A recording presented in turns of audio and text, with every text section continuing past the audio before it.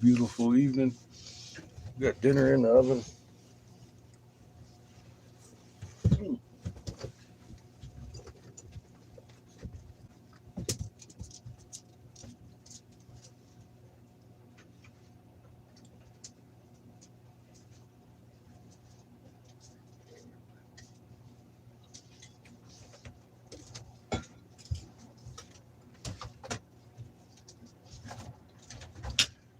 Put a hamburger slurry inside of a pumpkin. Threw it in the oven. You're fucked, Chico. I can't wait. And just like that, Chico, you're fucked. Just like that. You're fucked. That's all you had to do, Chico. You're fucked. We were fucked before this, Chico. You're more fucked now. So we're heading south here real soon. Continue the trip.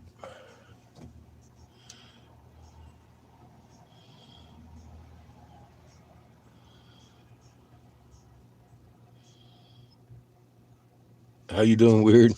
What's up, Shrimpy? How you doing?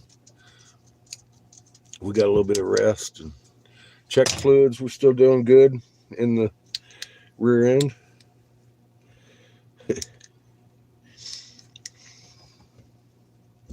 We're going to continue on. Got dinner in the oven and everything. Seamus got rested up. Everything's cooled down. We're going to head down a couple hundred more miles. We're on the 25 right at the moment.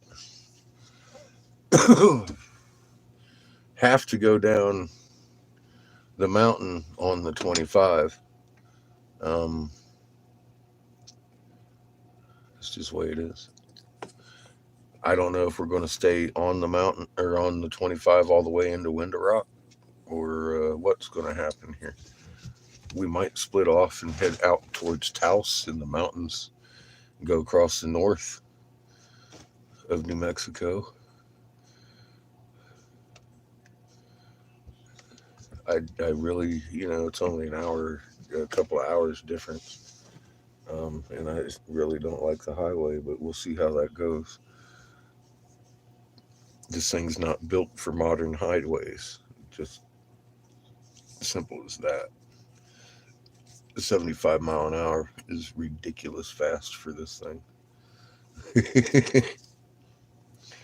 The speedometer only goes up to 85. There's no fucking way I'm getting up past 50 in this fucking RV. And I just don't feel comfortable, especially in the daytime driving around on the fucking freeway with all these fucking people flying up on us. When there's less traffic at night, that's better. And it's cooler for everything else running with the RV, everything mechanical. Cooler that way.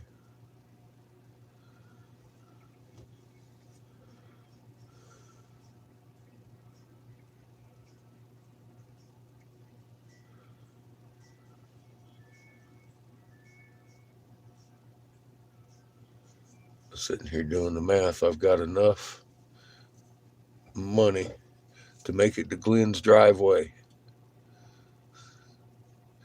I'm fixing to head the opposite direction. Don't leave me stranded out here, please.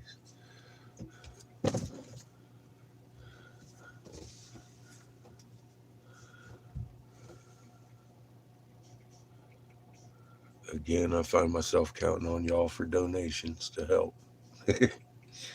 That's not a good feeling in my belly. I don't like asking. But here we are. If y'all can donate, I appreciate it. $1 in gas helps. Every dollar gets us another mile.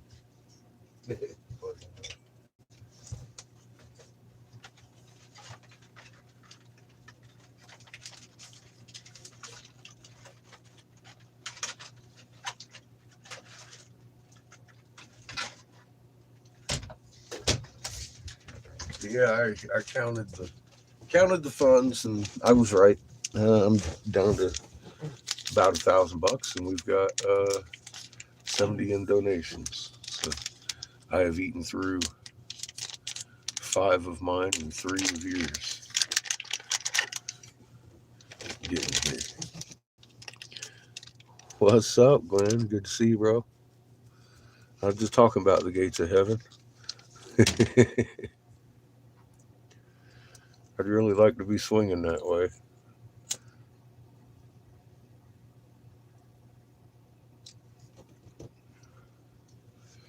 Uh, Still feel we need to go down here and fuck around with these bastards a little more.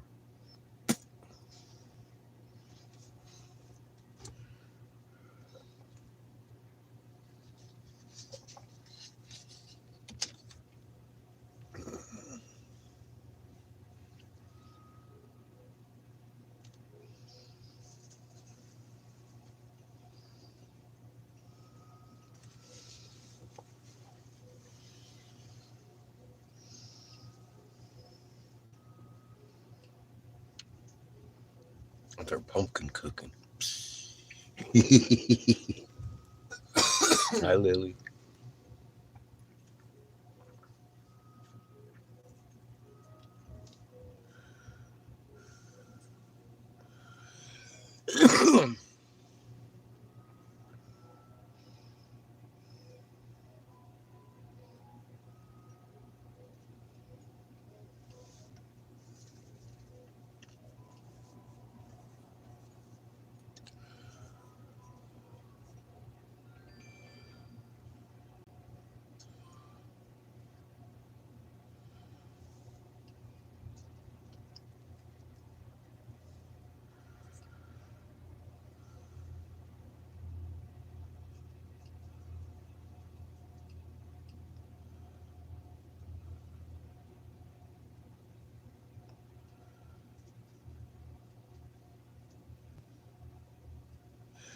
So this little stretch of highway doesn't use much gas, but we are going to be going downhill a lot. Fucking gears rolling.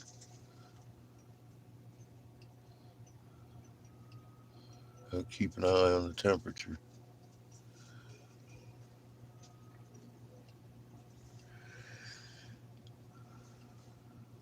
Once we get to Raton, I'm feeling like I probably want to split off onto the 64 and take a slower route.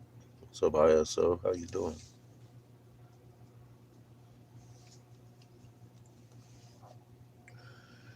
If we take the inner route, we go through some other tribal areas too, which we've already been through.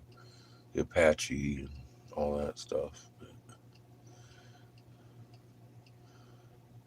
I'm ready to take a little bit more time because we have so much less to do, and we have so much more knowledge than the time we came through the last time through here. I want to stop at Window Rock and see if I can't get a hold of Chief Joseph.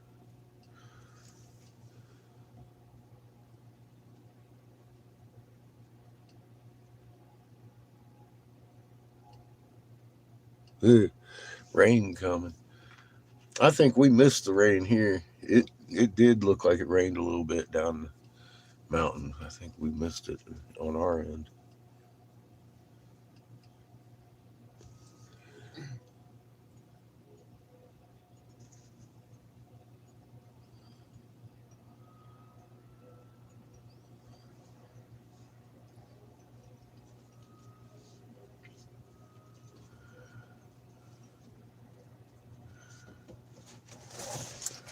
You're native? Is that what you're saying? We've been to an awful lot of fucking tribals lands this last couple years. That's what we've been doing.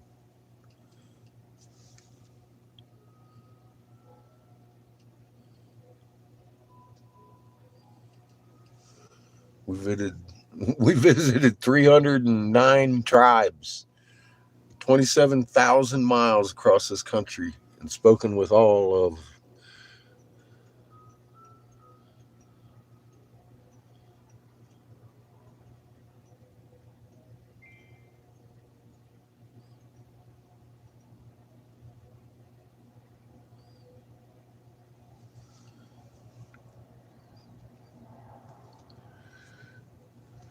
We're going back to speak to a couple again at this point.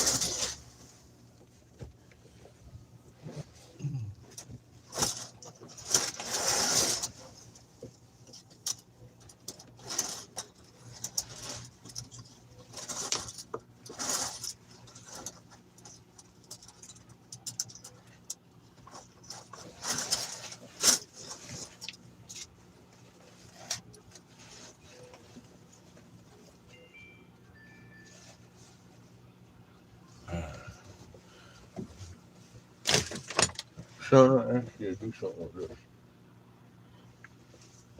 this. Like fix it. I don't know what you're doing, boy. Wake up.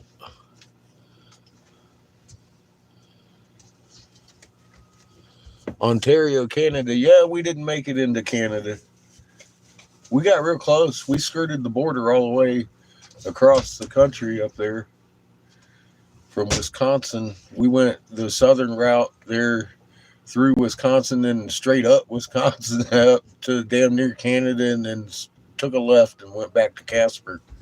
The northern route, saw the North Dakota folks and everybody we had missed for the last year and a half. We buttoned it up. But yeah, I didn't want to go into fucking Canada with a shotgun. I avoided that region pretty good. I didn't want finger searched and banned from Canada. And I don't have a passport. So they probably wouldn't let us in anyway.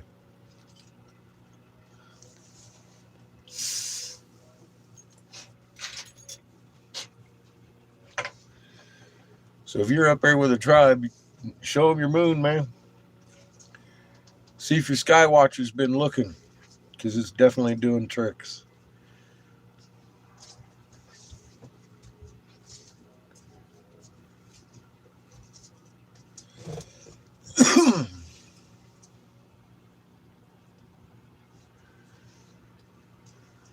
I'm sitting there studying the map, and I'm like, fucking Window Rock. We kind of have to go through Window Rock to get into Hopi. George. Huh? We go through George. George.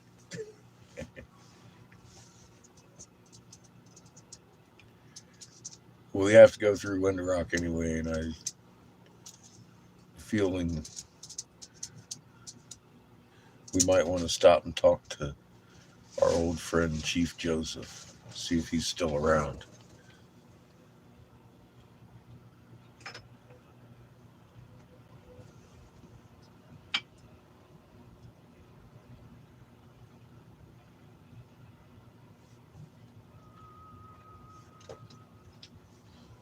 That's good. That's seriously good. You guys are, you know, well armed, but be well informed, please. We're on our side, and our sons have returned. We're fixing to be cleansed by our three-son harmony.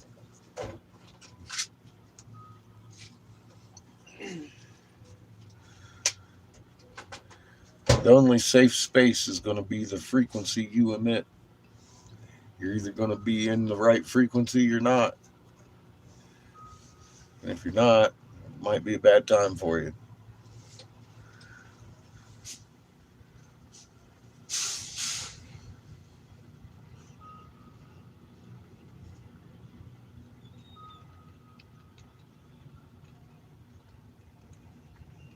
The AKs and 9mm ain't really needed. If you know what you are with a word, you can disperse an army. single word.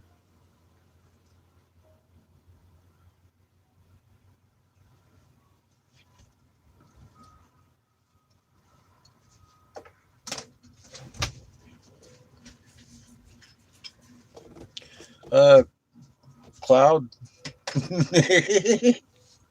It's cloud.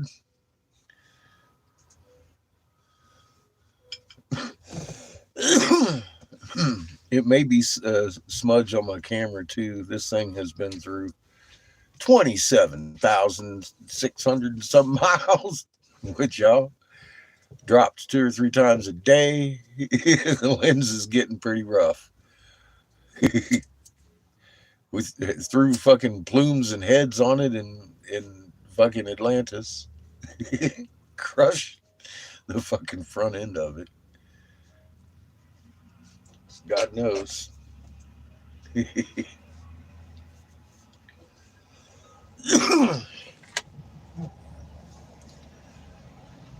This has not been a boring trip. And the camera reflects it. Tell you that. My phone, fuck, man. I got this phone when Polly was still with us, and we were in deep Colorado the first time. That was 2 years ago. I've had this phone. It's been everywhere with us. Fucking A.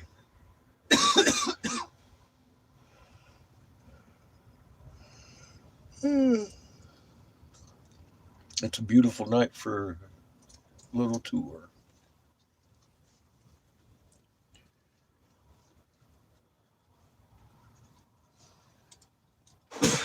Bless it, baby.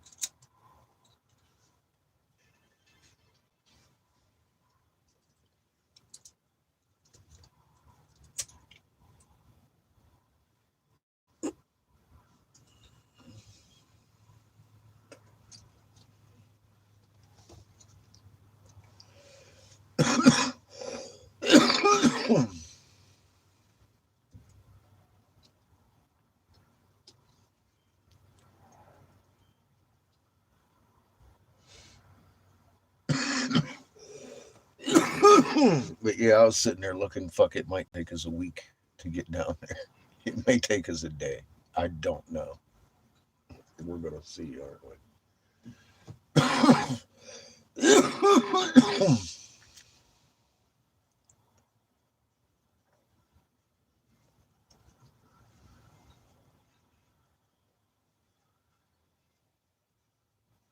And we've done New Mexico on the 25 before with this bad girl, all the way into Albuquerque.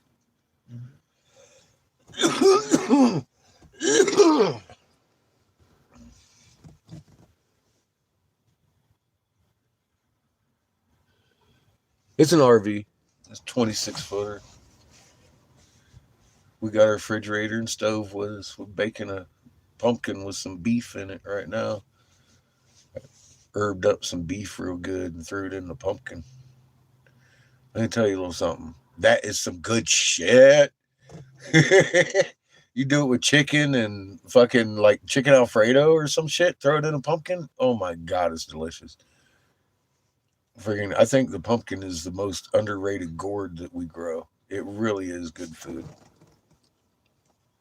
And I walked into Walmart yesterday and saw little pumpkins there for $3. I was like, ha ha, dinner.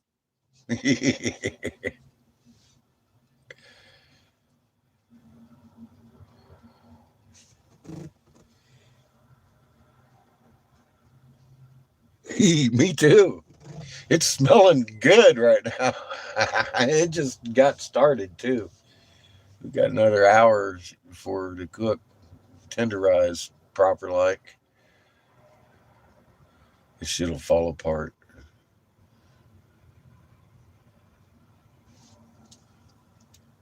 Greasy, herb filled fucking.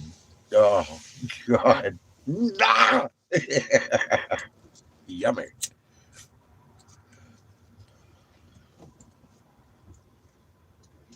Yeah, if you guys have never tried that, you probably should at least once in your life.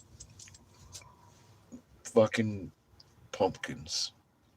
You can cook them a lot of different ways.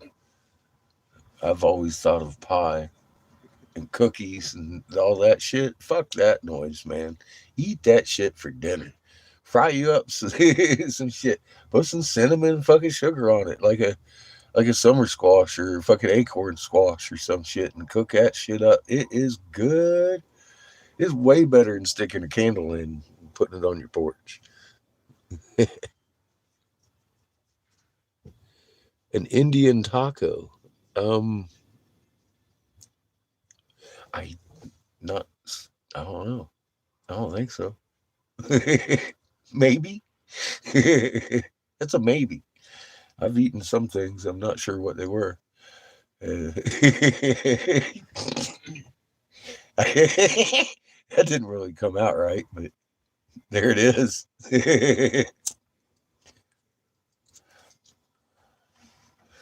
One of the first things I ate, and I didn't know what it was. I still don't know what I ate. It was good though in the Philippines.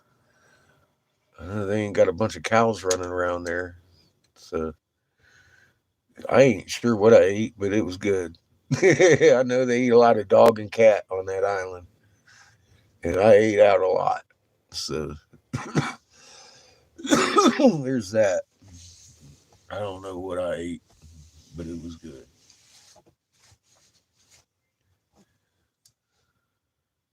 Or watch yourself, Kiff.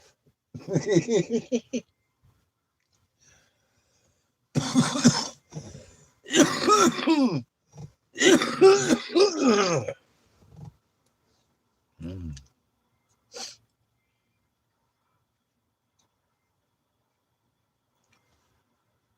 Cheers, everybody.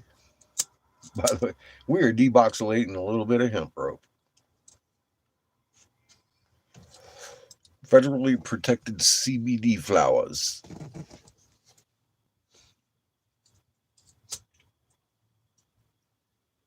On fry bread? Yeah, no, I've never had one. I can tell you that. I have had one piece of fry bread in my life. It was good.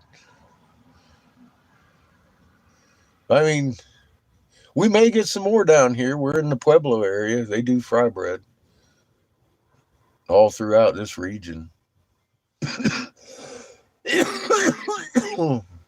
Just usually I cook at home. It's cheaper. And when we were traveling through, I was talking to wisdom holders and elders. I wasn't really hanging with the people. I had a message to deliver to the people, and each individual wasn't the goal. It was somebody that could reach many individuals. So we kind of bypassed the population and spoke to the wisdom holders and the elders so they could speak to the people. In a lot of cases, they have. And we're going to be rolling through some old territory that we went through 2 years ago, getting down here to Winter Rock. And I intend to take it slow this time because this is all I have to do until the snow flies. I want to sniff out what people call a real elder or a real wisdom holder instead of a cultural specialist down at the Second Mesa in their government offices. I've been told that those are not the tribal elders.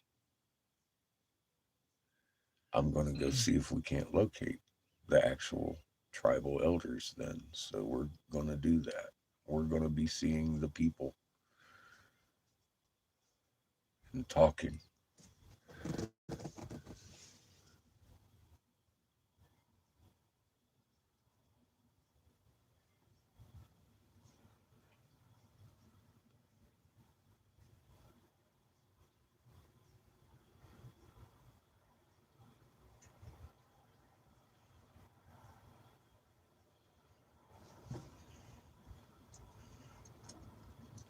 Any scary strains?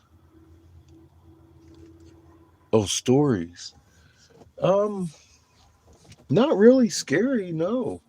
It's all been quite amazing.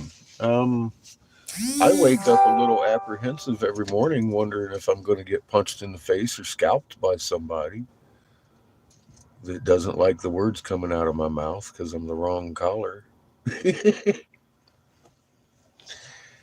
But it usually ends up pretty good for me in the end of the day.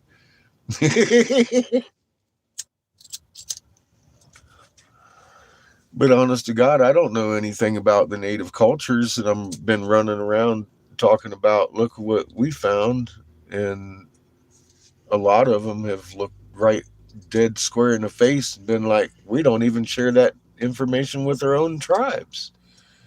How did you get it? It's been a real fucking eye opener as far as that goes. Why wouldn't they share it with their own tribes? How can you justify keeping your people ignorant like that? That's what's burning in my heart right now. That's the scary story right there. The wisdom holders and elders are holding vital information from their people. Why?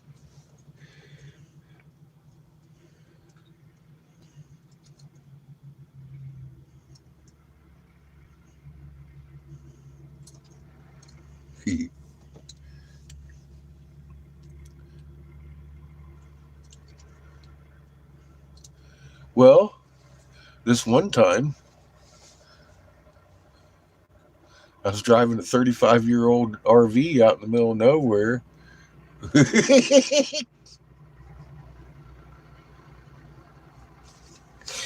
Wondering if we were going to make it anywhere, if I could make it back to heaven. This gets pretty scary, bro. My ass is out here in the wind. I tell you, there's a couple tense moments in the forest in Bigfoot territory up there. I didn't know if a bear was cruising around out there or if Bigfoot was cruising around out there, but I know something big was hanging out on Jessica's mind out there. She says it was a bear. I believe her. But, either way, it got a little tense. Well, I was live half the time that shit was going on, actually, so most of these people got to see it. We uncovered jade feathered serpents in Hastings, Michigan, in the white temples that Ninja Gita, aka Toth, described when he took off over the fucking temples. They were washed over by the ocean to be covered till the ends of days. Well, it's not covered by the ocean, but it's still got 3 foot of sediment. So we started digging, and in the middle of Hastings, Michigan, for a couple of months we were up there, and about 3 weeks of that was moving hundreds of 50 to 100 pound, 300 pounds sometimes effigies off of a big truck-sized effigy because the Jesuits had come down in um, Michigan and saw the Ottawa people using the snake altars as shape-shifting altars because they have the Enuma Elise on them, and when you move, it moves earth away from heaven and heaven from earth. It's really an amazing head. We've got the big one of the ones right here with us. We've carried around to museums and stuff all over the country since then. Um, so that's an easy thing to find. I've got footage, man. You'll see the footage. I got for art some of the newer ones I've been putting together with the turtle flippers and shit, and for archaeology people and stuff like that, dude.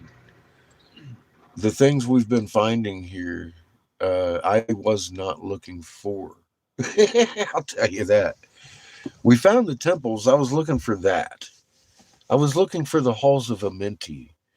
And I figured if that city that he describes actually exists, it had to be here somewhere along a parallel to Kim because he didn't go south to Kim, he went east to the land of Kim. So I'm sitting there looking, I'm like, man, it has to be somewhere up around these snake mounds. And sure as fuck, man, tell me this isn't coincidence. Some lady I really don't like or get along with is in the videos over here watching us do this for uh, about 5, 6 months. And she's like, can you help me? I'm finding artifacts. And she started sending me pictures. And then the magnetic anomaly map, that is on here too in video. Uh, you can see the temples that are there, the big pyramids. They're very Mayan style. They're white piezoelectric peridot temples, and the blue jadeite feathered serpents are as big as a goddamn bus.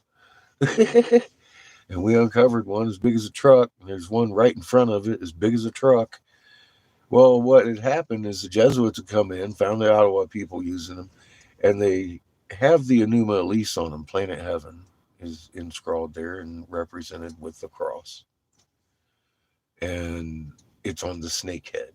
So they made them destroy them all and bury the big ones under the rubble of the smaller ones. And then marked the area in red ochre like it was a grave site, and then took the tribe elsewhere and murdered them. And then in 1809, the Chippewa and the Ottawa people that weren't murdered, of course, they're other tribes, had banded together and they chased the Jesuits out through Canada after that. So the Ottawa people had lost their effigies for 200 and some years because nobody had looked at the gravesite um, until I came along. We were standing over it with one of her workers from the mine. And I asked him, I says, how deep do you think this rock pile actually goes? And he says, about 2 feet, 2 or 3 maybe layers. And I started bouncing my magnetic field. And I could swear it was about 8 foot, and then it comes to a hole, like a tunnel. And we got down about 6 feet, discovered that it was indeed the feathered serpent. I was standing on it for about 2 weeks of that time, thinking, really mad about it and vocally upset that I was at the temple of Isis. I was standing on a pregnant lady with a feathered cape. The plumes coming off the side I thought were ruffles on her shoulder, and she had been beheaded or something. I was digging up here one way for the head. That was a lost venture. There was no head. I was standing on the head of Ninja Gita, and we got down to Fang, and it was fucking on, man. And I started with a fever, throwing rocks. We had so many big rocks in there that we literally had to move some rocks, hundreds of rocks, to roll one of these huge half-ton fucking rocks. And we were rolling one, and it was a big circumference of a spiral of angel's wings, and the big feathered plume that goes on one of the big ones. It was just a rock in the way, and then all of a sudden it was a beautiful plume. See, that's like I said, I can't really get into a scary story. It wasn't really scary because I'll tell you what, man, it was amazing. His little ass puckered every now and again, and anger, thinking I'm on a wrong angle, and then all of a sudden, bam, there it is. We were standing on top of the halls of Amenti in Hastings, Michigan, where they recycle our souls. And I can say that with confidence because the place exists. We found it. Everyone's been looking for this fucking lost city since Plato. It's not in Africa. If you actually read the cuneiforms and the fucking tablets of Thoth, you'll see very clearly the city he's talking about is absolutely not in Africa. It's over here. And we've done that also on this channel live several times, listening to the tablets and the cuneiforms and everything right here before we left. I would have, well, I would have still left because that's not why I got in the RV. I got in the RV because I lost tens of thousands of people on quite a few different channels. Hi, my name is Eric Sebastian Briggs. I used to be top senatorial investigator in North Carolina, Republican. Senator Jim Davis was one of the ones I worked with the most. I authored the Davis Hemp Bill in 2014, and that became, long story short, the federal farm bill that protects hemp. It was a 505 page submission. The vote was 42-2. I was really good at what I did, and I had an awful lot of influence because I am very meticulous about my facts. And if I'm proving something is good, it's only because it's actually good. um, I stood down because of a plot to kill off 3/4 of the population, and I did not like it. So here we are. That's why I left the RV. Into the RV, we left our home into the RV, sold everything I had, and got on the road to go warn wisdom holders and uh, heads of tribes that have thousands of people that they can give this message to. And as a result, we've seen greenhouses pop up now from people's whose grain has been dying for several years now, and their people are going hungry.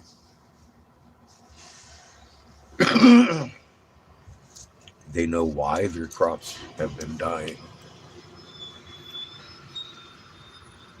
I have videos here, very specifically of in Colorado, the corn for hundreds of miles from La Junta all the way into Denver was dying, about 2 foot tall, and not producing ears for like 3 years.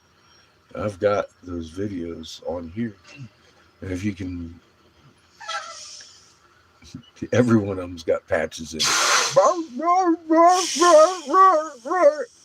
They're hard for me to watch. I miss her.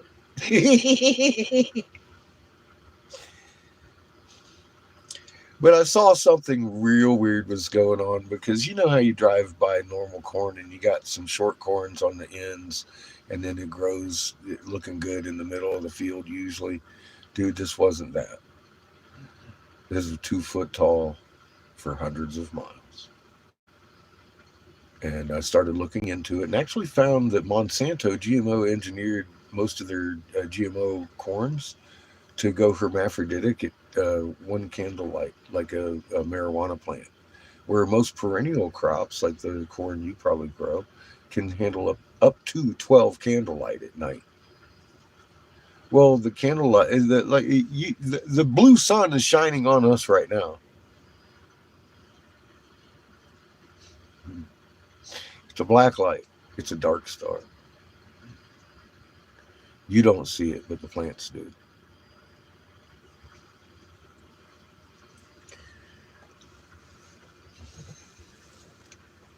And that's why we've got multiple rainbow spectrums with different spectrums in the sky. We got Roy G. Biv, then we got a Roy to Yellow, and then we got the blue and purple one. We actually have different spectrums shining in our sky quite often, and people are like taking pictures of it and oohing and on, but they ain't even thinking about spectrum. Spectrum is fucking empirical evidence in a court of law. For fuck's sake. You've got 3 suns in the sky, and I can count the rainbows.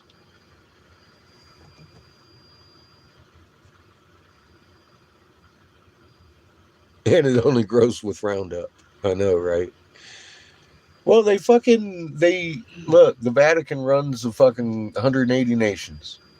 All right. They wrote the script and they wrote famine into it. Get ready. They have made it a possibility. And, fuck, we're just having to kill off all the animal herds for some reason or another. The butcher got sick a while ago, and then Wendy's couldn't sell beef. I pinpointed that day. I actually pinpointed that day. I said, we're going to have shortages, but here's the problem with that. We have to be in a military style lockdown with an excuse in place 2 weeks before, because this is a big one. Yeah, Wendy's couldn't even sell beef in certain locations because the butcher got sick, if everybody remembers. Corn was dying, for fuck's sake. I knew what day we were going to have that deficiency show up in the market. You can run numbers, consumption, fucking production rates. It's like, oh my God. And I made a video. Who remembers that? Is it on? I think it might be on this channel. A few of them are.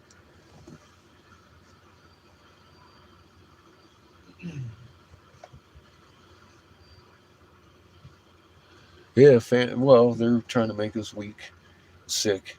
They took away our food, hemp, and then we started getting sick. It was a heinous act of the U.S. government that made hemp illegal, and part of my 505-page presentation proved that. Obviously, it's a protected plant. Like, okay, you got caught. It's the war machine that made hemp illegal. They made murder for oil patriotic. We never needed the first drop. Actually, it has really hindered us. I could have gotten a lot more mileage and miles out of the engine because it lubricates your engines. They had to bring it back in World War II for the viscosity effect of the fucking oils for their jet engines they had just created. They didn't have synthetics for it. They couldn't get it out of petroleum. These are all things that went into that 505 pages. And again, I'm pretty sure that's why it's a protected plant now.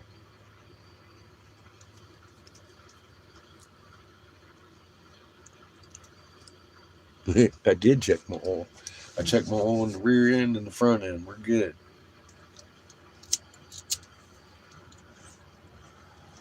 I don't want to talk about the oil in my rear end. There for lubrication.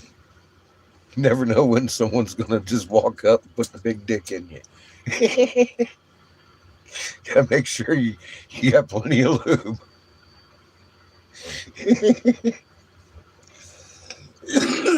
God dang it. We're good.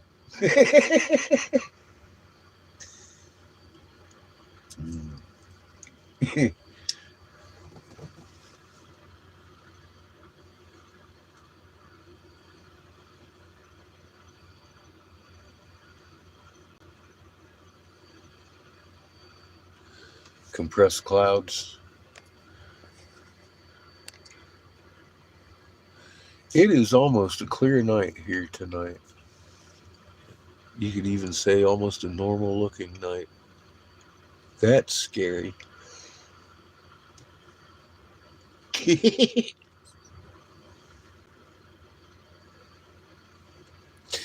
That's a scary story right there. A normal looking moment. Uh-oh. What is about to happen now?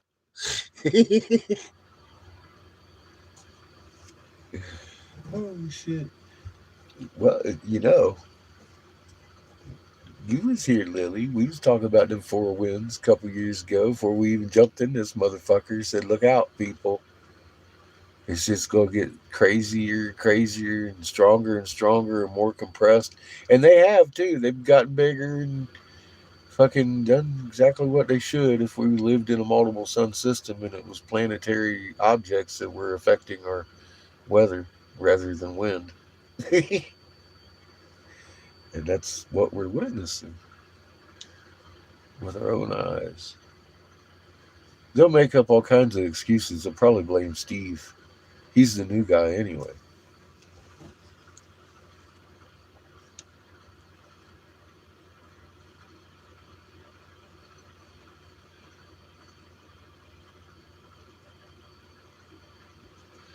Yeah, well, I'll tell you,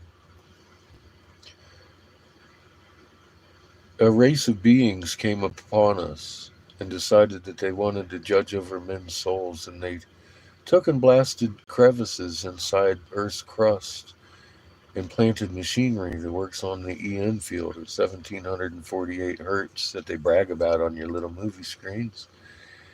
And they funnel us into the halls of men's souls where they sippy suck on us with little sippy straws to lengthen their life because their humans all spiked the fuck out. They've been doing this to us for centuries. They got caught in their own damn web. And now they're printing us at birth to see who we were the last time we came through. Because they know our life field, our magnet, produces the same fucking fingerprints and toe prints every time we come into a body. Our soul never changes, other than the changes we put into it when we're here in school. We are supposed to grow a little spark and take it back to Creator like a prodigal child. Not only have we been separated from the Creator for many, many fucking cycles, the Creator and the creation of the universe has been robbed in this process. And Creator wants to know who in the fuck gave them permission to do that.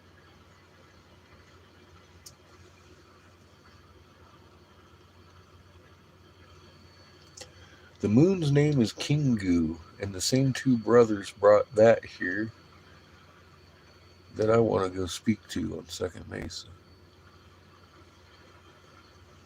The families, the Enlilites.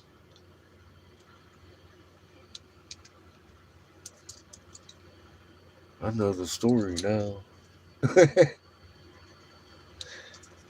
Anyway,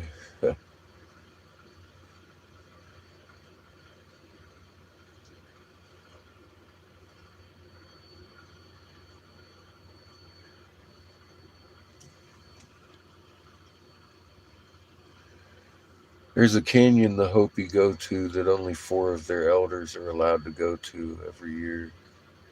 I need to talk to those elders. And I got a big feeling. I've never looked at who they are. I don't know where to even begin to research that, but I'll see what I can do. We're on our fucking way here. I'm talking to the people this time. We might buy some fry bread, have conversations. I might hang out and get drunk with a native and Hopi. I don't know what's going to happen here, but I'm pretty sure we're not going to get too far dealing with the wisdom holders in the culture department of the Hopi.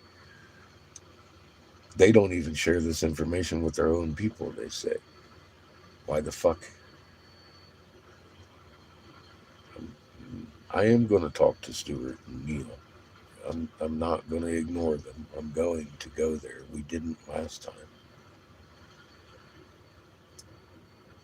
I just stopped up and talked to one of the elders that does the smithing. He finished my sentence when I started talking about how it's not the shape of fucking the land that is the reason Turtle Island is Turtle Island. I said it's, and he literally said, "Who occupies it?"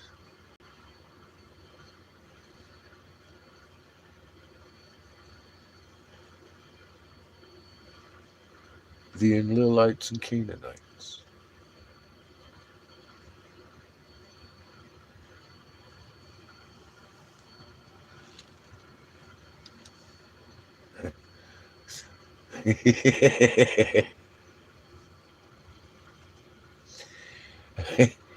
Are you kidding me? Rome is actively hiding that, obviously. You don't hear the fucking Vatican talking about what land this is. This is the land of Nod in the Bible. This is where the Canaanites and Lilites fucking run around and did shit, killed everybody. Horrible tales of fucking bloodshed and oppression.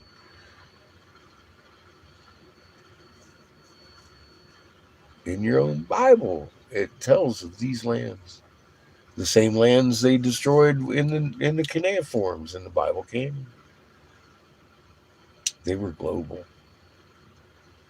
It wasn't a Mesopotamia African myth at all. It began right here in the first lands.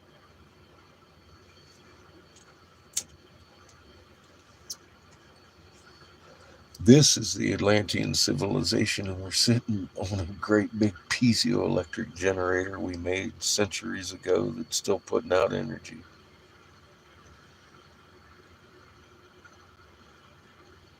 We're fixing to go drive down into a valley on top of all these motherfuckers that we're going to drive through. From this point on, we made. They're bigger than pyramids. Some of them are 10,000 feet tall, with butt joints and concrete layers all the way up them in crystal. It's like, fuck.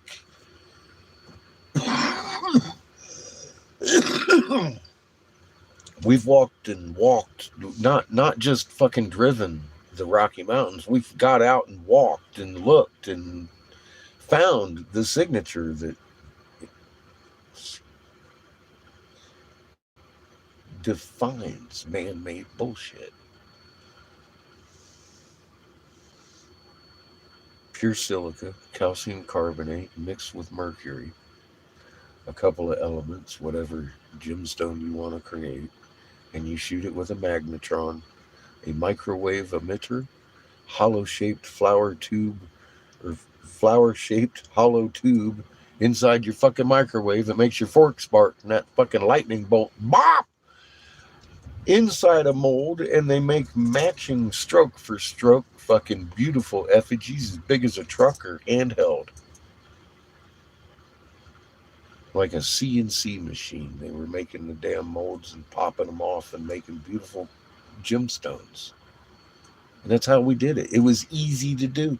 It might not be safe, but it was easy to fucking do, apparently. There are safe ways to do it.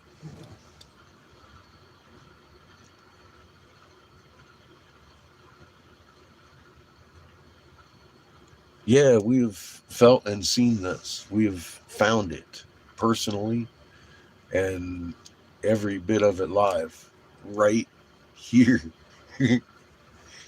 Right here. With many, many witnesses across the globe. The cat's out the bag. But none of these so-called truthers want to talk about it, like ancient aliens. You heard Giorgio talk about the fucking shit we found in fucking Hastings, Michigan yet? No, fuck that son of a bitch. How about my buddy Graham Hancock, Brian Forrester, that motherfucker. Dude, they're all scripted. They're not allowed to talk about these things. University of Arizona on the phone, fucking talking to them. They're like, yeah, well, these are things we're not really allowed to talk about. And I'm like, but you know they're there. So you're not wrong. That was before I realized that we were building the mountains. This thing happened in stages. We found live fish tanks up there on some of the mesas at our friend's ranch in Arizona here last year, where we're heading back to. with contouring and just everything this last spring when we came through. And then we climbed the mountains into Utah. And every fucking few miles we pull over and look, and then there's more and more and more, and they got bigger. But we were sitting there. There's a snake. We found the disco lights, the turtle, the short. Have you seen that?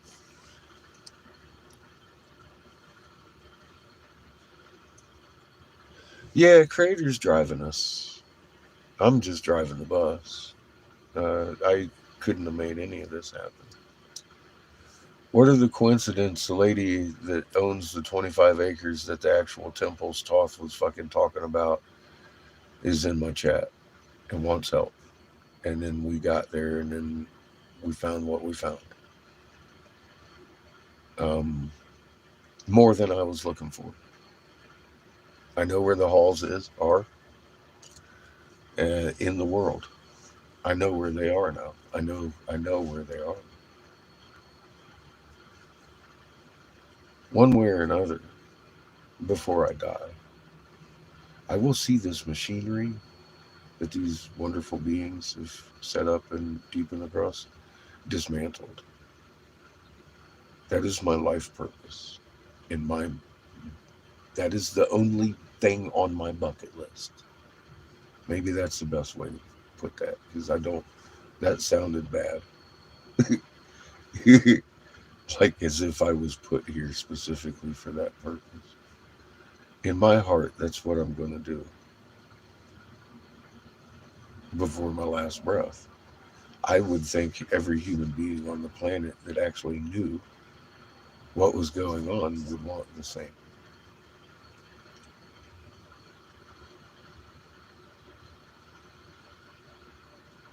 That's why I did stop.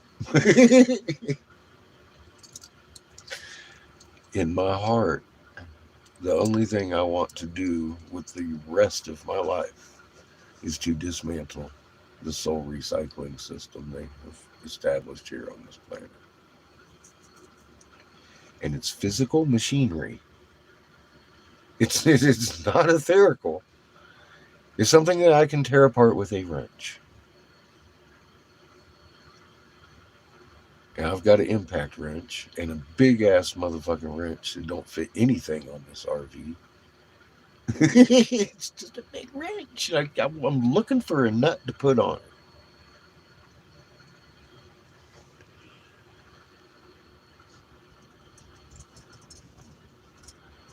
Yeah, well, I actually, that whole thing kind of helped me lose my fear. That and Lily over there helped me put it together.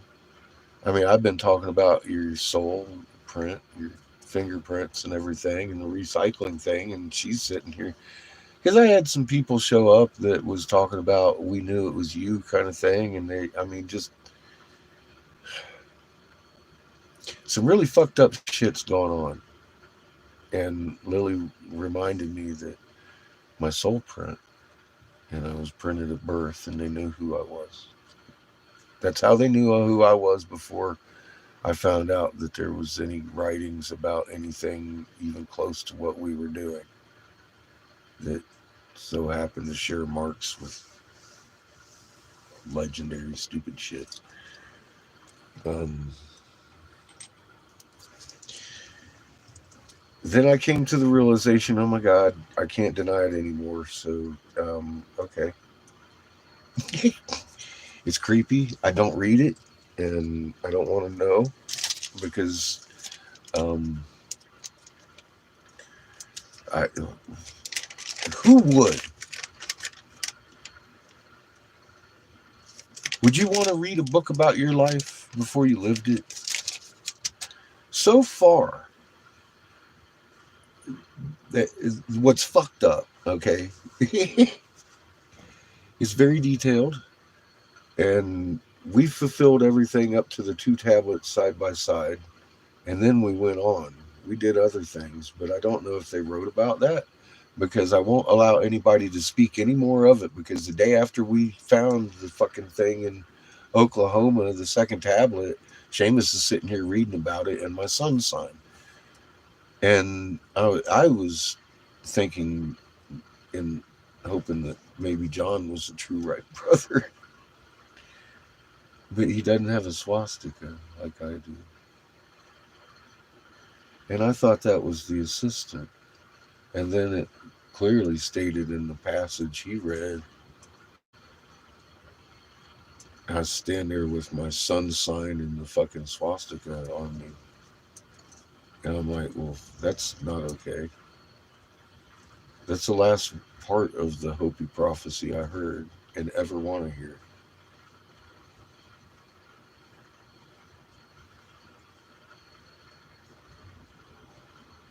I get it, but I don't want to know what comes next.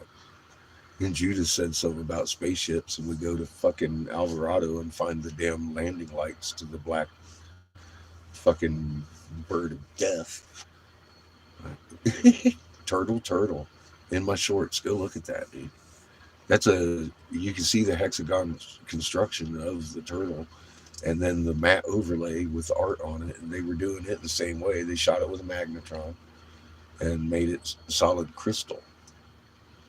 But you can tell it's absolutely man-made from just that little short clip, because it's made with little hexagons, or big hexagons, that one. We found some small ones and big ones. They were all over the fucking place out there. But that was the most complete turtle that we found.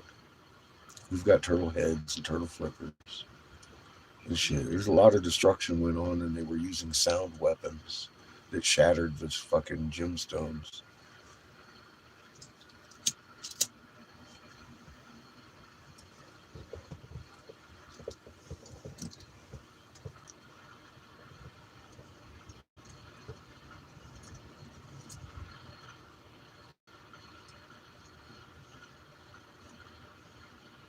Industrial crowbar.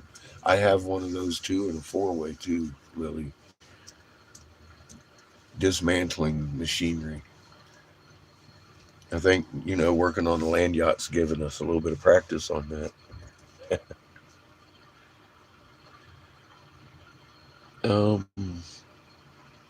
What do I know about braids to keep my face from catching on fire? I've had a couple close calls.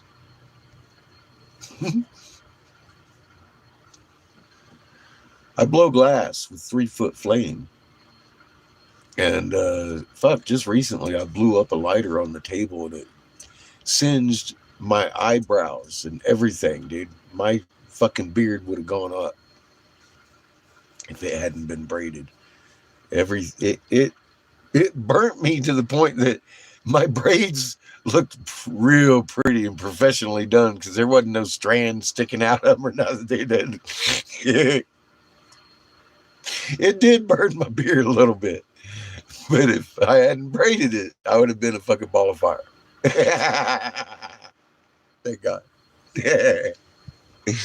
That's in my shorts too. You can literally watch that in my shorts too.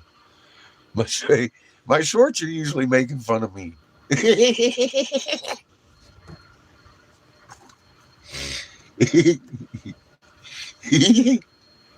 Yeah, I love you, Glenn.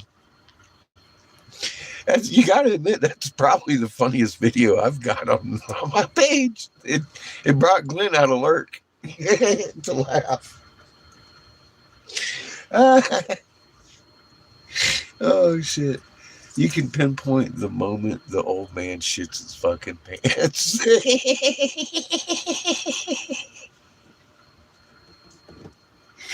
It's the one right after fucking turtle.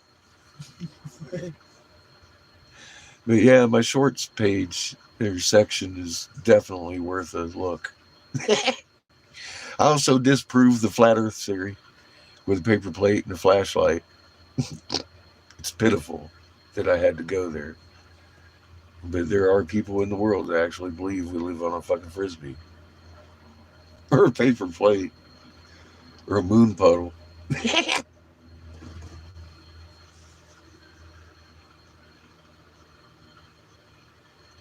Yeah. That was pretty good. But you got, yeah. That- Poor kid. Mm-hmm. He said the flaming Q-tip was pretty good. Oh, look at you, man. Had to fly across the room, put Seamus's head out.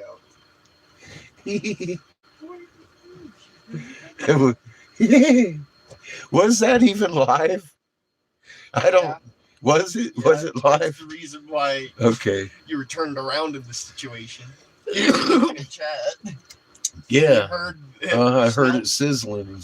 I heard the fucking noise that I recognized. The fucking hair catching on fire. Because I've done that lots over 30 years. Hey, imagine that. I've burned my bangs off so much. They almost stopped trying to grow. It's like, fuck it then. Sizzle. It's like, oh, shit. Fuck it. When you're working with 3,000 fucking degree flame, 3 foot fucking long, you're going to burn something. Be careful. And yeah, it's usually me. I used to sit around. John would get in here and get them all excited. They start taking bets when I was going to burn or cut myself first. How many minutes into the podcast? Oh, shit.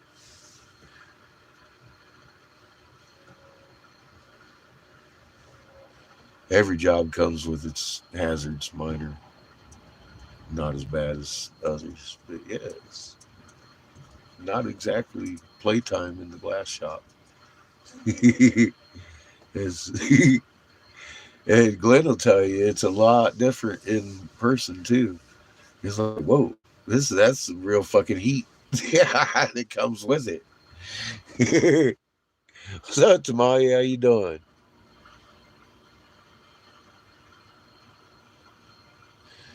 We are just north of Trinidad.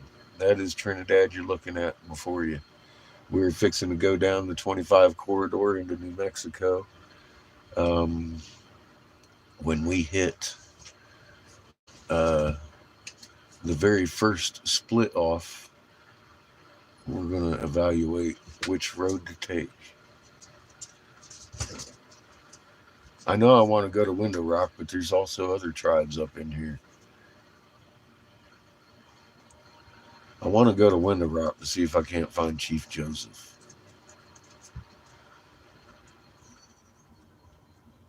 We have some shit to talk about.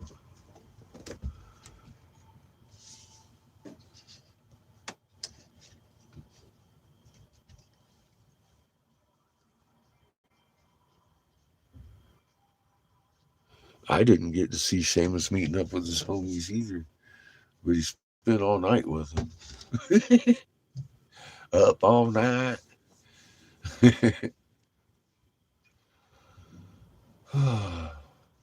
Well, kiddo, let's walk these animals No. and draw the curtains. We need to go ahead and begin our little trek on down the road.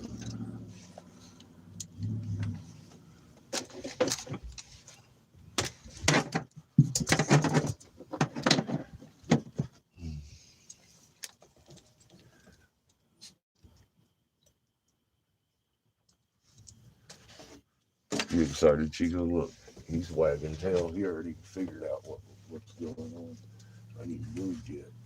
This motherfucker's always listening with his little magnet. Yeah. The air has cooled off considerably.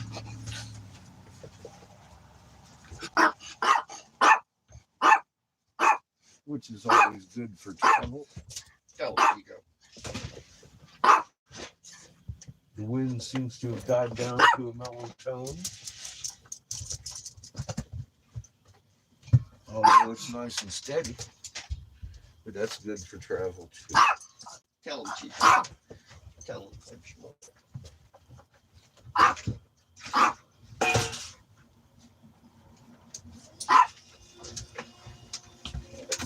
am taking the blinders of Bat Dog out to go potty. He's got himself wound up already.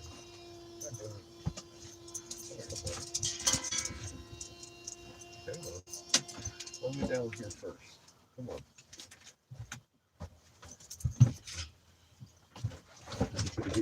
God,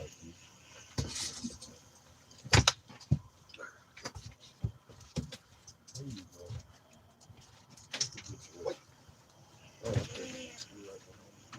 Lock the door. Look. Good boy. He never hears it. Sad.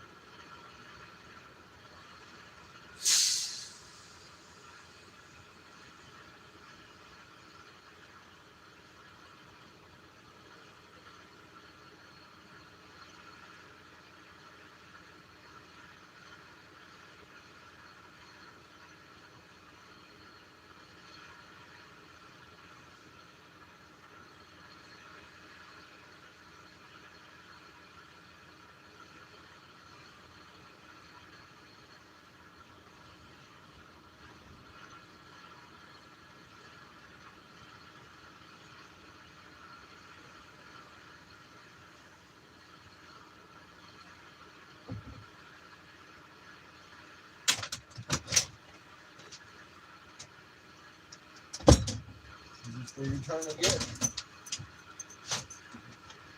Right here? Yeah, come on. Need help? Can't see. Thank you. Yeah, you can't quite see good enough to get in.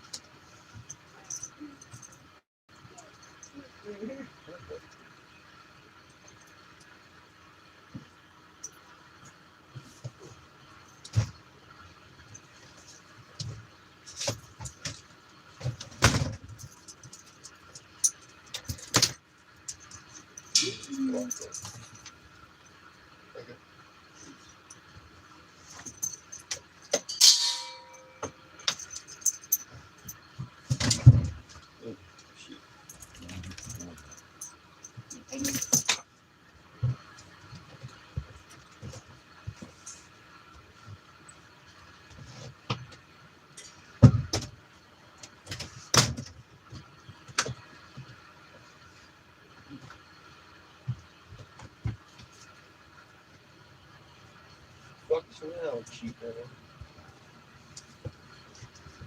There you go. The wind block is still up. Huh? The wind block's still up. Okay.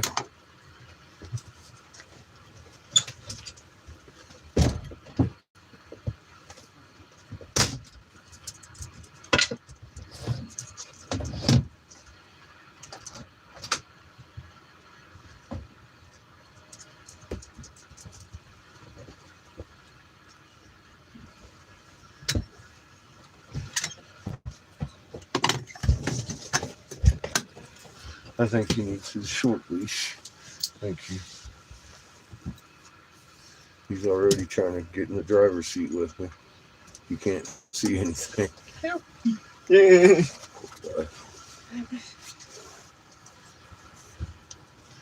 It gets this dark, Kiff goes blind.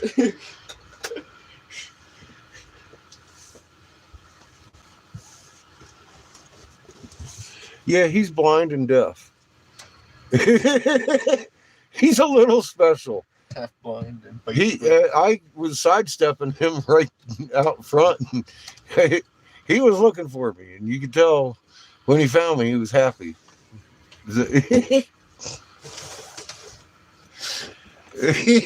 It's yeah, he just doesn't have very good vision at night. He doesn't have very good vision in the day, but you can see. he can see. I don't know to what extent, but I know at night he's blind as a bat. And he's never heard his name, so we could call him anything. He just came with the name Kiff, and that's what we've been calling him. What? He's okay. Yeah. He's allowed on the doghouse. Yeah. Where's my pipe? Where'd you That needs to be known before we roll. Where'd you put it? I'm asking you. I had you. I have given Here it you to go. you. I just want to make sure it was accounted for, dude. Ricky. I need rolled up on and have my shit out.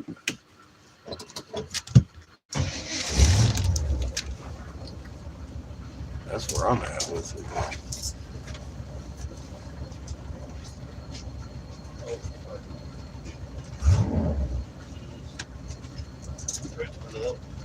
Huh? The fridge went out. You mean the fridge went out? The fridge went out. Oh, okay. Well, so did our light bulbs.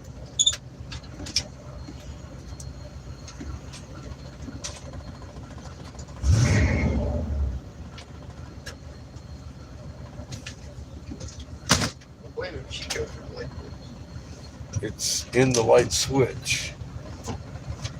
So, it's not the bulbs.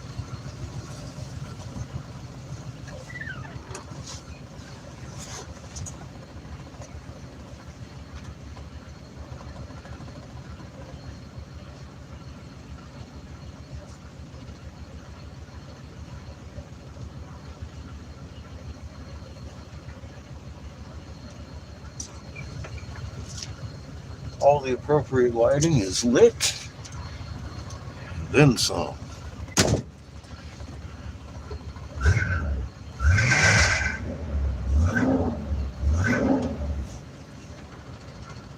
R54 is purring like a kitten and belt's squeaky.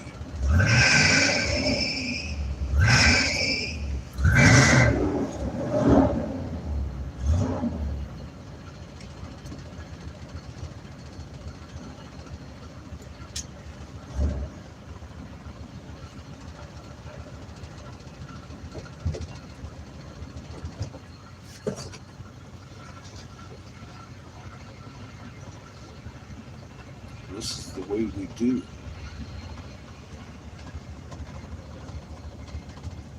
How can you dance in a world like this? In a world like this? This is the way we move.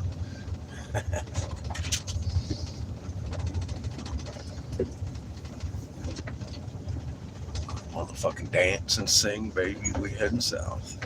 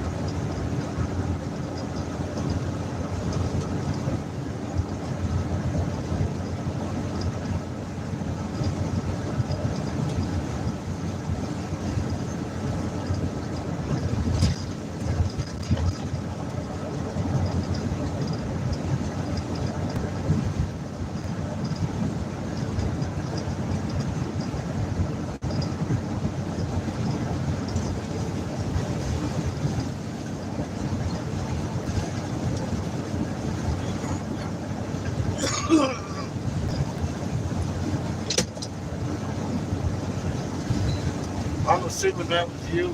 Yeah.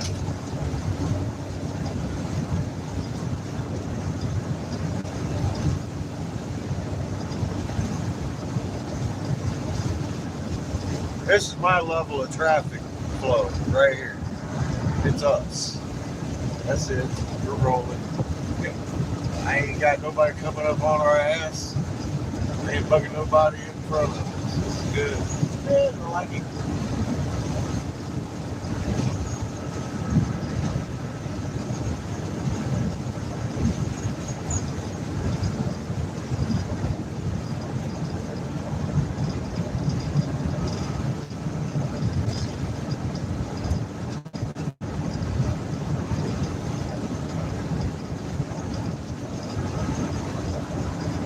Yeah, we will be stopping every few miles to check the hub.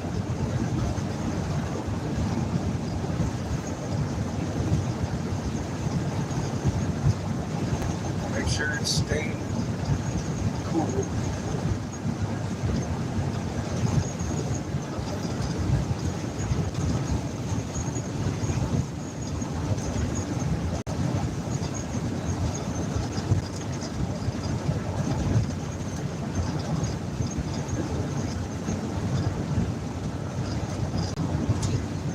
I have to maintain at least 45 on the highway.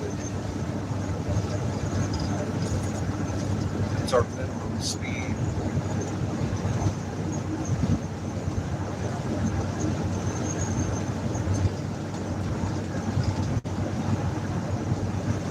It's a little fast. I mean, I do 40, 45 most of the time on the highway. This is the freeway. But that's why I like traveling at night. If we have to be on the 25, I want to be on it at night. We've done that before. It's nice and smooth, no problems. Not a lot of traffic. If we get good gas mileage on this little stretch, obviously, we're heading downhill most of it.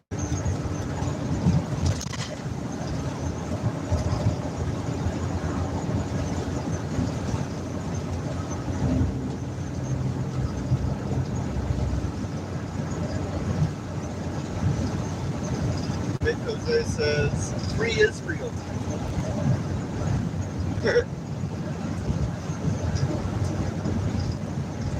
Israel is occupied by Jews that are not Jews.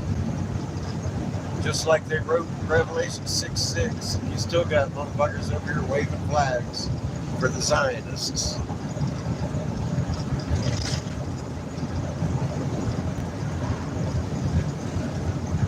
We need to stop fighting, yo. We need to stop the Crown Vatican DC Corporation from doing what it's doing. It's all about Israel, Palestine, and all that big shit, man. It's bullshit. Those Hebrews lived in Palestine with the Palestinians for centuries in peace. And the crown went over there and moved the CI, half of the Nazi party, into the fucking region and called them Jews. They're not. They're converts.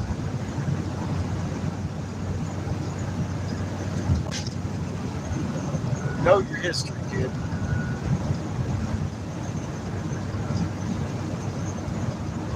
The Nationalist Party married the Zionist Party in Germany, creating the Nazi Party, NACI. That's what that stands for.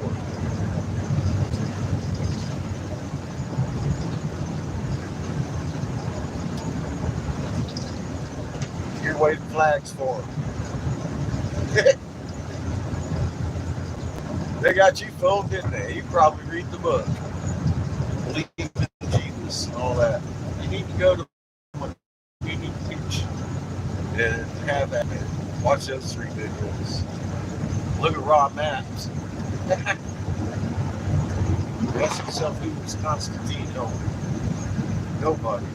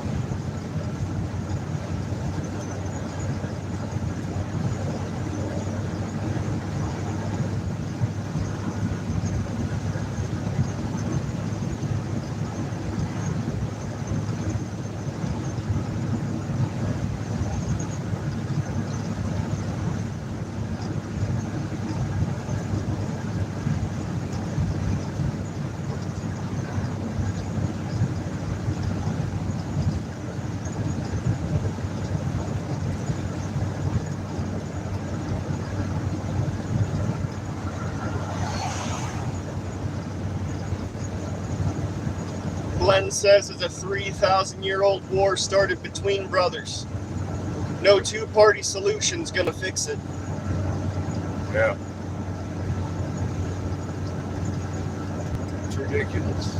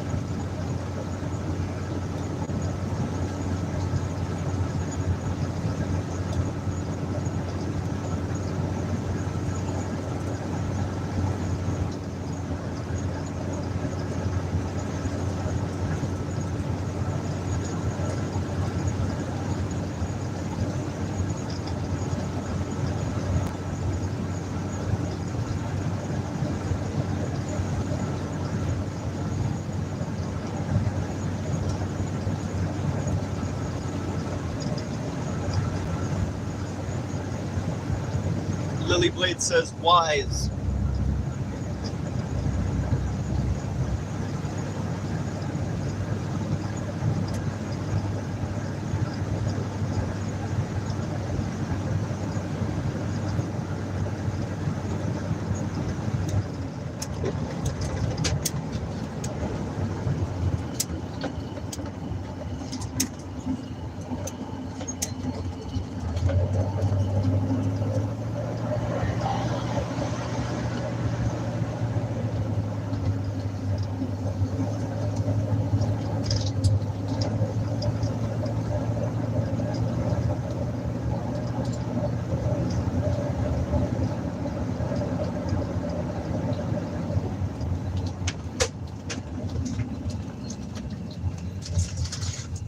figured we'd pull right here, check the hub,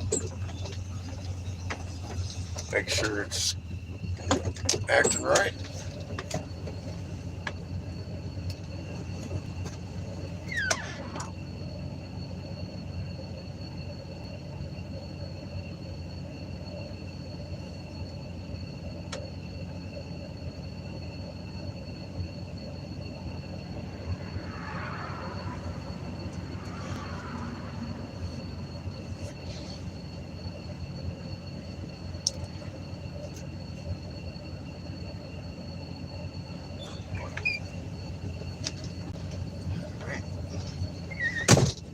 Felt warmer cucumbers.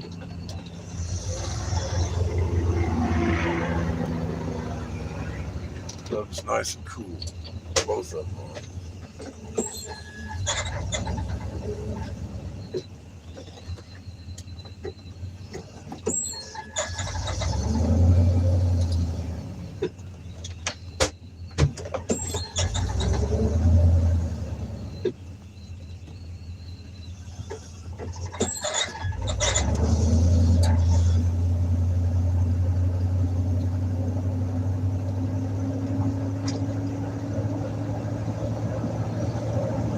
Back on our way. Call me paranoid. Go ahead, ready? We had Smoky Hubs a couple weeks ago. Just trying to make sure we don't repeat the fucking act.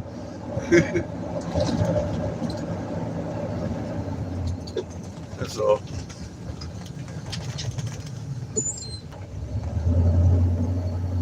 Short merge area. Good thing there's not a lot of traffic.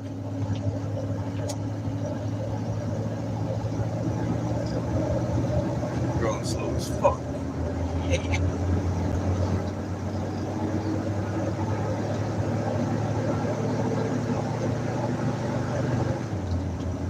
Check again when we hit the border.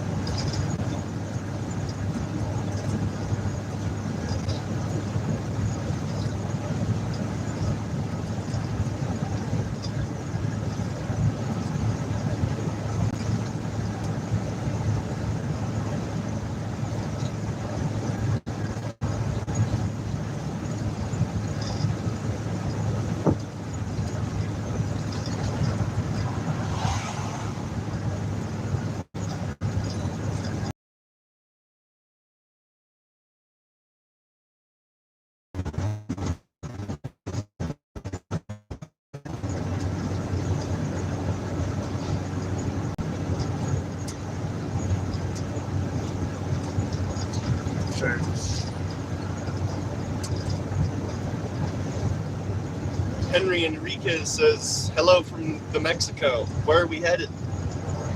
New Mexico. We're heading down to the Mesas in Arizona to Hopi Lands. We got about 5 miles in Colorado left. Mostly downhill.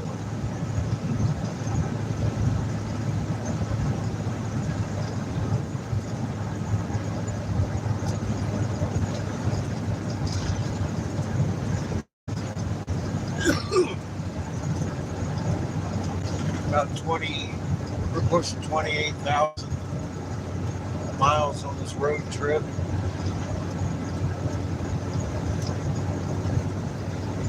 We've been a lot of places.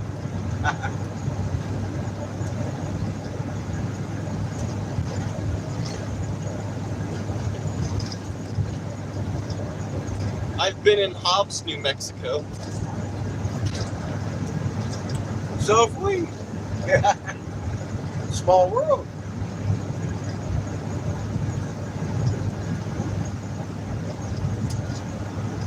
We're going back to places we've already been. Knowing a little bit more of what we do when we were there last time.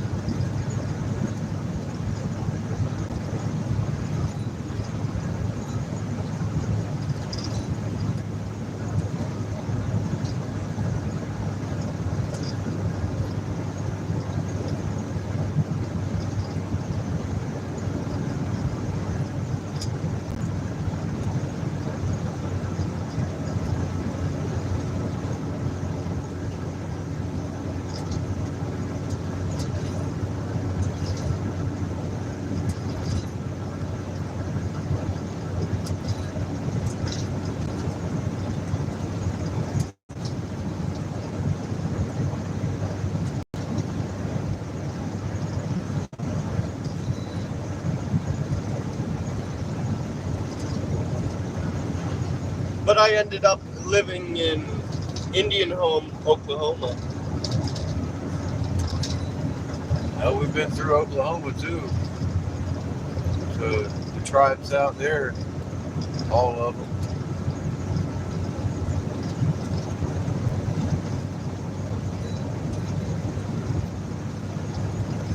From the Ottawa to the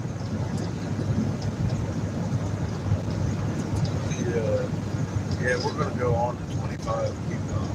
Anyway, the Ottawa to the Winnebagos, Apache, all of them out there.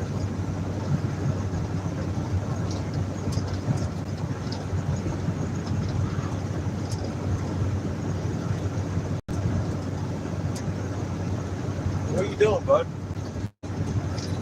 Playing a game. Can you help me? Well, that just showed up. Okay. I fought and drank with them in India. India. Fuck.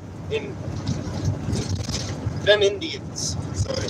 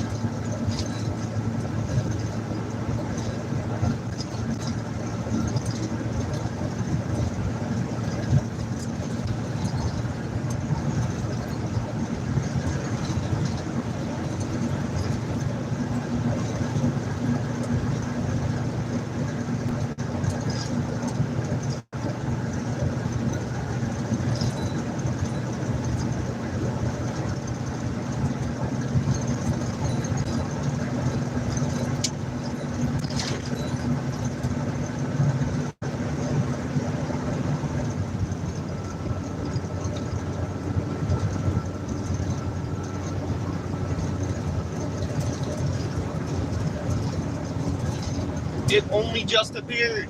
Goddamn. Shrimpy says I have to wash the dishes. I'll be listening. Can't wear my readers. Alright, Shimpy. We'll be here. Rolling thunder.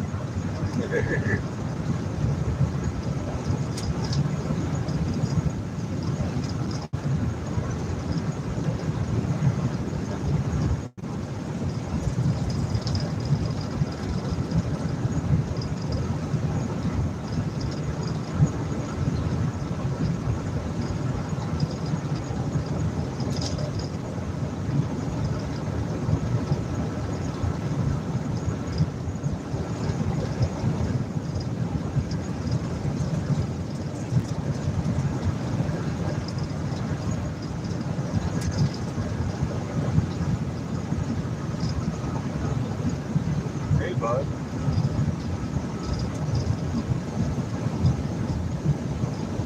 Henry Enriquez says, okay, brother, I'm sad.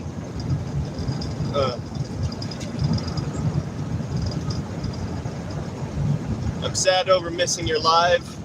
Remember Catfish for President. Ever since my way, IMK, smoke my treat, come my way. He heat, time for bed. Alright, brother, we'll keep rolling on towards the fucking end here. Welcome to motherfucking New Mexico.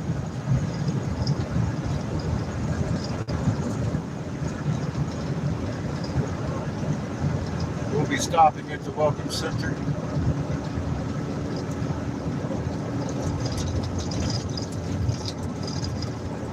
Checking the hotels.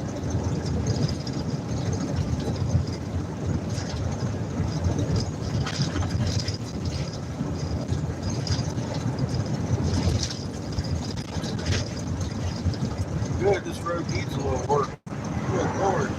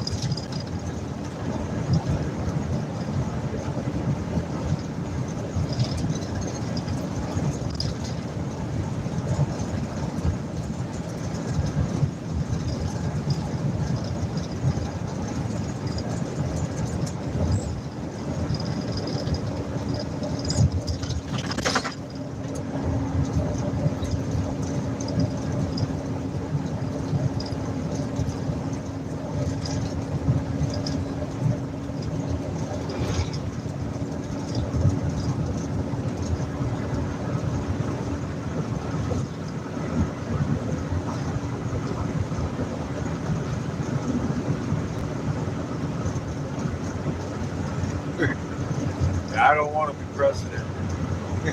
Fuck that place.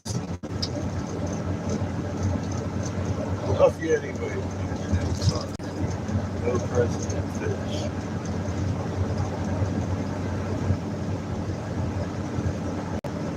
That's like a lot of heartburn right there.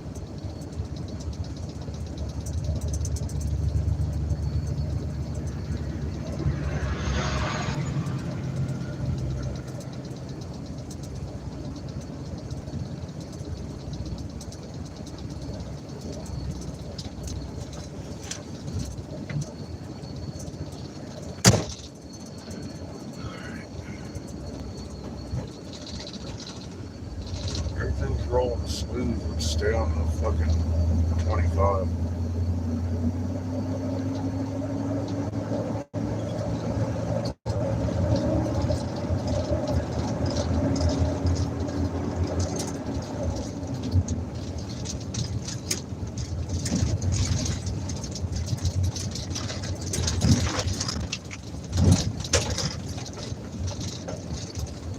That's where I'm at with it.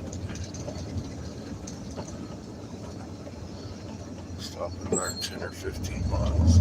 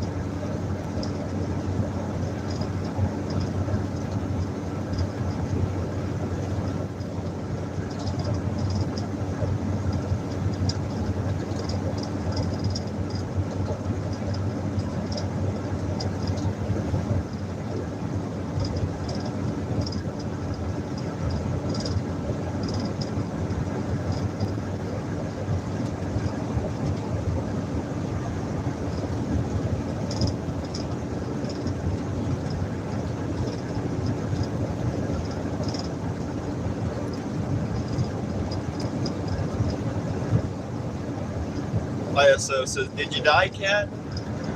No, man. I'm driving.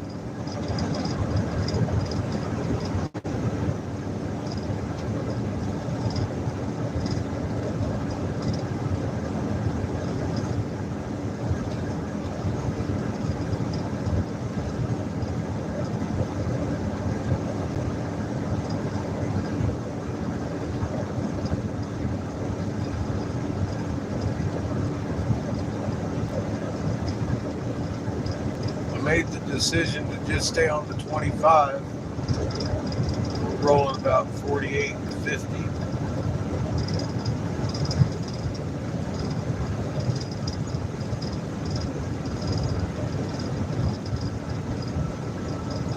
I want to check my hub again soon.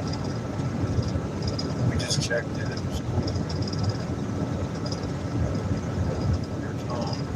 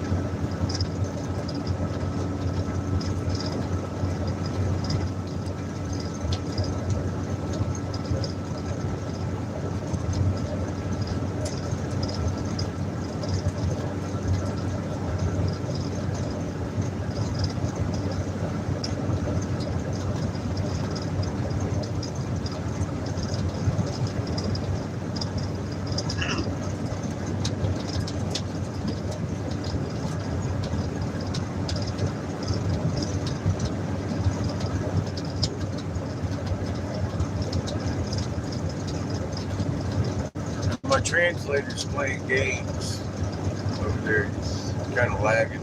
Good decision, ISO says.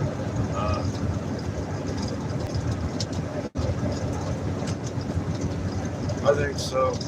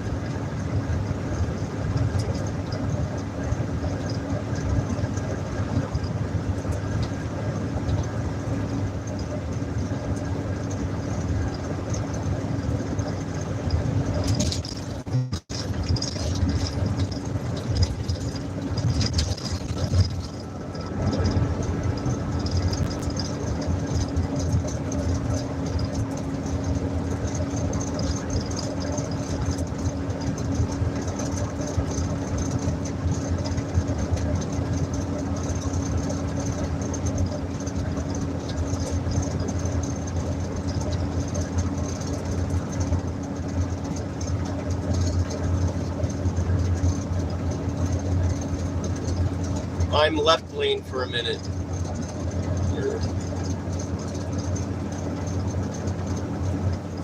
Go left lane for a minute. No, someone coming up behind me pretty quick. He'll probably want their Vaseline. We'll see him soon. What do you want me to go left lane for? Doing 50 in a 75.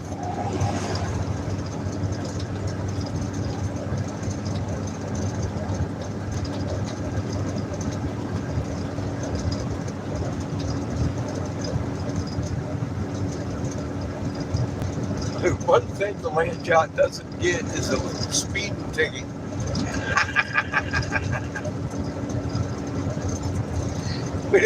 we don't get pulled over for speeding here.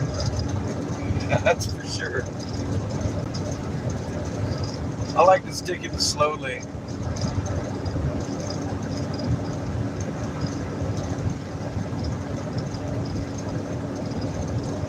JK.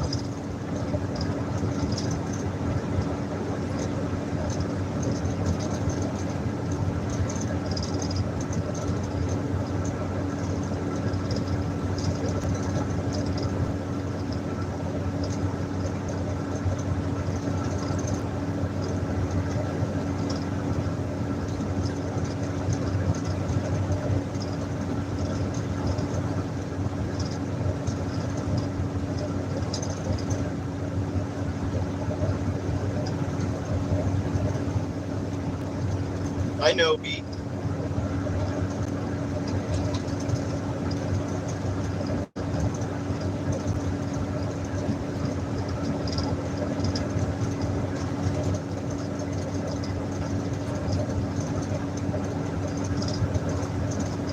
Perfect. Rest area 2 miles. Pull over, check the hub temp. Check on the pumpkin. Might go ahead and eat dinner here.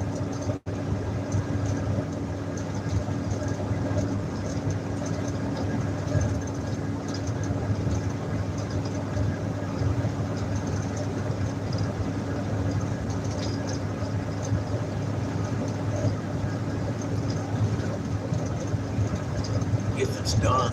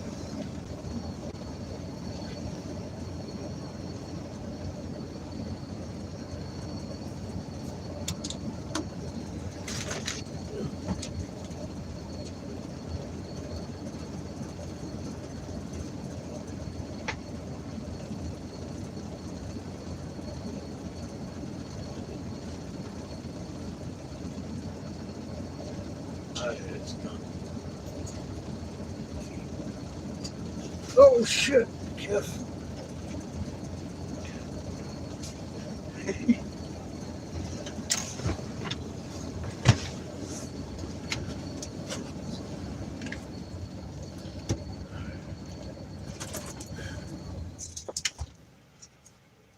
All right, we're gonna eat. What's my charge at? 64. We're doing good.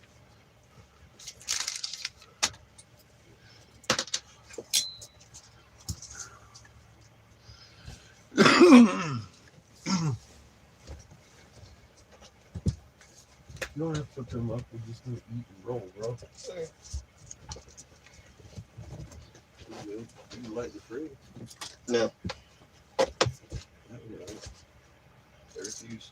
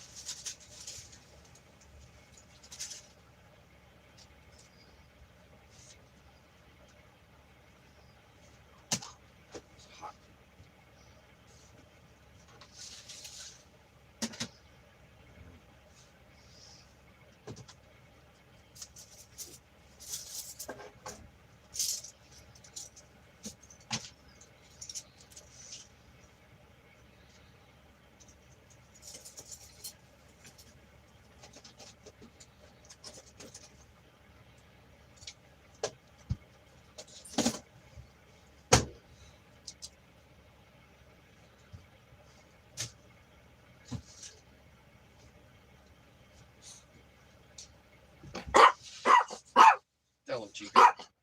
Tell him. Tell him. Indeed.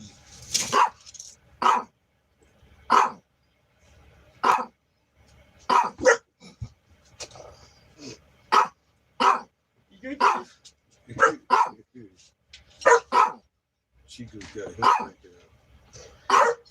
out.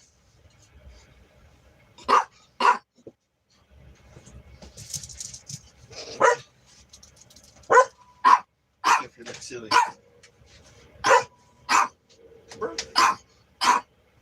Don't freak out.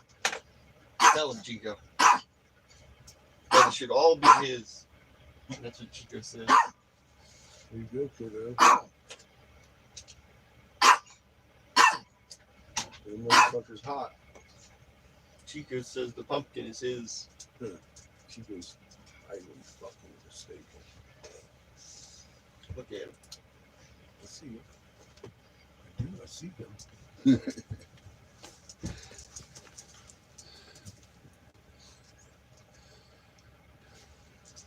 We're not resting. I'm just eating. We've been cooking dinner all the way down. It's done.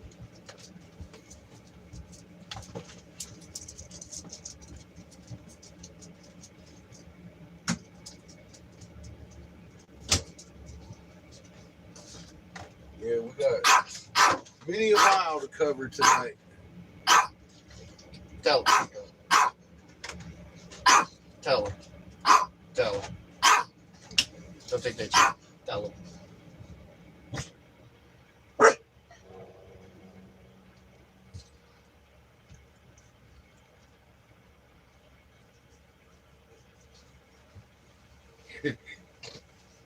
Kiff's convinced Chico's barking at somebody outside the RV.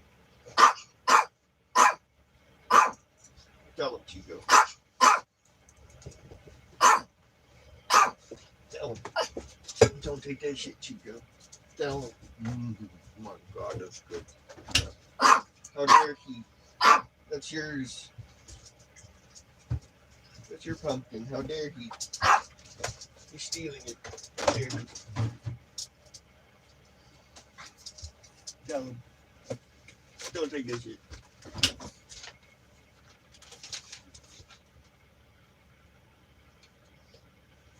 Don't take that shit, Chico. You-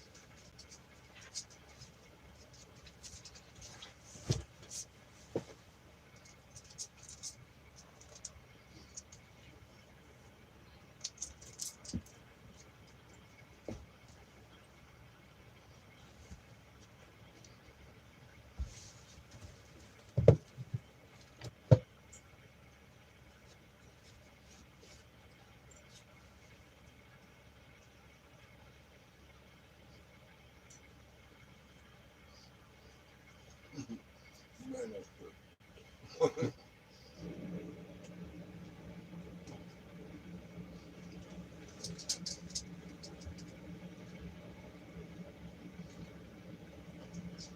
Just look at you. You tell him what. Look at him. Poor dog's just staring at the light. He doesn't even know what's going on around him. Chico here is in hell. He knows what's going on.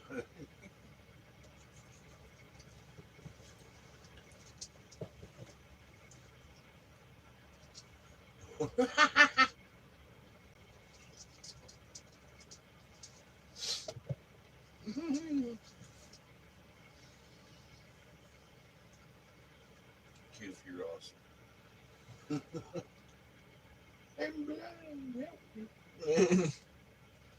He's completely just staring at your light. And at my chair like I'm in it or something. He's convinced. Poor kid. Look at him. He looks totally awesome.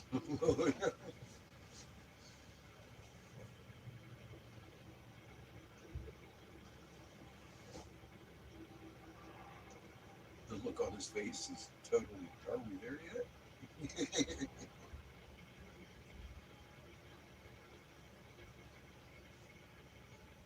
Poor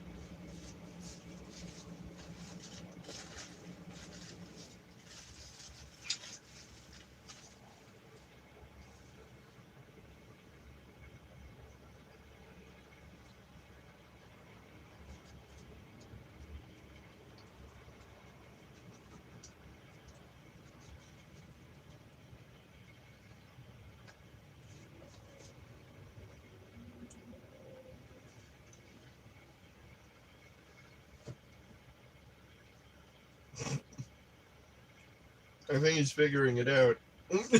Uh-huh. I do too. He's letting his nose do the work. He's like, wait a minute. That smells fucking delicious. Chico's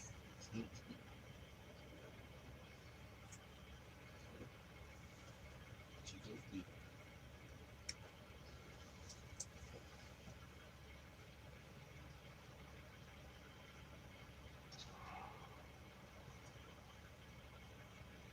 That's pretty good. I don't hear you complaining.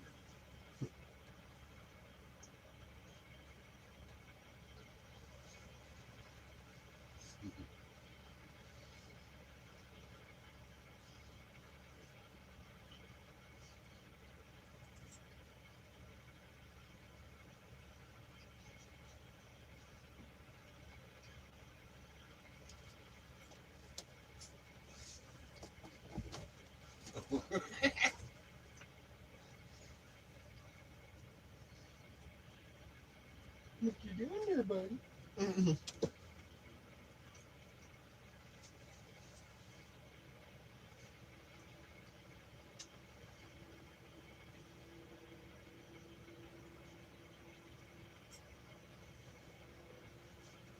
That's just exactly what I was just thinking. What you doing there, bud?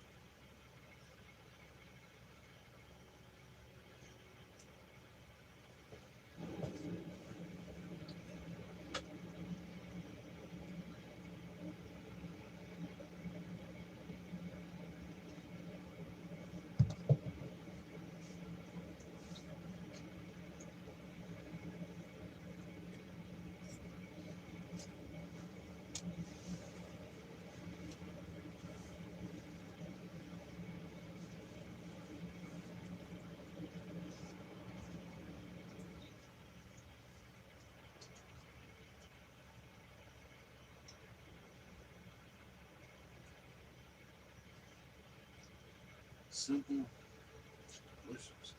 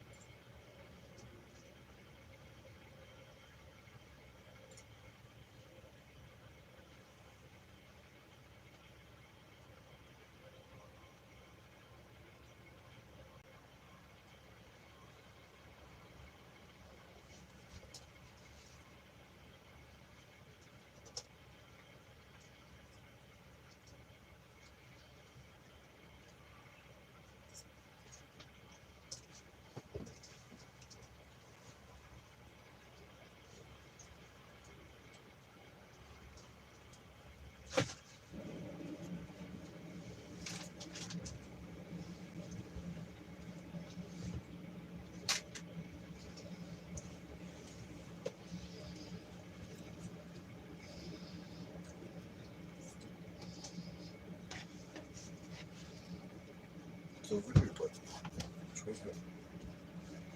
Such confused. He couldn't see the plate.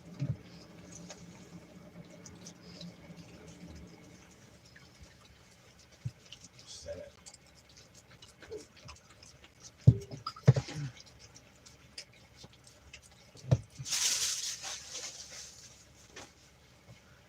What's that? It's still funny. He couldn't see the plate right in front of his face. He smelled it.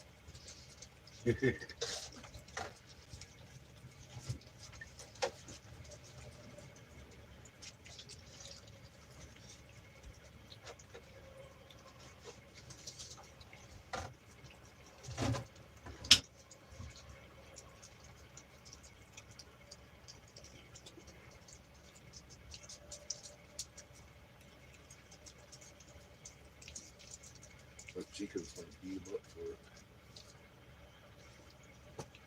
Chico.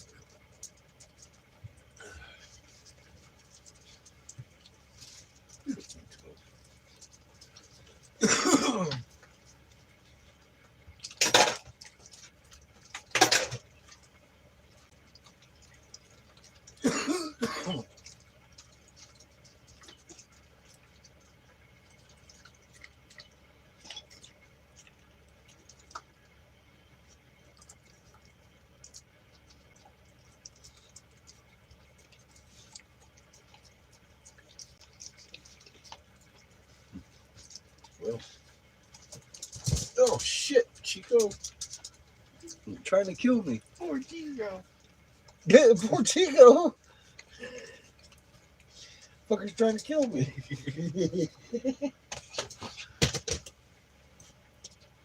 That's all she wrote, buddy.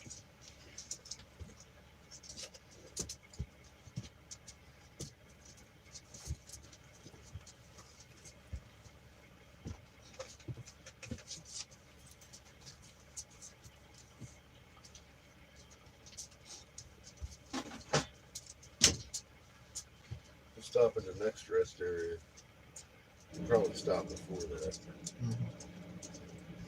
Stop at the next rest area. Walk. Move ahead, drive. Can we get him back on a short leash? No. Come on, man.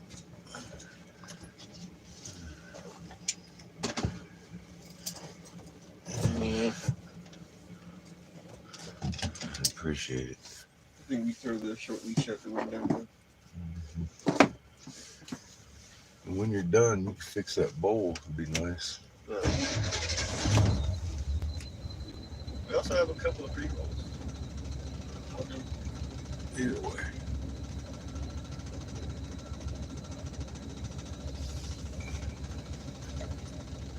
Check the lights.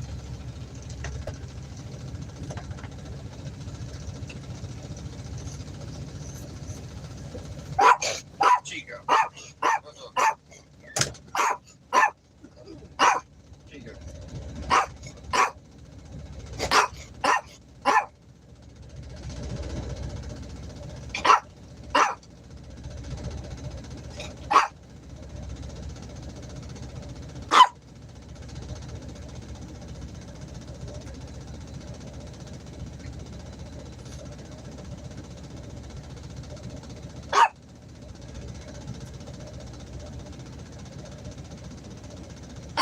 Chico.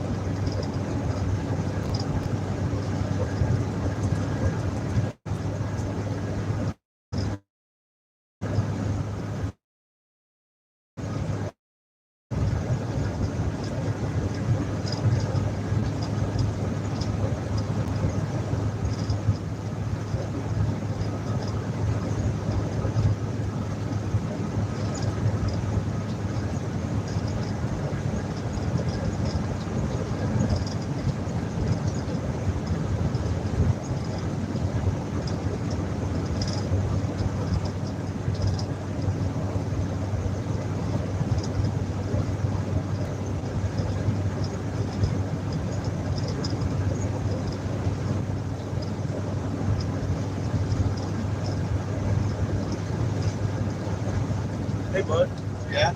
are you fixing my bowl? Or are you playing the game? I literally asked you to do something, bro.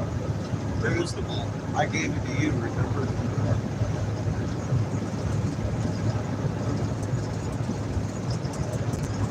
Oh, I did.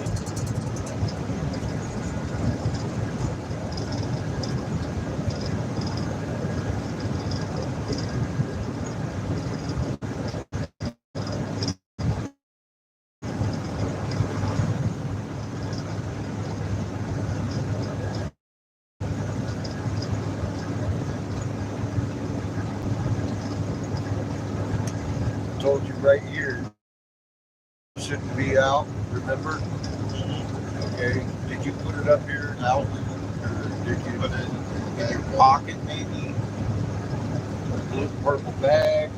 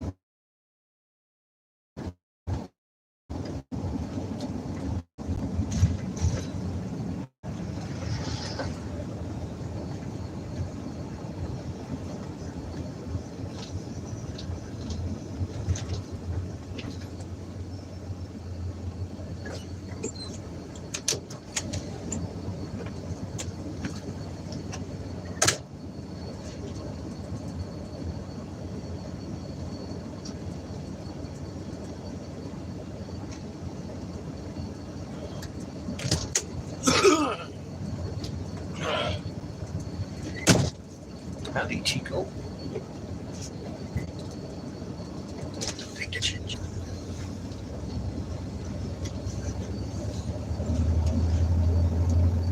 Where learn how to live with Chico.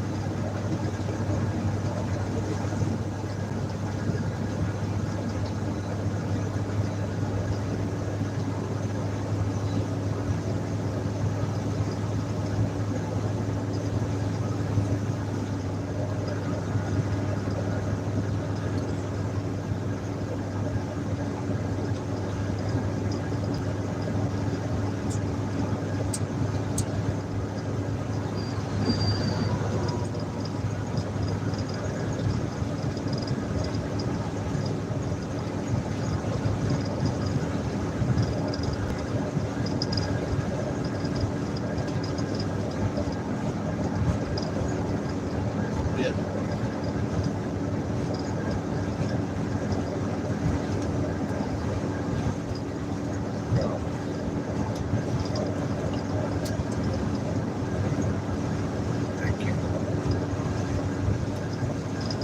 Cheers, everybody. Cheers. Oh, cheers.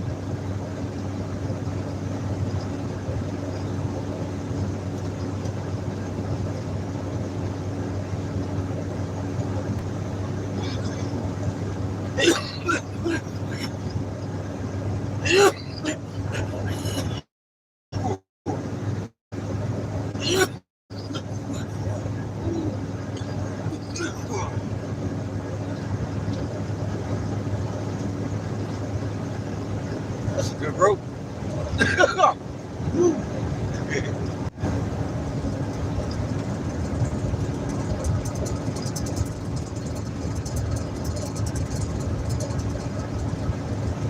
Shrimpy says I finished the dishes and I'm tired.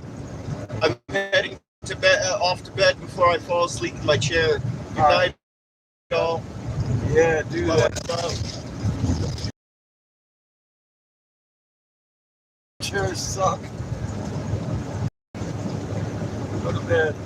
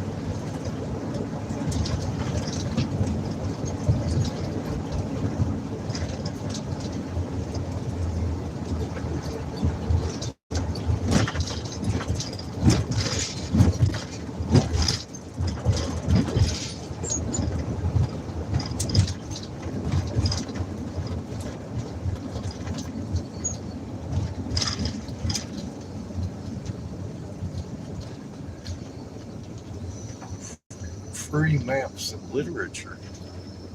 Giving away books. Yes. Right.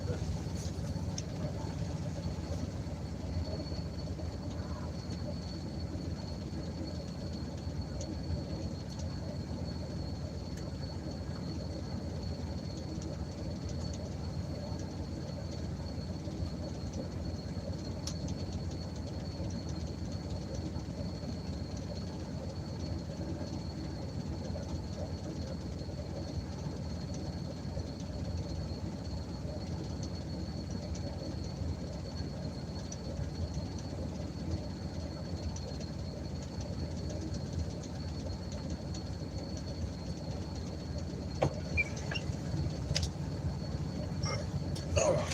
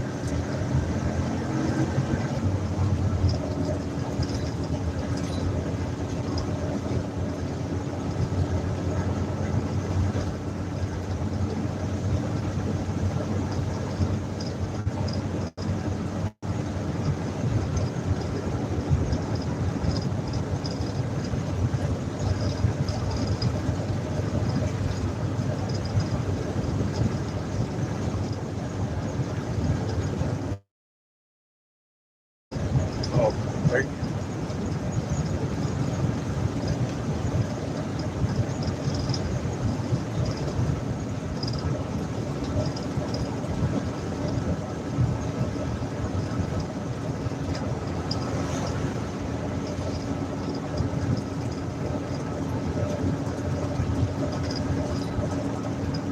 Thank you.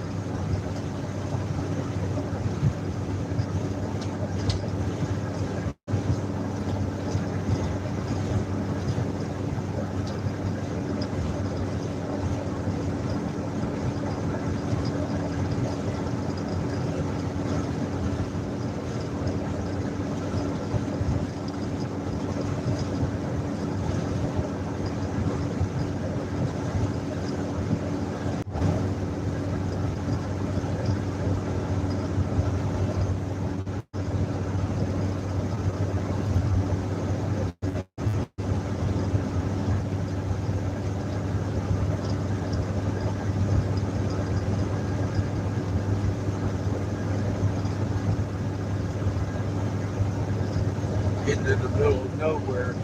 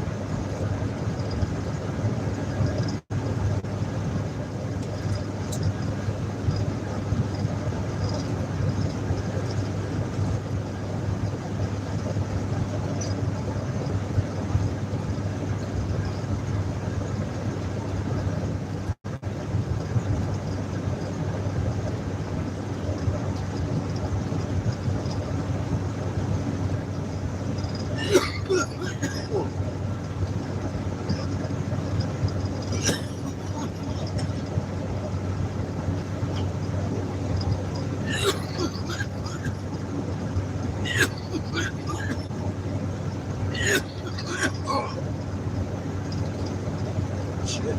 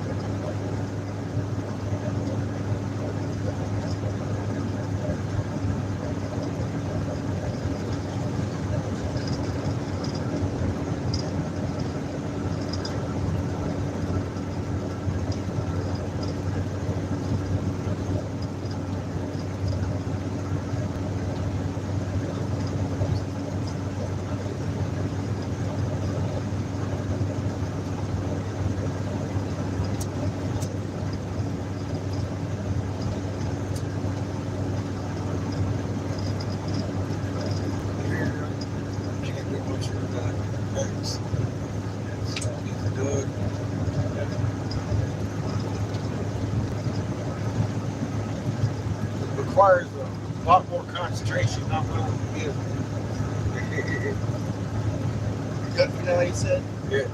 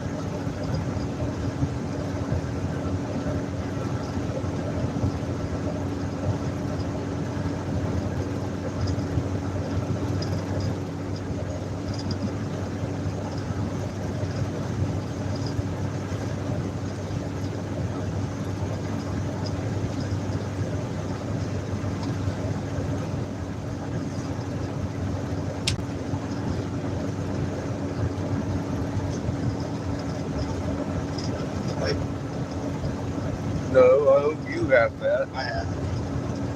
Okay. Now I'm looking for my cigar, so I'm the dog's kicking somewhere. Thank you.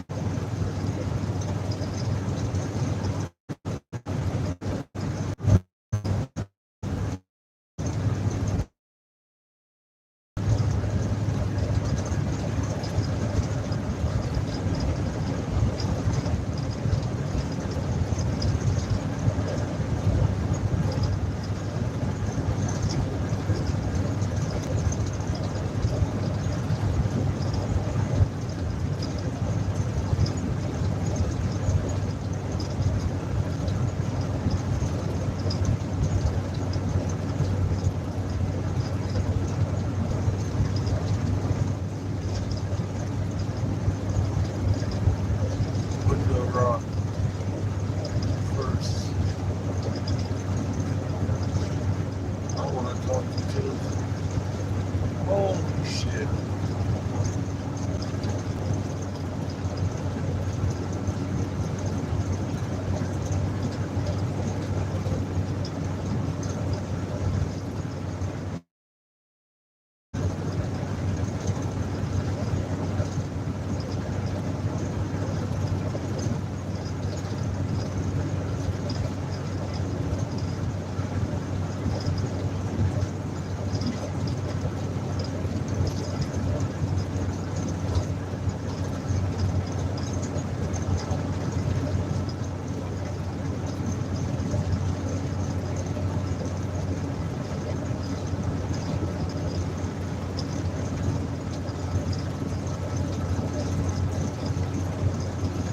Good luck. Thank God, folks. Kat, thank you, bro. I watched your vids. You bet. So that's the least I can do. I just wish somebody with better production value would take that and make a better video. All I can do is point out the information and show you where I got my homework. I ask no one to believe what I say is. I say a lot of stuff. Just on the surface is crazy. Reality's fucking crazy. In reality. We've been lied to, folks. Big time. We're going to go talk to the Navajo first. We're hitting Window Rock. I bypassed it last time. We had already spoken to him twice. Seamus and I went out there a few years ago by ourselves in the Buick.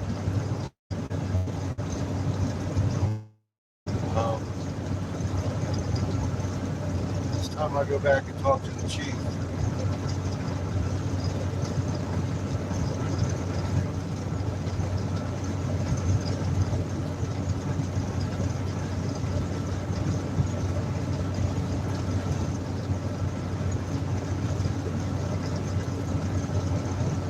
So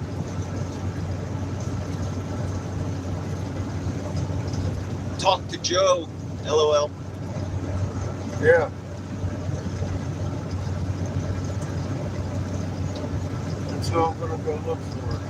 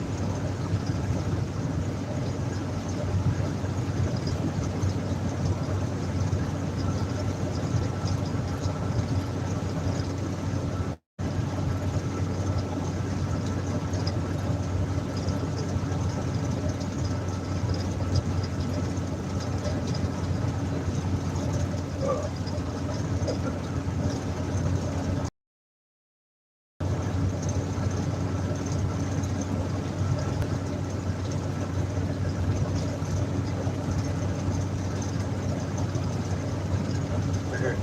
Look.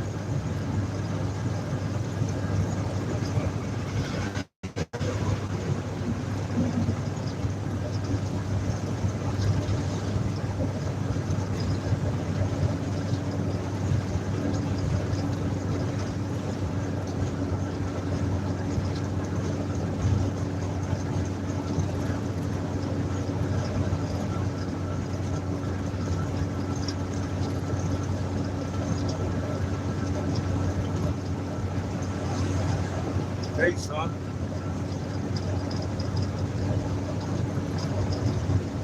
ISO says, do you have to weigh it in? Oh, fuck. Yeah, do you have to weigh it in with an RV? What, a weigh station?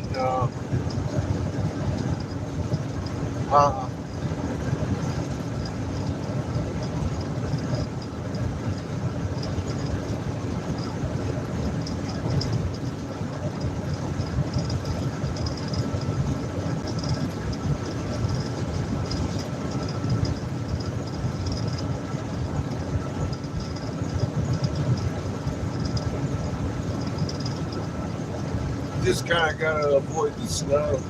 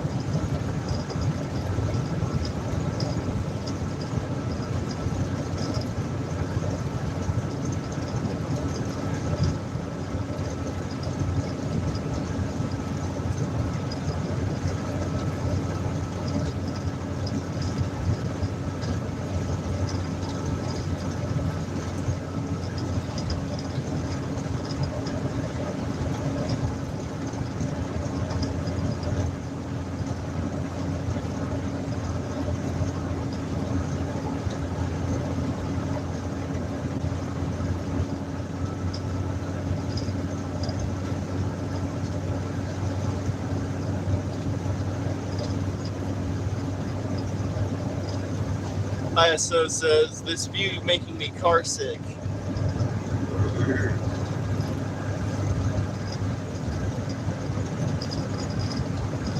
You should try it up here. I guess you are, kind of. I don't know. I never really. I can't look at the screen while I'm going down the road. I'm looking at the road. Imagine that.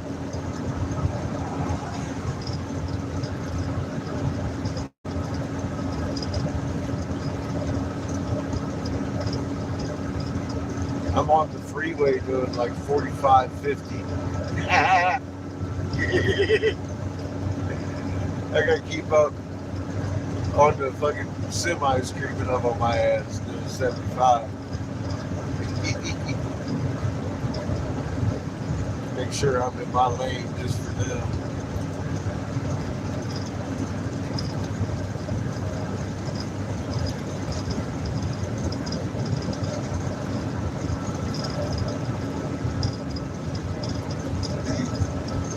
That's why I like traveling at night. All that's traffic. Get with. If I have to go on the freeway anyway, there ain't no real way, other way through New Mexico. Freeways. The 40's the same way. I don't like it. Albuquerque, driving through here like that in an RV. Only at night.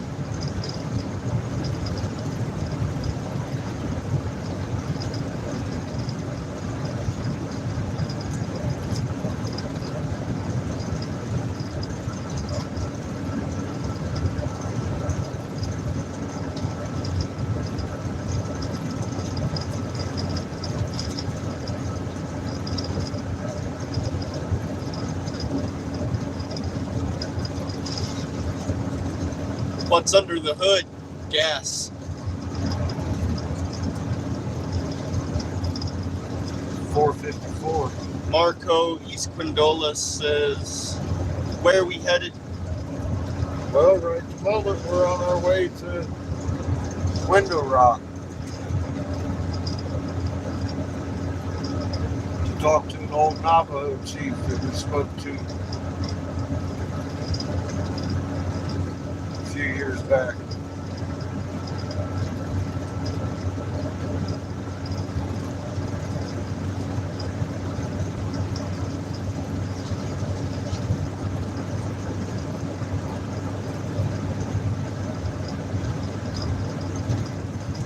Son, ISO says, big block. yeah, she eats up the gas. We get about a mile $1. Somewhere around that range. It's expensive. And we've done 28,000 miles on this trip.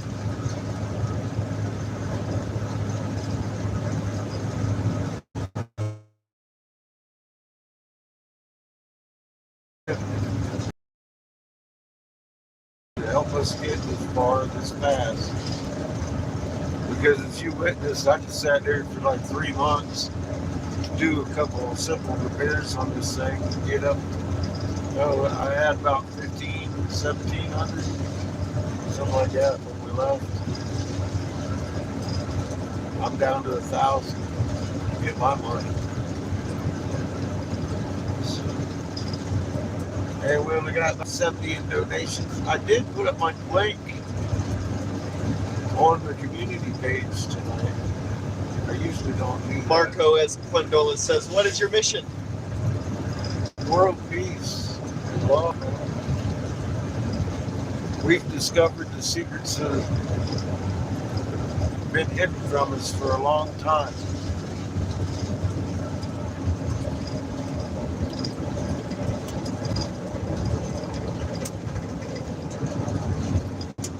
Last year at this point in the year, we were in Hastings, Michigan. We had uncovered about 12-ton feathered serpent. It's never been weighed, but big white temples. Temples in Injigita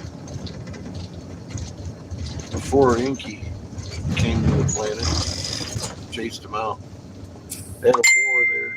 There's trinitite on the heads, all that stuff. It's all live. We did all this live right here. My community page has 3 videos you need to check. I'm checking the temperature of my hubs. Love you, Todd.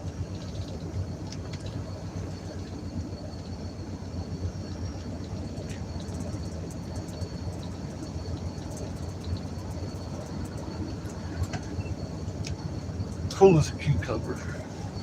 Fuck me.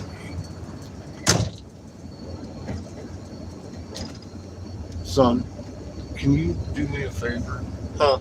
Put that down for a minute. You've been on it all day. Mark. Absolutely all day. Oh, it says feathered serpent. Yeah, feathered serpent, like Mayan style temples, big pyramids, and huge feathered serpents in Hastings, Michigan. Yes. Just like Toth described, son. It's still scrolling, bro. ISO says we drove out the red-headed giants.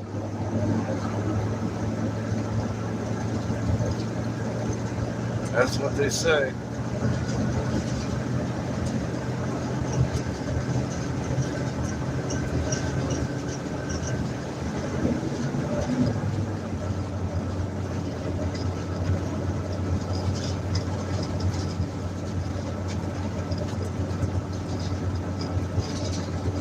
Yeah, the magnetic anomaly map, everything's online here, right here on this channel.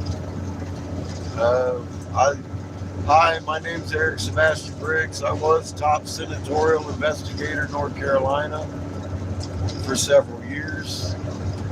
I authored the Davis Hemp Bill for Senator Jim Davis, Republican, North Carolina.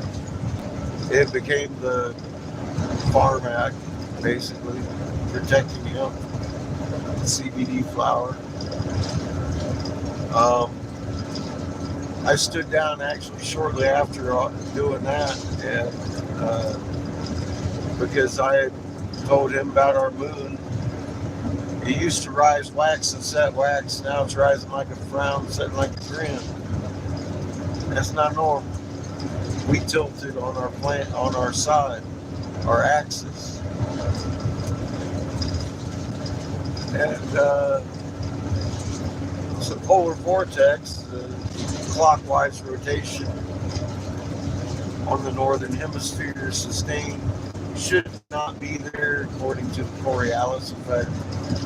And thus I deemed it an anomaly from outside the planet Earth. A great big magnet. And we got an incoming sun. They stopped me halfway through my presentation because I had been Skype charting and everything and telling them what was going on. And they knew. And they wanted to kill off 3/4 of the population. Because if you figure out what's going on, you'll try and get in their bunkers. And they can't conceive of that. So 3/4 of us have been slated. And I'm trying to do everything I can in my power to alert people to what's going on. And it's not the Ukraine war causing the grain shortage. It's that incoming sun giving our grain too much light. It doesn't like it.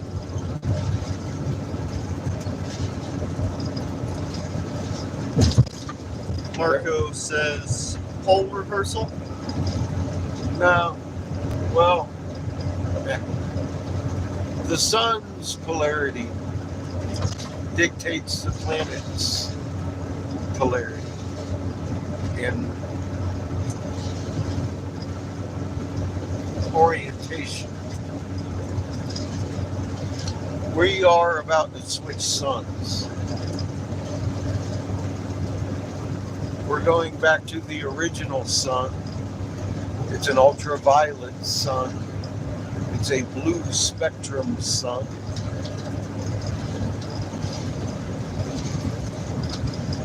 And it's right behind us. Its planets are visible to your naked eye every night. Do not look for stars. Well, turn to your north horizon and look for the stars, because there are none. Stand there and look a little longer, a little stronger, and you will definitely see the massive fucking planet behind us.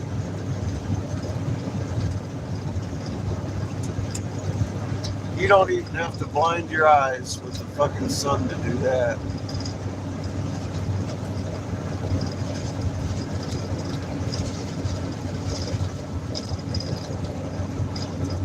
That's what ISO says he knows Marco. Marco says, when is this going to occur? you can go look in your north horizon and see that planet blocking out all the stars and realize that was a silly question.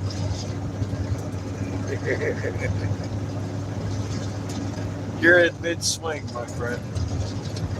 You're laying on your side. Your moon is doing a cartwheel every night. We set the calendar itself to it not doing that. Even NASA had to come out and admit we already tilted on the axis. They blame cow farts and water displacement. It's laughable. We live on a water planet. We didn't pump enough fucking water and fucking melt enough glaciers to fucking tilt the axis of a fucking planet. It didn't happen. We got tilted. And everything you see around you, the multiple rainbows. Oh my God, dude. They're in different spectrums. Light spectrum is a thing, a real thing. You got Roy G. Biv, then you got red, orange, yellow, yellow, or orange, orange, and fucking the ever-present blue, violet blue. Our Three Roy, different rainbows. Yeah. Means three different sources of light. that's what that means.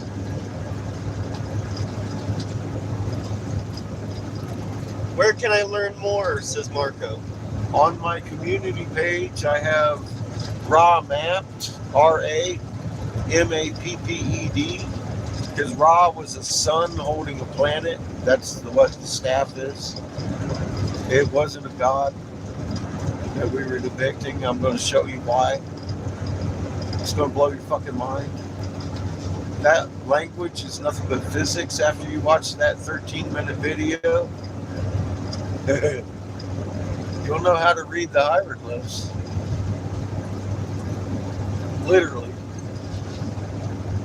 Amun-Ra. Yeah. That guy. Well, Amun-Ra, now, see, there's another guy named Marduk Ra. They assumed our identities of our pantheon to hide us from ourselves at one point. So in history, there was a fucking Ra who ruled over Egypt and all that shit. Nah, different guy. No, these are the ones you'll see. Ra Mapped, Out to a Star. I could have made billions, but I give it to you freely. Go change the world. Those 3 videos on my community page. That's a great starting point. I'll show you where to get the information. Nothing is secret. It just, well, it kind of is. Anyway, yeah, that's what we decided we were taking across the nation of 309 tribes, and they pretty much already knew. We don't even share that information with our own people. The wisdom holders would say.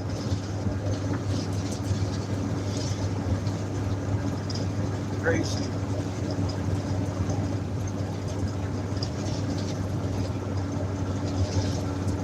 Marco says, so the natives know? Yeah. It's not Turtle Island because of the shape of the landmass. It's Turtle Island because of who occupies the land. The Enlilites and Canaanites occupied these lands. These are the first lands. Enlil, the Mesopotamian 13-month turtle calendar dude, and the storm god of the Hebrew, aka Yahweh. Well, we got Jeebus's head at our feet right now, and we're on our way to knock on Yahweh's front door right now. Welcome aboard, son. That's me. About said one of my moderators. said something about it. That's me. Okay. What did he say? Raw maps. Said raw maps. Yeah, raw map. It's on my community page. There's only 3 of them there. I didn't put anything confusing out. You'll see a couple of my rants, and then I posted up 3 videos for you. You go watch Raw Map. It's 12 minutes long. Just tell me what you think. Then watch the other 2. Woohoo, baby! And not to despair, my friend. You are the difference in this situation. But I need you to know what you are. So go watch How to a Star. That's an important one.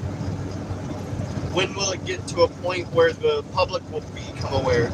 They're already beginning to become aware something's going on.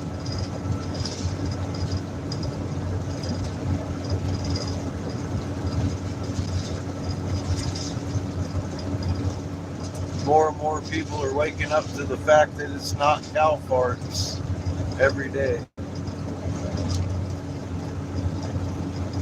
I also sent the laughing. There's an event coming up. You might have noticed around your area, it's not just your area. It looks like LA small, everywhere. Blue, though, it's blue. That's Cherenkov radiation. That's because we're surrounded by magnets that usually ain't there. And they're trapping in particles moving faster than the speed of light. It was discovered by a dude named Cherenkov in cooling tanks in nuclear reactors. It makes the oceans look Caribbean blue over the globe. It clouds your skies so the clouds camouflage in it. And you can't see the heavenly host that's doing it. But when the spring is loaded, one of those planets roll back out of the fucking way, the skies are going to part, and you'll see the hosts in heaven. You're going to witness first creation on a scale you'd never imagined. The angels are our planets and suns. And these things are big, way bigger than us. And they're living beings. It isn't anything other than fucking family reunion going on, but they want you to fear it. But they can't have a whole bunch of us around that day. They have to kill us off before that day. The great, terrible day of the Lord. That's next. Damascus. Watch for it to burn. The UN troops have been buskies. We've sold out, and that's why I stood down. I used to advise fucking senators.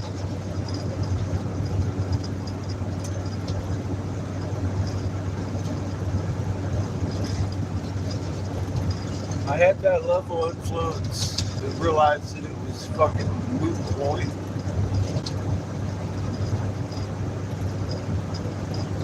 The value of your life had already been decided. And that's the only point. You need to get to know what you are. We've come across so much more information since I stood down. And we're out there trying to fucking make a difference. And we have been. The natives that we spoke to about their dying crops and why, to build some greenhouses, house complexes. They're going to feed their families. They know it's not the Ukraine war causing the grain shortage. All these natives in the Dakotas and shit grow their own crops. And they've been dying. Just the same as all the other crops around the fucking nation.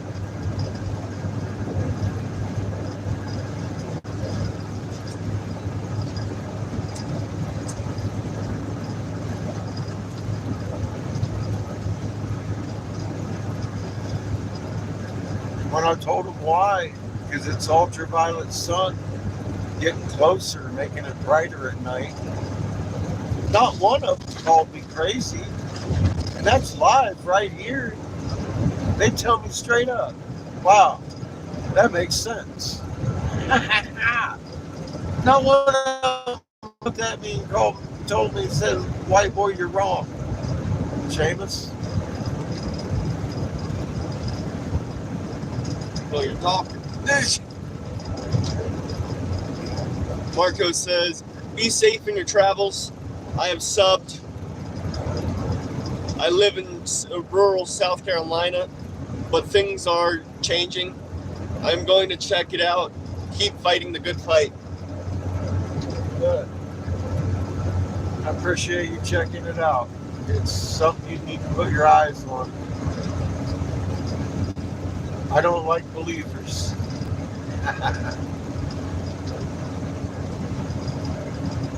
You need to know what I know. That'll get you a wrench. That kind of behavior.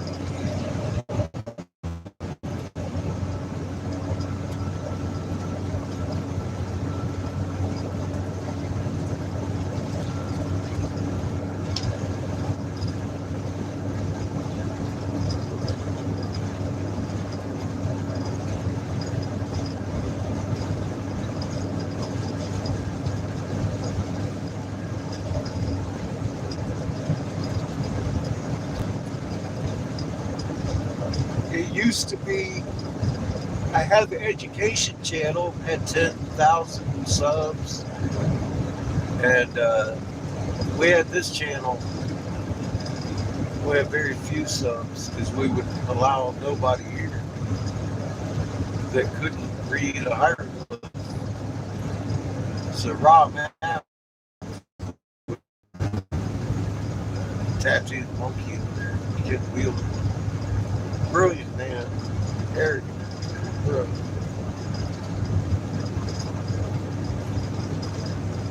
He's also had to retract some of his information in his own words because Alphabet Soups had interfered.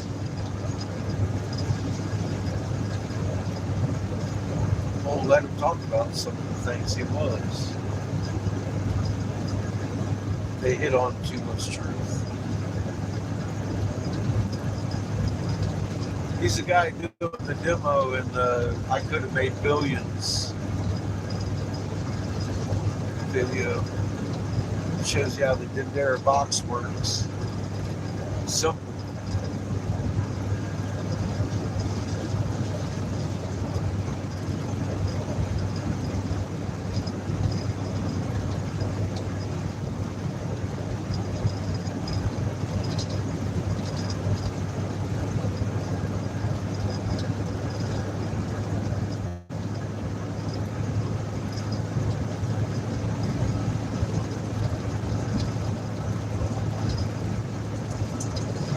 Now we're going to Wizard Rock again. Full fucking circle. That started years ago. I had no idea this was going to happen. Road trip. Little road trip. 28,000 mile road trip. Y'all.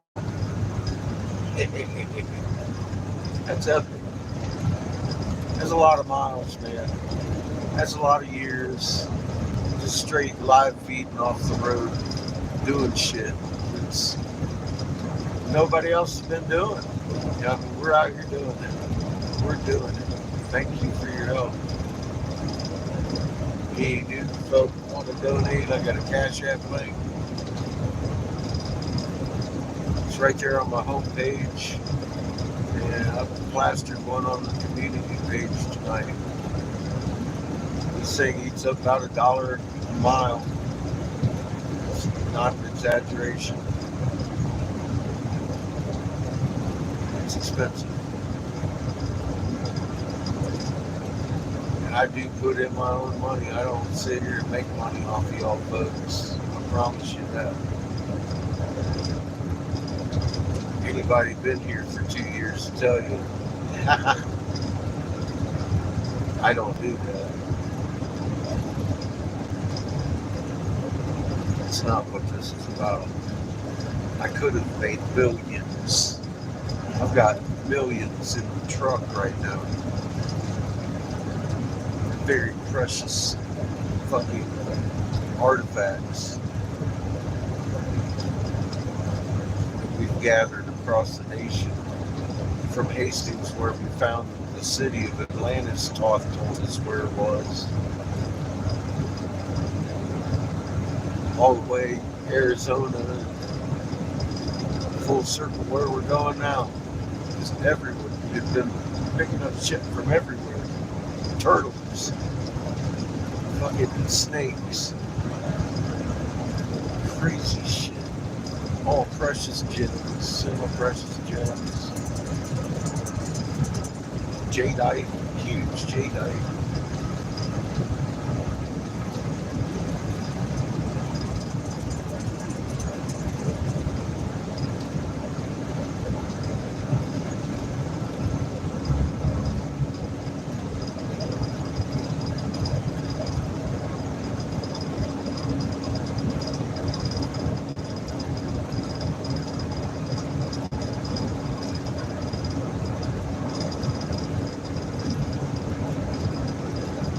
Been one of those incredible journeys we never really saw coming.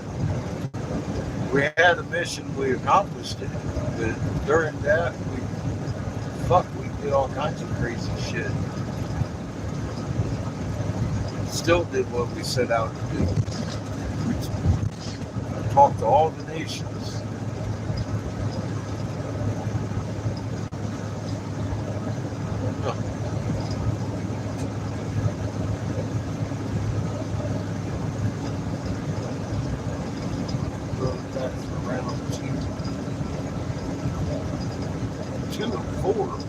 Anyway.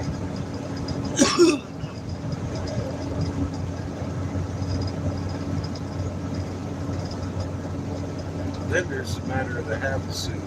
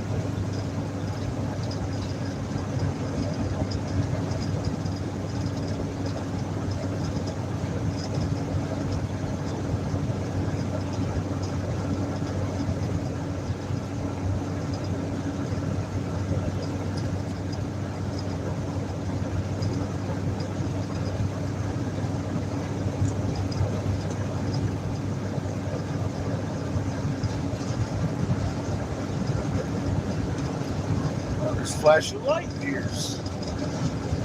Like, what the hell? Elks?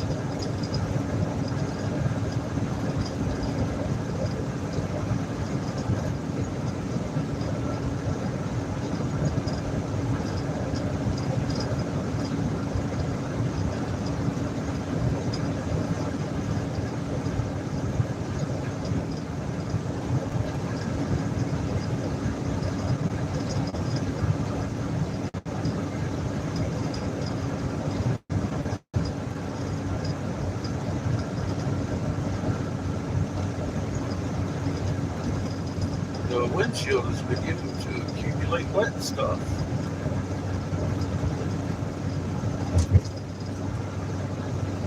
Looks like we're driving into some rain.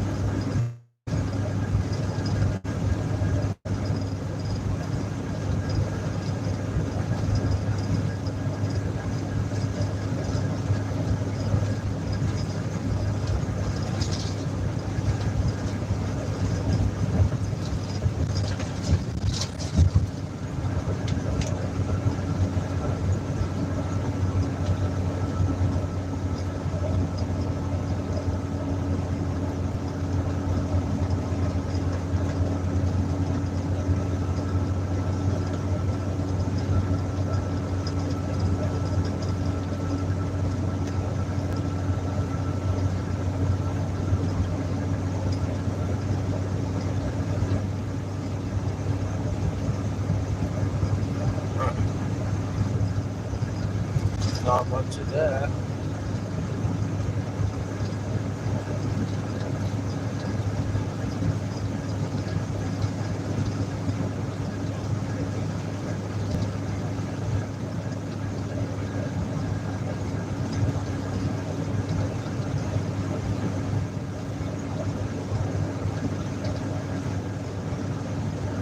Hey kid, Yeah. how far are we from that awesome gas price you were talking about? Down in Vegas.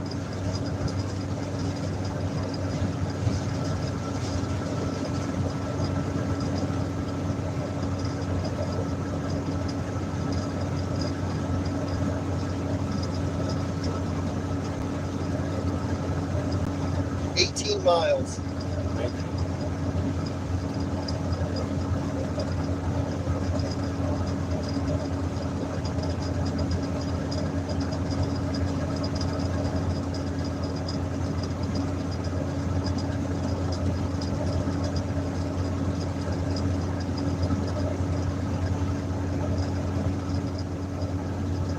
How far off this highway you got me going? 1 mile. Looks like. If that.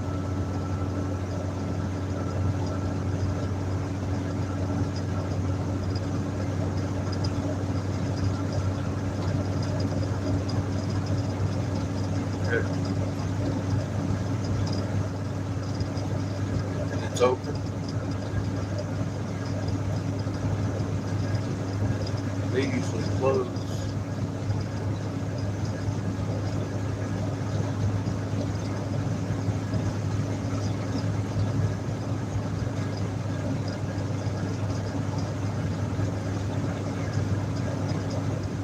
What price is it? 273. Well, that's a good price.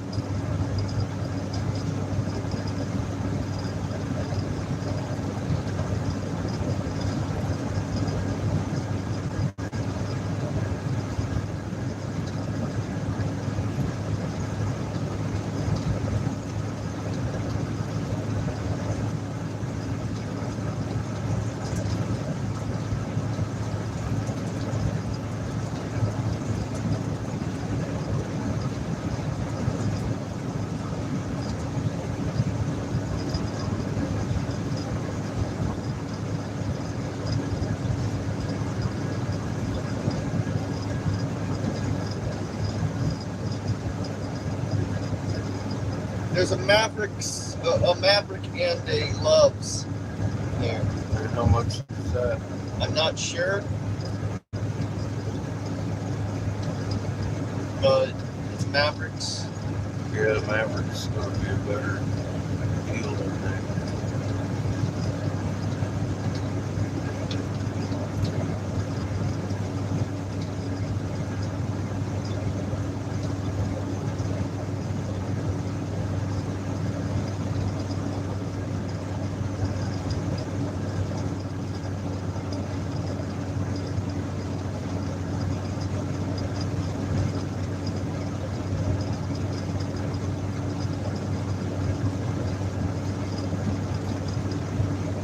And this one's barely off the highway. All right. Cool. Thank Marco says 1748 hertz. you. Yeah. Yeah. That's your omnipresence, the 0 point, the EM field, electromagnetic field. Yep. That's your entanglement to every atom in existence as a muon. Incredible.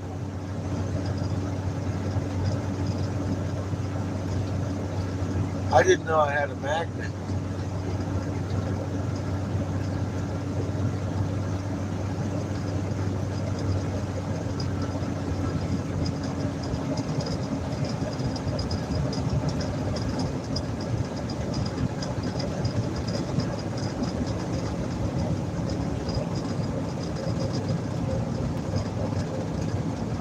Checking the hubs.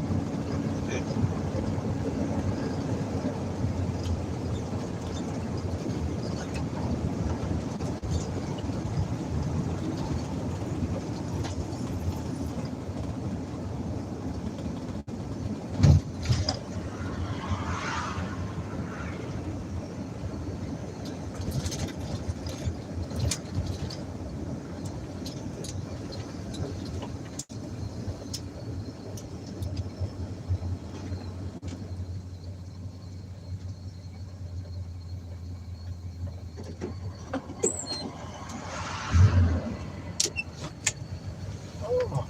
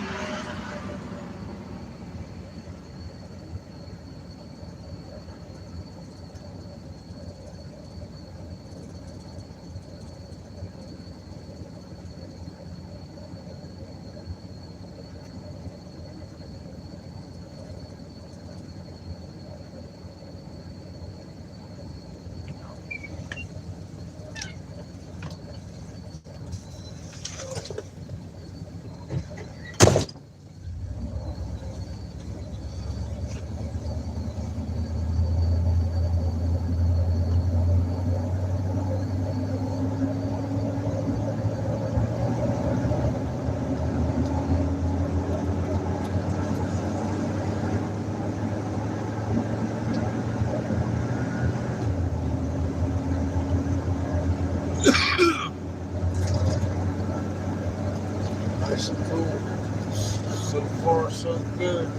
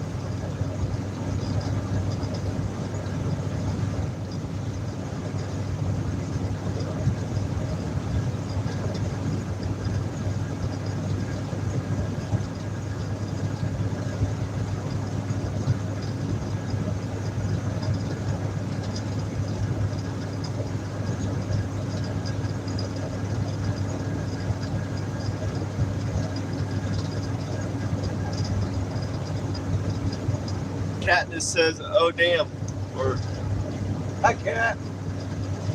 "Darn."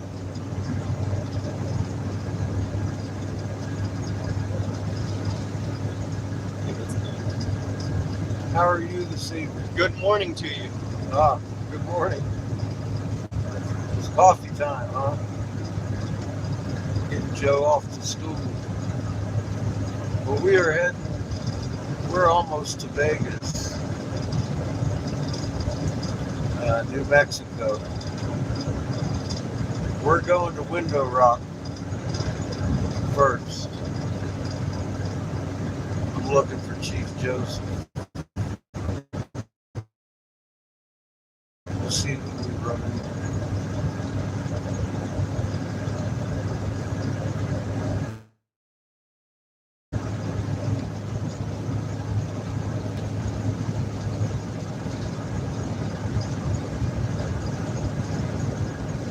Oh 0647.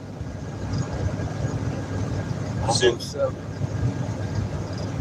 Soon need half hour's pace to wake up. Oh, awesome.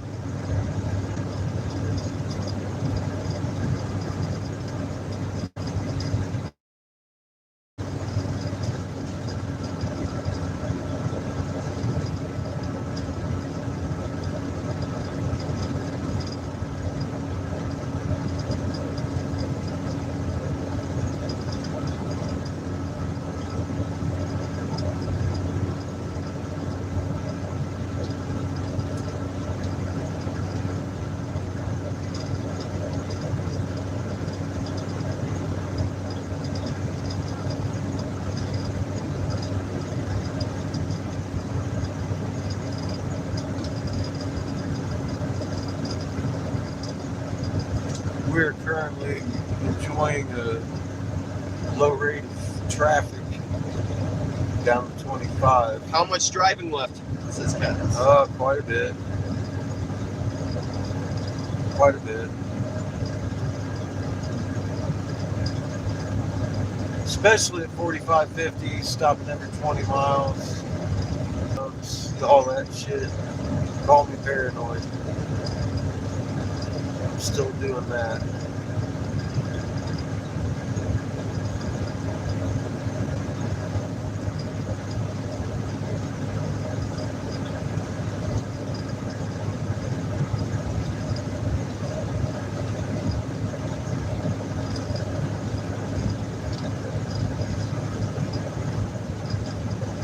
Check the fluids, front and back, we're good.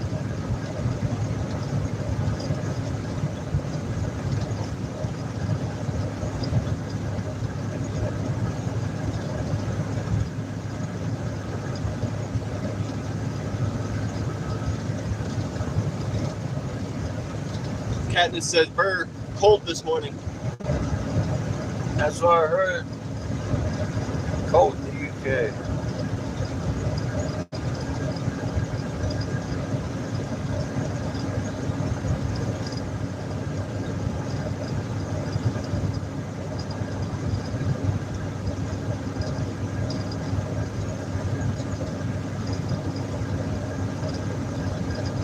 I'm letting the snow chase us south.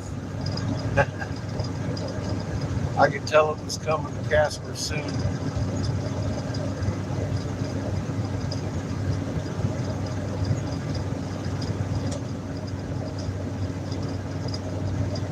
Darn it, winter incoming.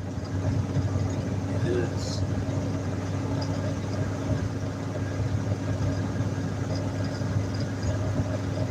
It's going to be a brutal winter. All around.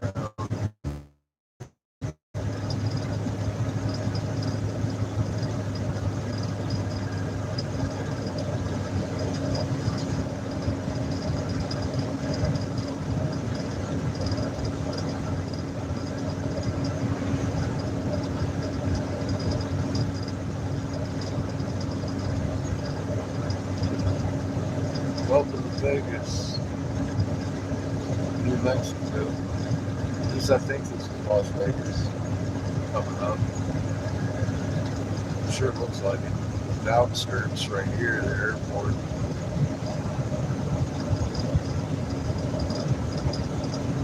Your exit for the gas is 347.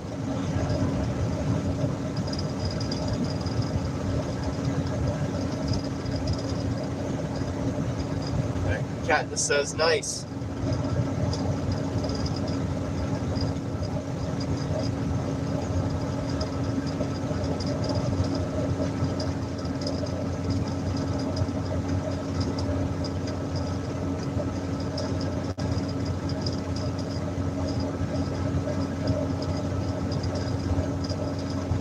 What time is it, though? 12. Okay, 7 till. thank you.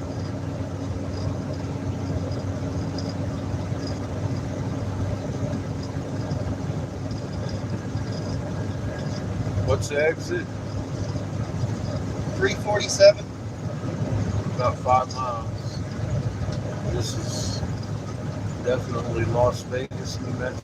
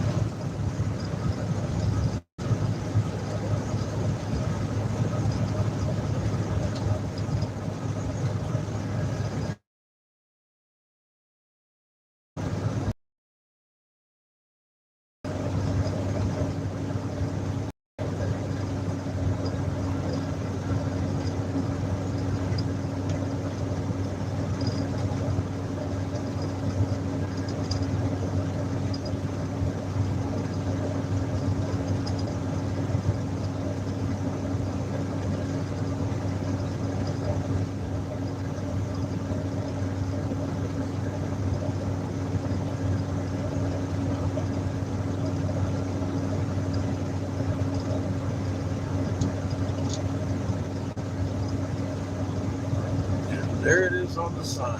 5 miles.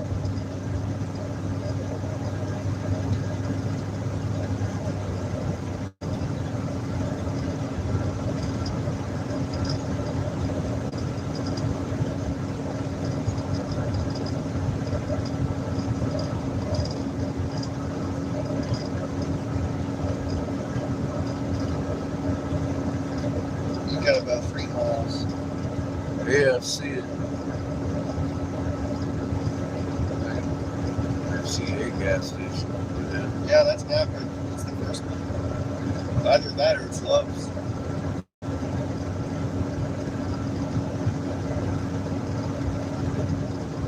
I think that was Love's though. The other one must be Maverick.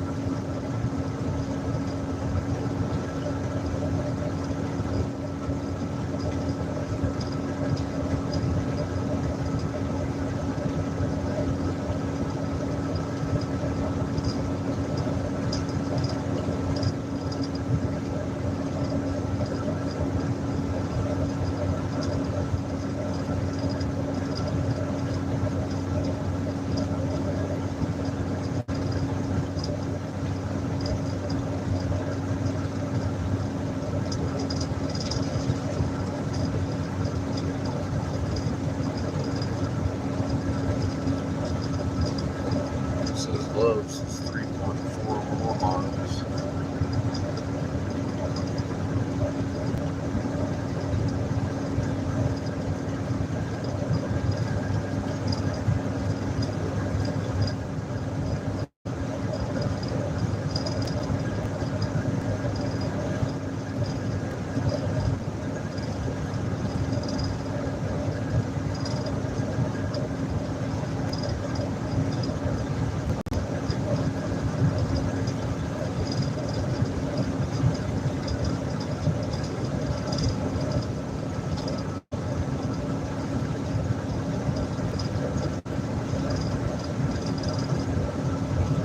Welcome to Las Vegas.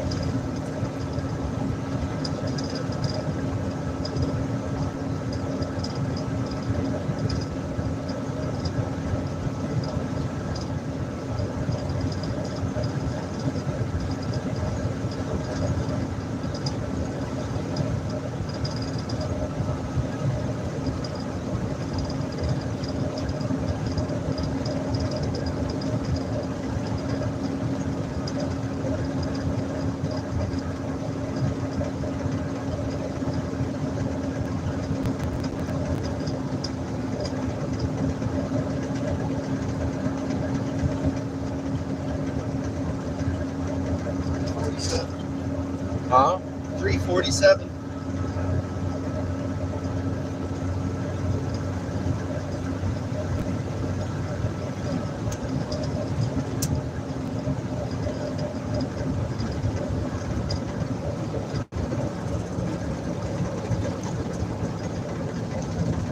Seeing 272.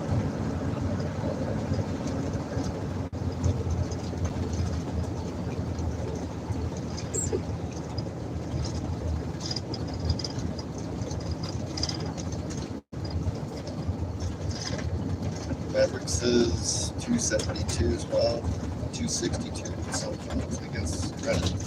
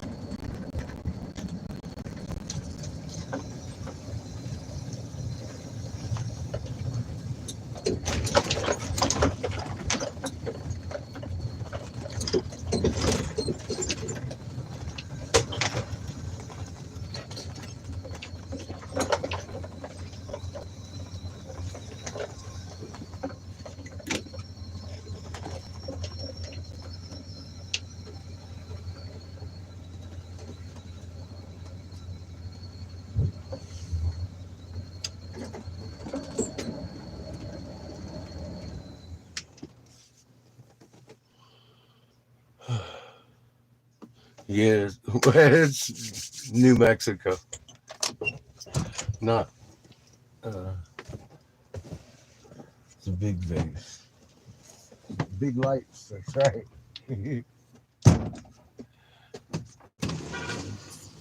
I'll be back, kiddo.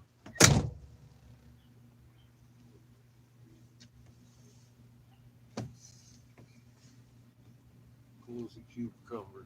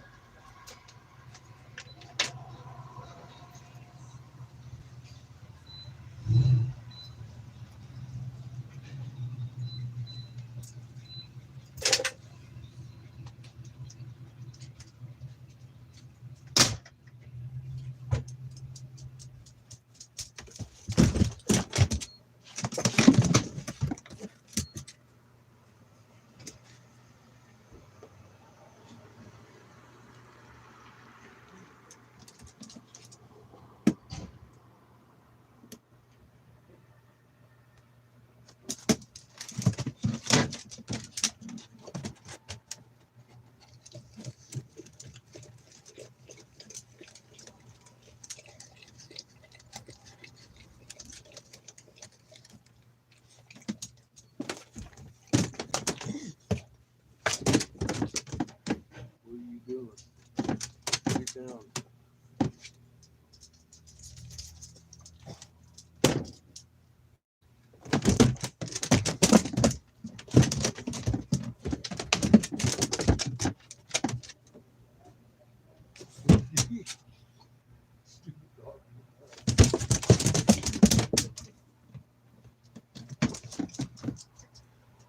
What? You ain't a bobblehead. Get down. I know you just. You just a puppy. What'd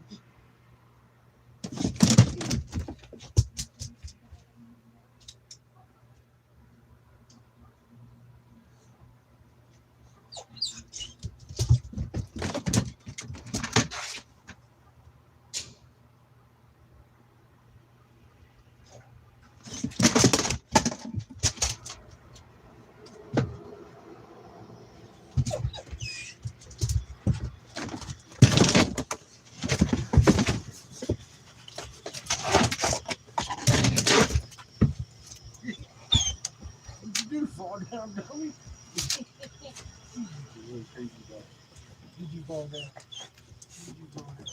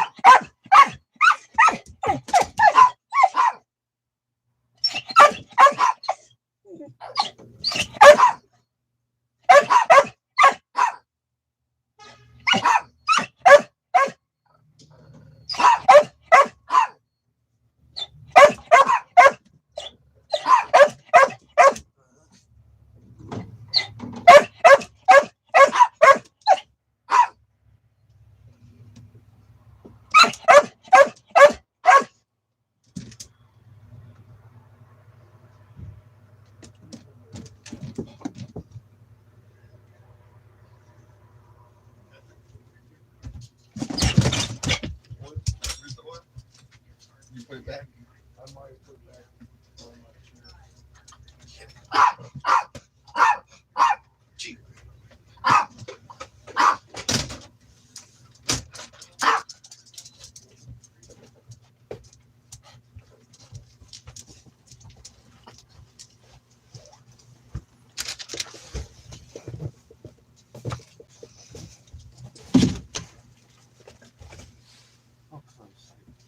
What? I need the other.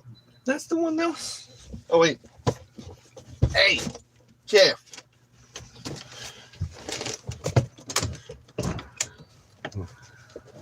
This is engine oil.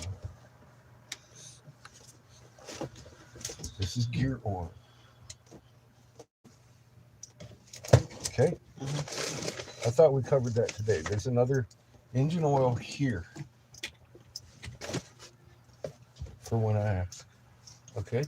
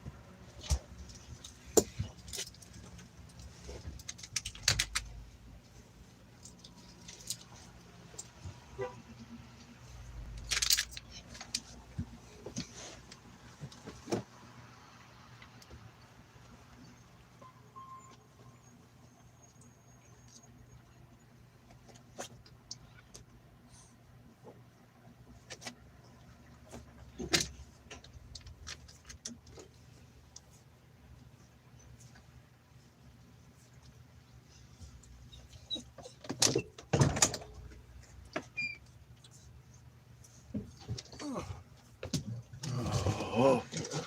Ow. Thank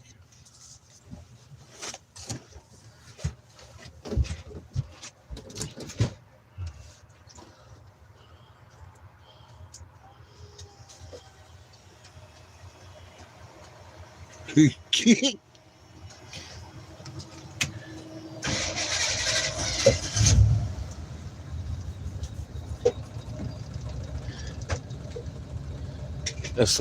That's a good joke, Carlos.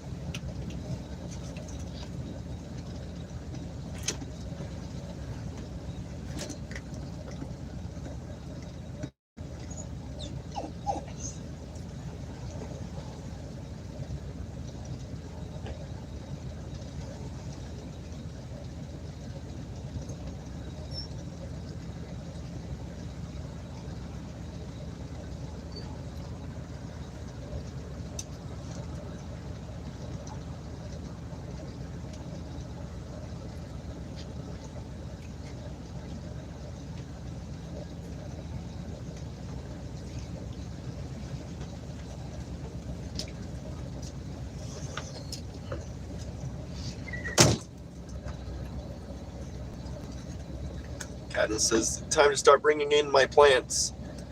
Autumn has definitely arrived here. Yeah. You don't want to freeze them. All right. We're up above full. All gas donations are appreciated on this channel. We do not pocket them and pay our bills with them. We put them in the gas tank.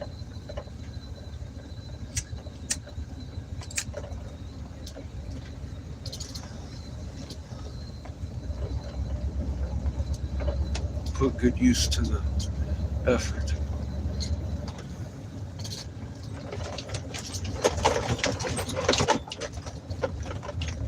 I just put another 100 of my money in it. Larry Duncan says, where are we going? We are going back to Window Rock. We haven't been back here for a while.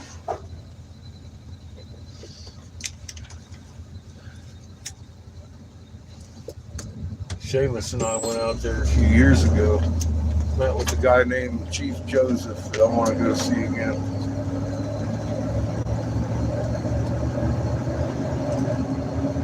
Catfish. Okay.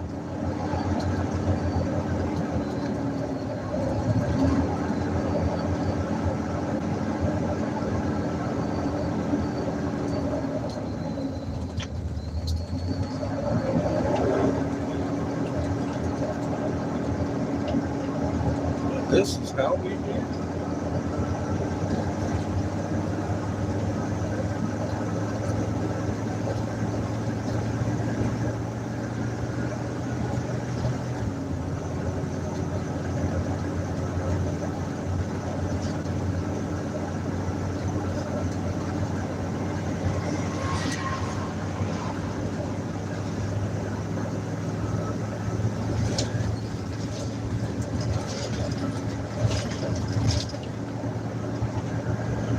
Captain says, how long before you stop for the night?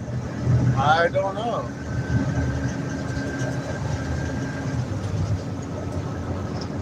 It's getting kind of late.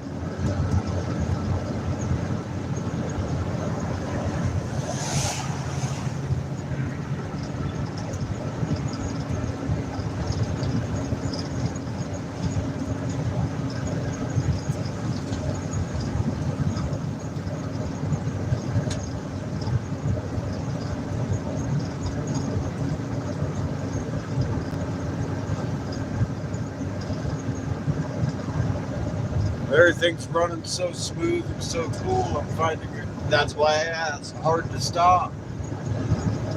How far is Albuquerque? I think we're still a couple hours out of Albuquerque. Duncan says, very late. I'm tired. Yeah, you be both.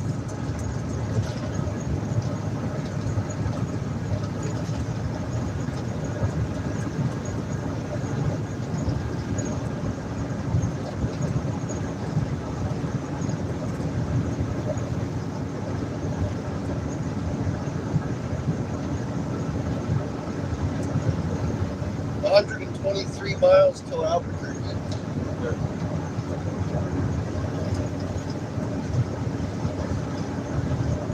About 2.5, 3 hours as fast as we're going.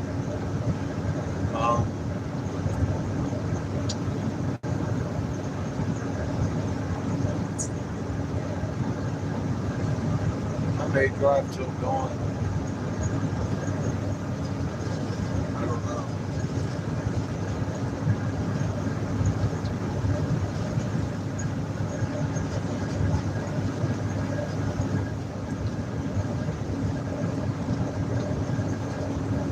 Duncan says, I'm actually in bed. I do tend to put people to sleep.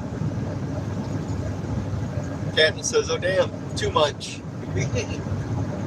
Larry Duncan says, okay, then we should get some rest till dawn.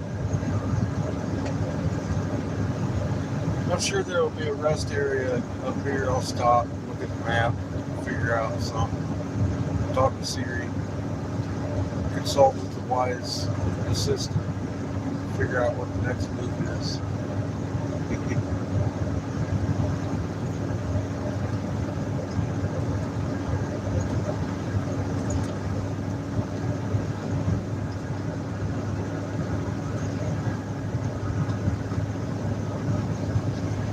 Duncan says, sounds good.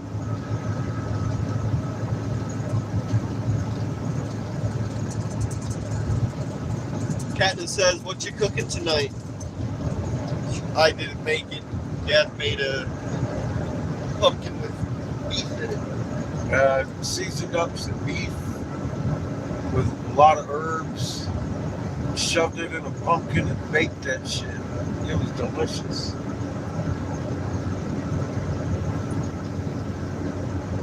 Baked it till it was done. While we was cruising down the road.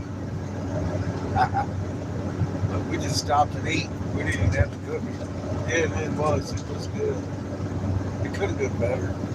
Oh, yums, she says. Yeah, it was good. I didn't have no fresh garlic. I know. Duncan says, seasoned beef and herbs. Captain says, I love pumpkin. Threw it in a pumpkin, one of those mini pumpkins. Walmart had them for $2.80 or something like that a piece. Grabbed that pound of ground beef and went at it. Your vegetable and your meat all in one shot. Fucking delicious. Damn, no garlic. I know, right? Had a lot of thyme and oregano. I put a little bit of pepper in there, a little lemon pepper. My favorite pepper.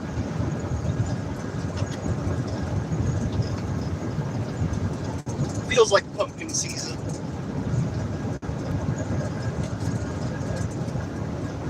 It is, it is.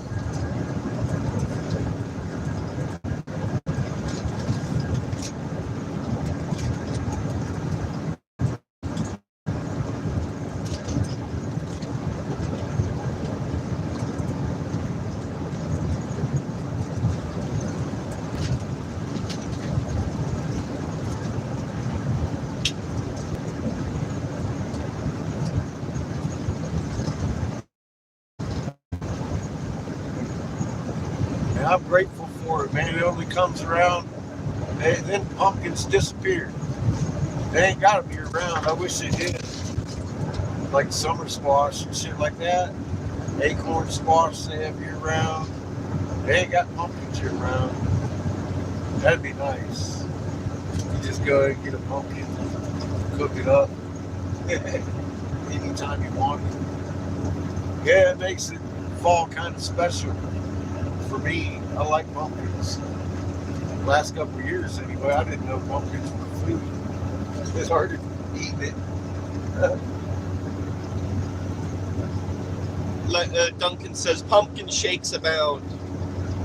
Yeah, I guess there are. I don't know. I don't. Katniss says it really feels like summer bypassed us here. Or bypassed us. Damn it. We're lucky we have squashes all year round. Squash. We got squash. Duncan says summer went. We don't have pumpkins year round here. You are lucky you got pumpkins year round. That's some good food. Duncan says summer went fast this year. It seems to. ISO says nobody likes pumpkin seeds. Nobody likes pumpkin seeds.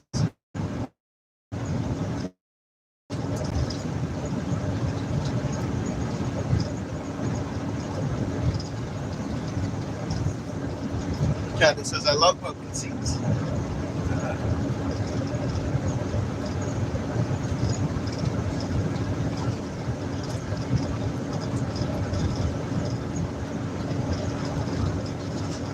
I like pumpkin seeds sometimes when I don't burn them.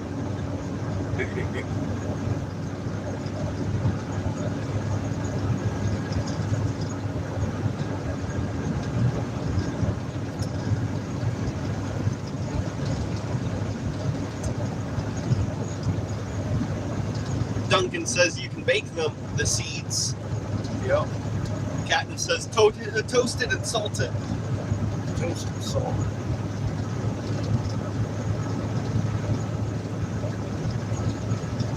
Definitely. I think that's the best.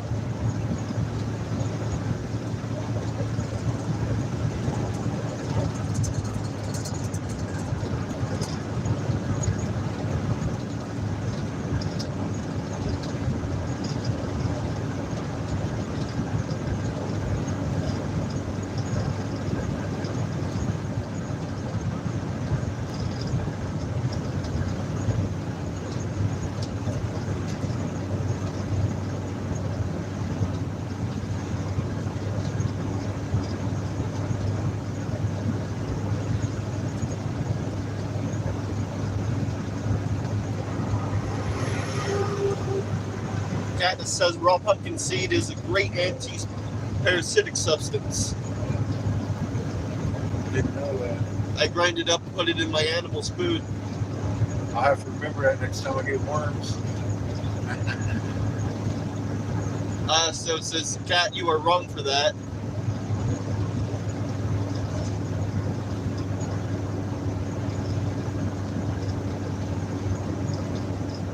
Duncan says good.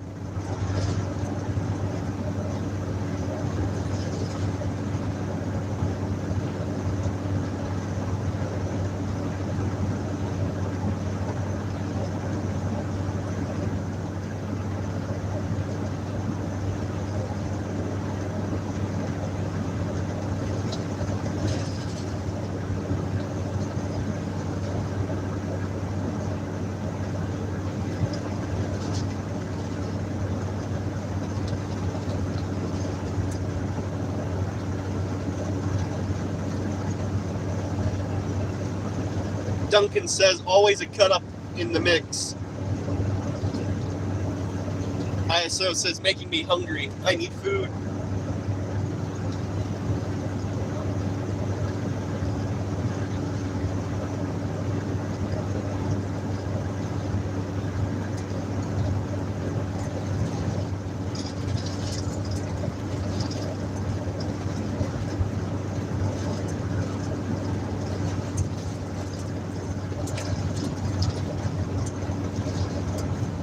Katniss says, I'm making Joe porridge. Very nice job. I guess he likes porridge.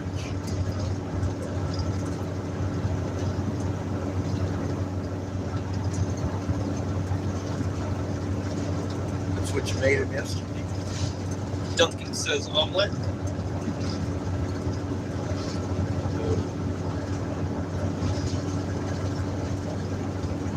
Porridge.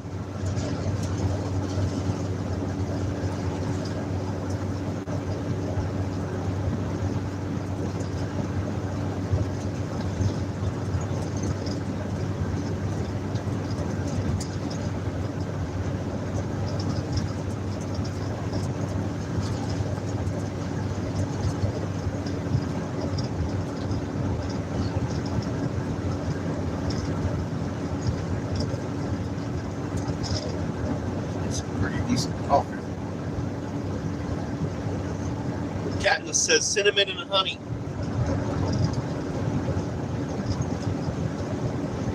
That sounds good.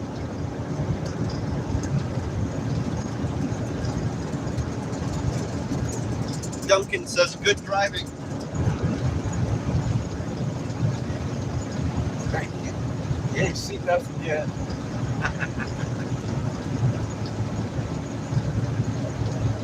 We have been on the road for 2 years now. It's been a long, strange adventure. We have a long, strange adventure ahead of us, it seems.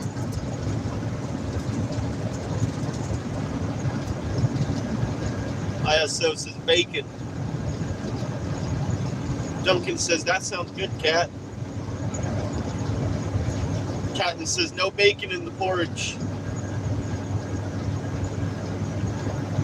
Yeah, Duncan says, let's go with it. strange adventures. In Hastings, Michigan, we found the temples Thoth took off from. The huge feathered serpents, big pyramids, just like the Mayan shit down there, up here. Last year, this time, we were uncovering the feathered serpent.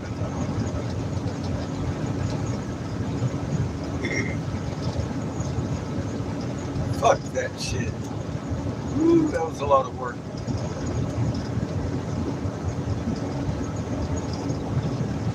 Duncan says, serpents.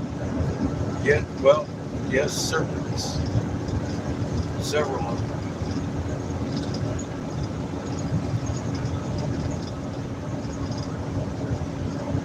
And after that, it just got crazy.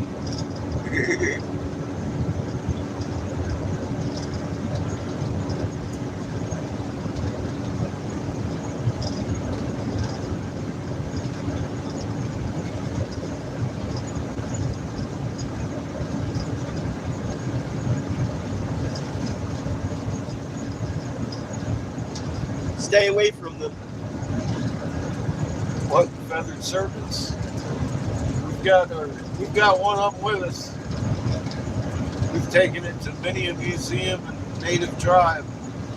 We took it back to the Ottawa, reunited them with their feathered serpent they lost 200 and some years ago.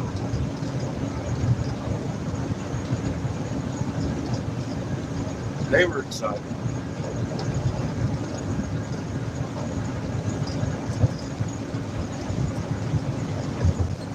We're going to go knock on his uncle's door right now. First, we're stopping in Window Rock. Bill's Fix in the chat. What's up, Patrick? How you doing? Good to see you. We're on our way to Ringo Rock. See if we can't find a chief in Minden here.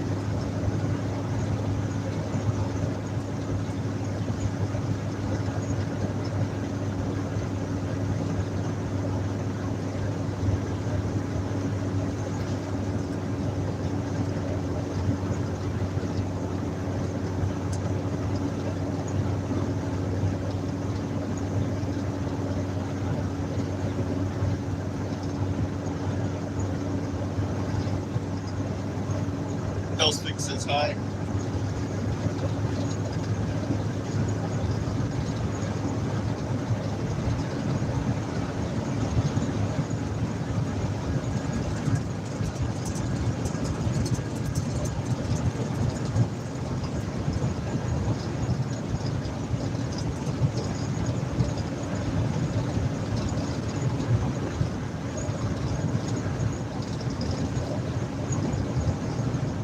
Good drive, Eric.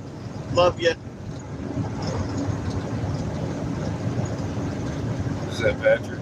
Yeah. Love you too, Patrick. Happy to see you all the time. Cat's in here. I don't know if you saw her or not. She's making porridge for Joe right now. Yeah, cat's pretty good. ISO says, I'm hungry as fuck now. Oh, the food talk. This should be the food and travel channel. It really should. Cooking with catfish on the road.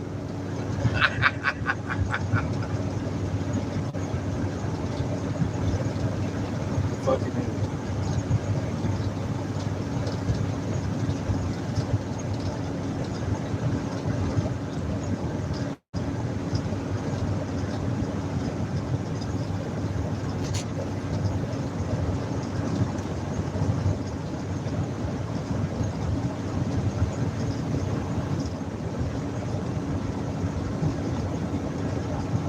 Katniss says, but no garlic means no good. LOL. It could have been better. It could have been better. But it wasn't bad.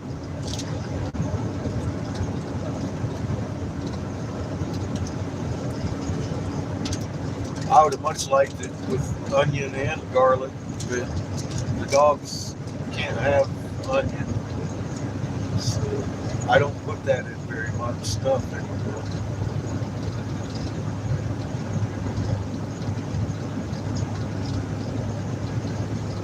Garlic, I can't believe I didn't have it. That'd have been perfect.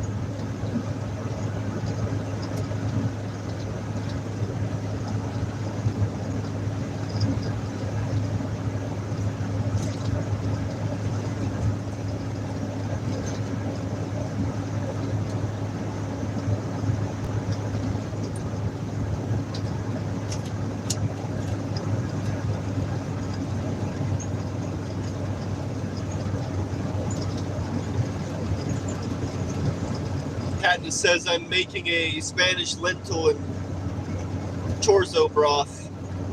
Dog shouldn't have garlic either. I always heard it's pretty good to control fleas. ISO says I miss a home cooked meal. Hellsvik says I have to go now. Cat is making me hungry. Poor Patrick.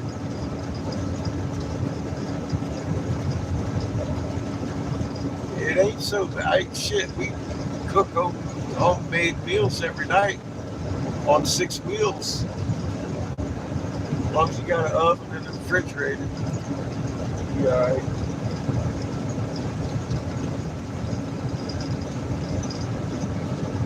It's just the way to do it if you're on a budget.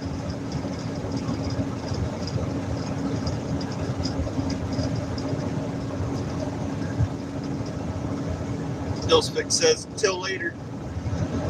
Alright, brother, you be safe.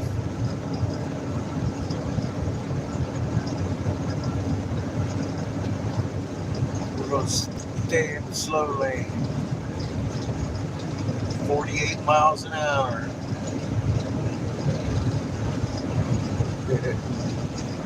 75 something. Way to no hurries.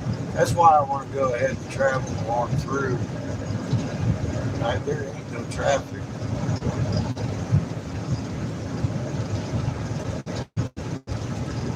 It's nice and cool.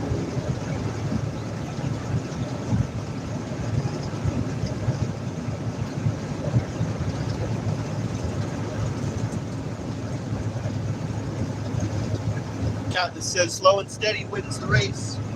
Yes, man. When them Turtle Island do as turtles do.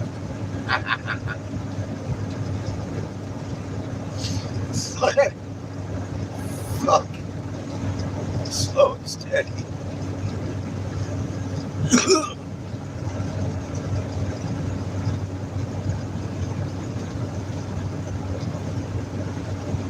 ISO says nothing like someone else to cook that meal though. Yeah. Especially if you're at Glenn's house.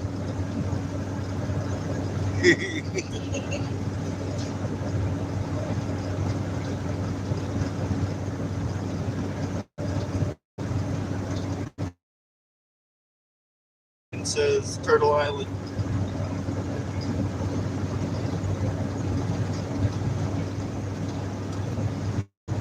Katniss says, oh, ISO, I know the feeling. I don't get cooked for. I am cooked.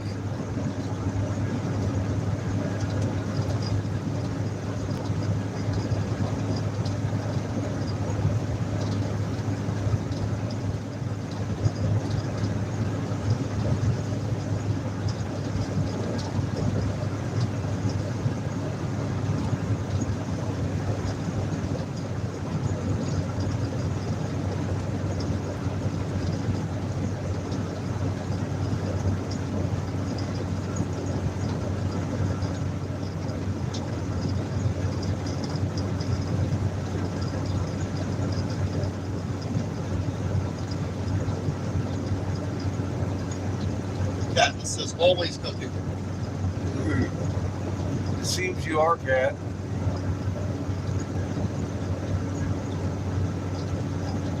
Always working on something delicious.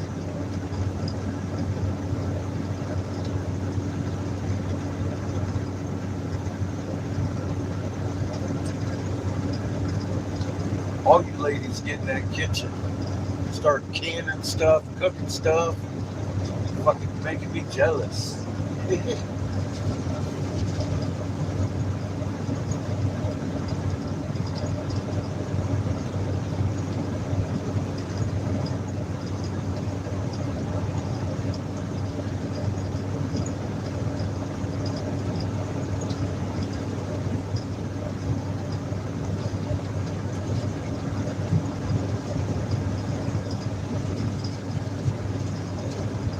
Katniss says, I'm working on suing the ass off of my local council at the moment.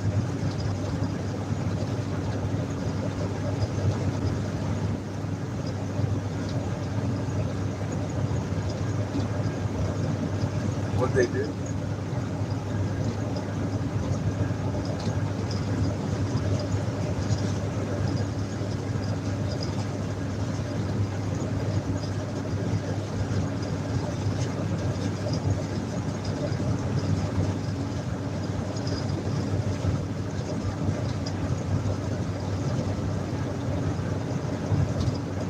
Woody says, good morning. Good morning, Woody. We've got 2 miles. I'm pulling over to check the temperature on the hubs. Katniss says, had toilet water leaking into my house for 7 years. And they only did a CCTV a few weeks back.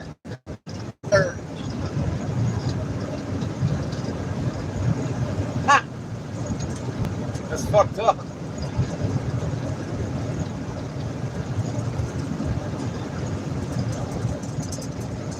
Yeah, I'd be asking for some reparations too.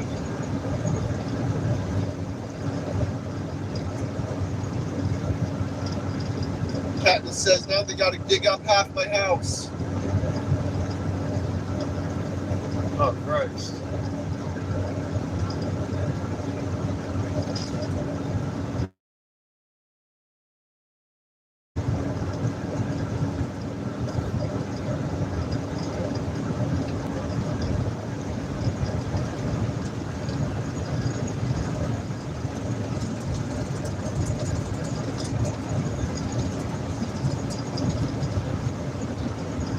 Running a huge industrial dehumidifier at the moment is costing me a fortune.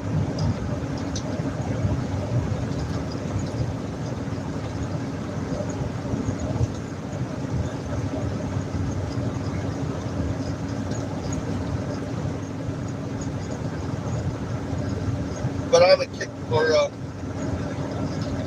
Larry is really happy. Larry, it has really been a long, depressing journey. But I'm a kick butt.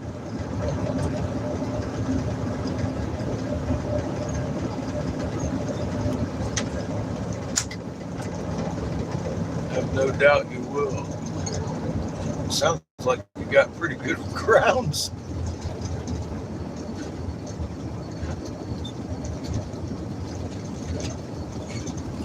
Digging up half your fucking house to fix what they should have fucking gotten to before it got fucking bad, I suppose, huh?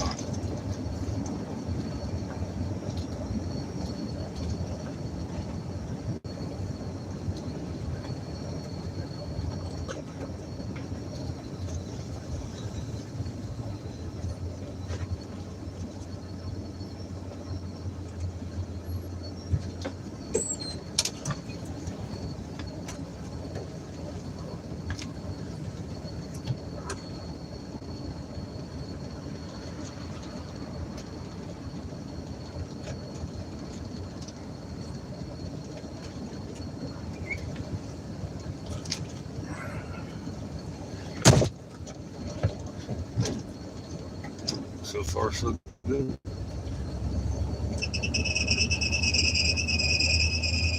Duncan says, move and march on and sue. So says, Kat, you still cook for peeps. Bet. Katniss says, no choice. Always cleaning and cooking. You're a good mom.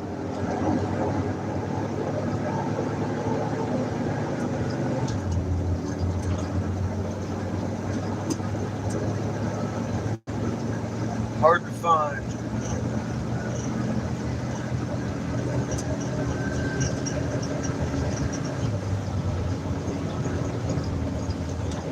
Nowadays, Cat.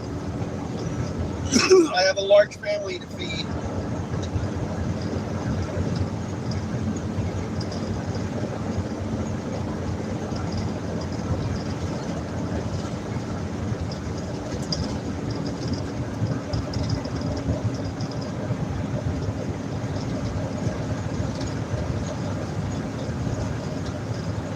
Duncan says, back on the interstate. Yeah.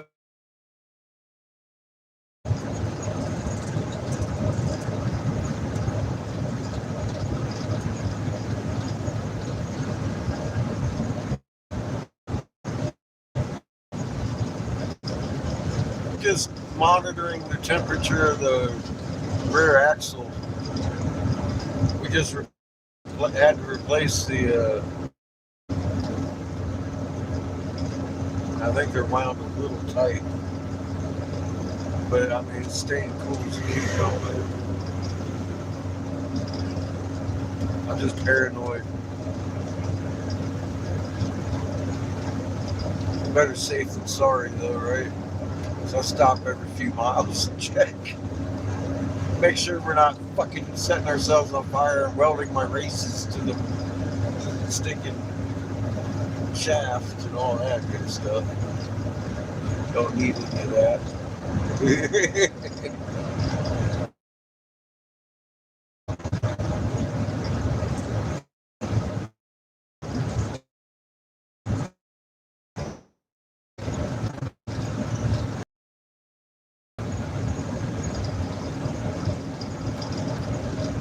says I was wound a little tight earlier today.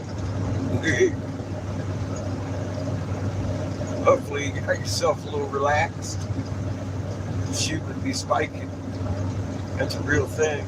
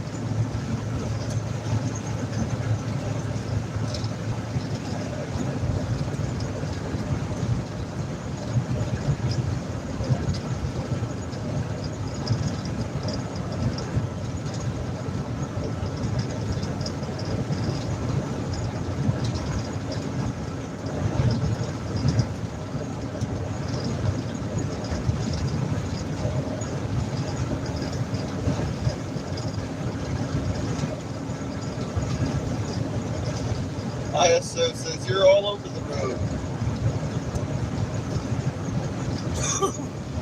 I was grabbing for my pen.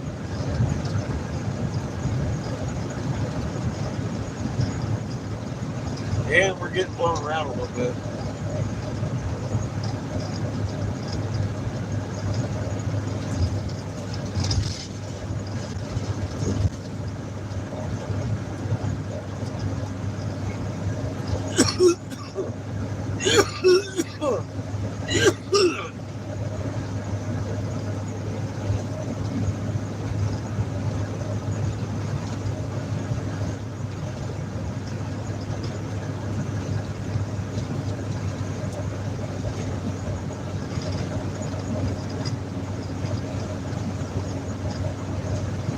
We're driving a big sail. Catch a crosswind over here.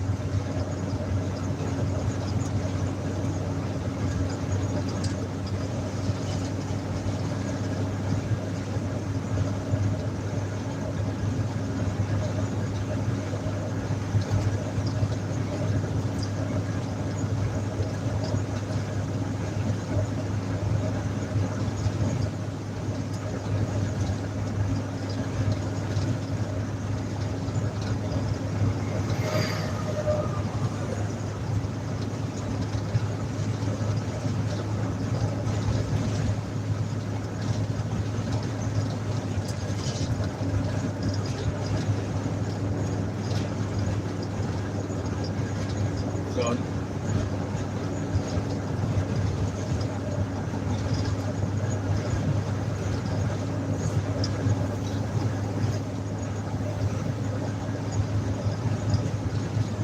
Hey, bud. My messages are not showing up. Trying to hand you something. Cheers, bitch.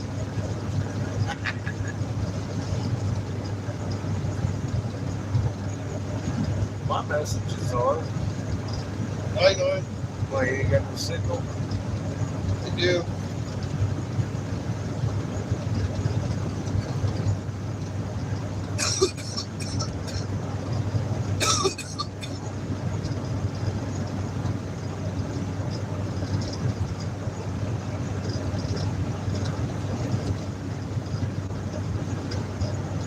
Katniss says, "Oh my God, I'm so cold. Winter clothes out." Feel for you, cat. Sorry. That's how I was starting to feel in fucking Casper. I was like, oh shit. Waking up in the morning, it's like fucking freezing. I put on my jacket. First thing, man. It's like, whoa. Yeah, this fucking cold this morning. Duncan says, Kat, where do you live?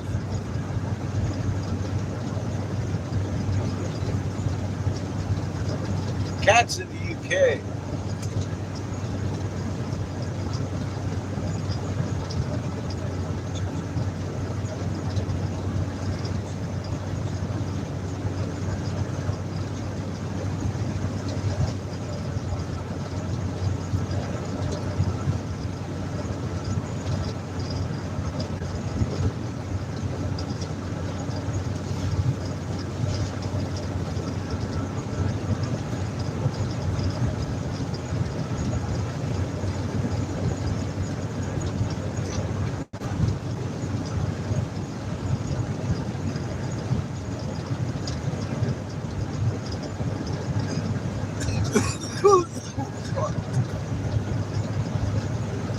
Duncan says, okay, had a frost last weekend up north Minnesota.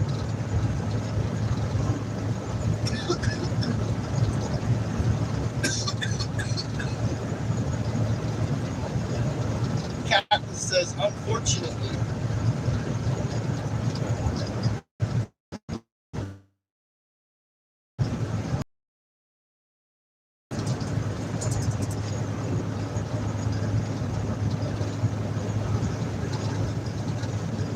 You get around a lot.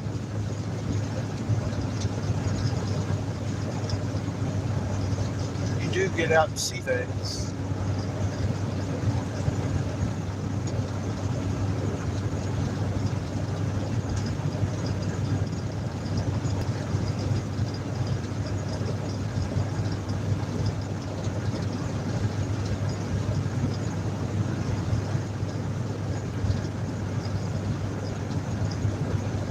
Katniss says, I do like my travels. You have a lot of different convenient methods of travel where you're at, too.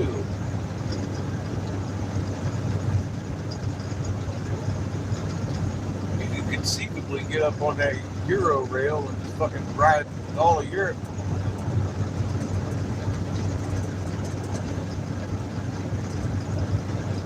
I wouldn't mind doing that. Katniss says, Budapest and Hamburg Christmas market soon. Nice. Duncan says, travel is fun. Yeah. ISO says, I'm getting a car. Sick. Travel is fun.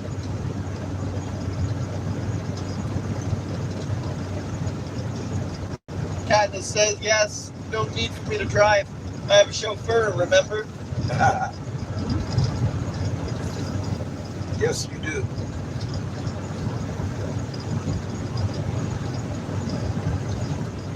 Chauffeur and security guard all in one.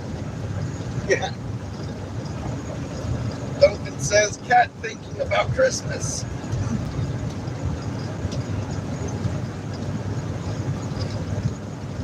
Oh, yeah. Getting cold. Starting to feel a lot like Christmas. It's cold as fuck again. That's not the way it goes. Katniss says, have to, got Duncan. 6 kids and a grandchild. Yeah, you gotta. Oh, there's a deer. You gotta. Or no, that was a fox. You gotta fucking spread that shit out a little bit so it doesn't hurt so much.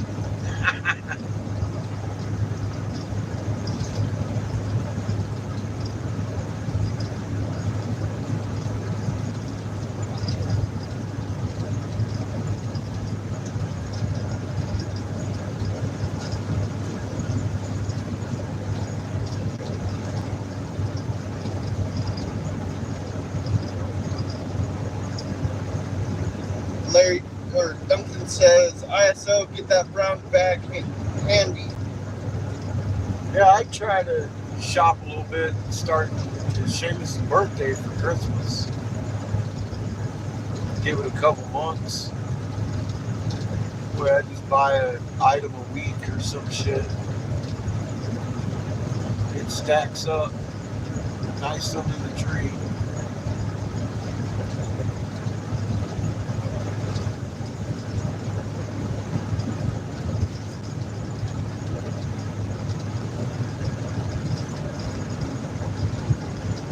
Katniss says my birthday next week. Nice cat. No, it means you're getting older.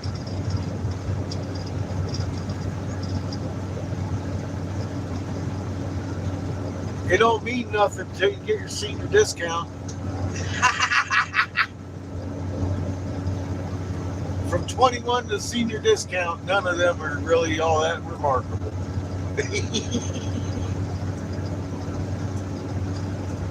Katniss says I've told them all I want an electric scooter so I can give the chauffeur some time off. Be able to just get around yourself, huh?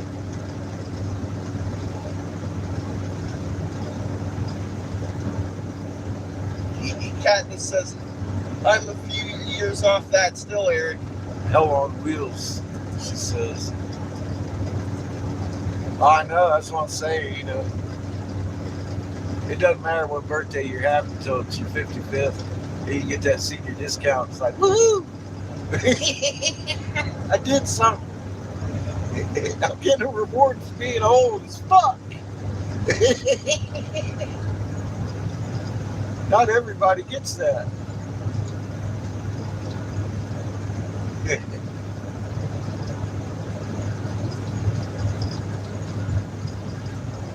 That's a life accomplishment right there. That's like hitting 21 and you can drink. After all those years of drinking, you can finally do it legally. Ha ha! That's what 21 is.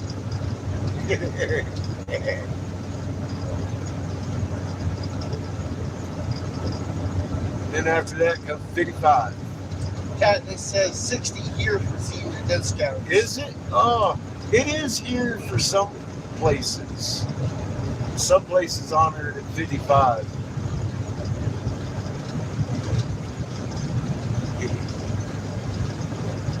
Some people are 65. It just depends on where you're at. A lot of restaurants are 55. State's 65 for their benefits and shit, discounts, and parties, etc. Katniss says I'm only turning 47. Yeah, you got a little ways to go, huh?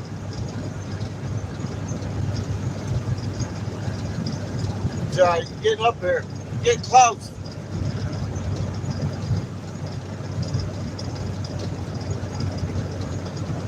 They always ID you for your cigars or whatever you're getting at the store, you know. Duncan says, LOL, I'm 71. The youngest. Fucking hey. I always ask him for the cigars and shit. I'll look at him like, damn, this boy's card's being. He'll be like, do I get the senior discount? They like to laugh.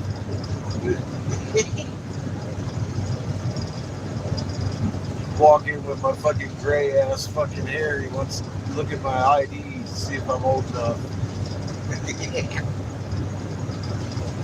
So it says, Jesus, I'm 31. Or 33. Sorry. Yeah, a lot of my subs generally tend to be my age or older. We grew up under a moon that wasn't confounded for several decades, and all of a sudden started doing cartwheels every night. And we all started looking about the same time for fucking answers, and found each other over here.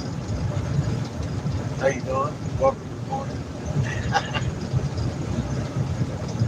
Katniss says, I feel old now. My oldest child doesn't get ID'd.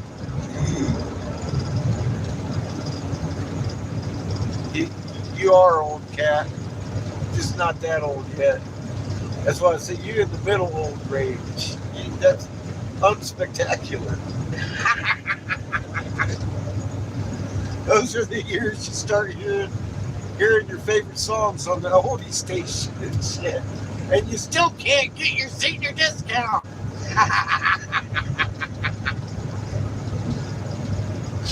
Oh, fuck. Cat says, I suppose her being a mom adds to it. LOL. Thanks. Oh, shit. You're old, but not old enough. Get your discount yet. Keep going. Keep going, cat.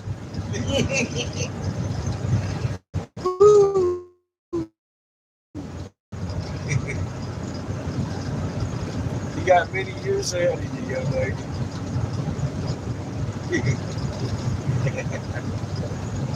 Duncan says senior discounts. Woo!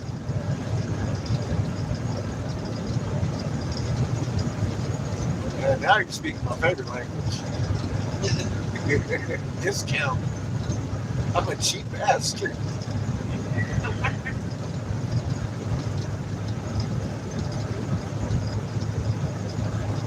Katniss says old enough to know better. Wise enough to know I have time.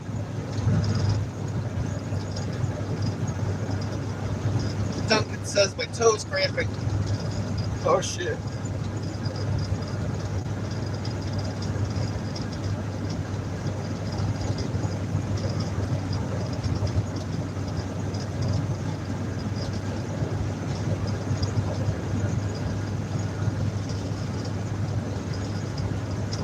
Katniss says need to iron.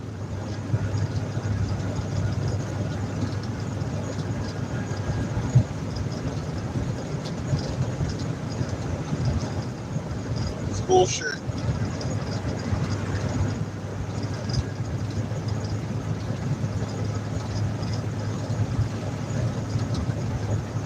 We'll be here, hon. Get Joe off to school.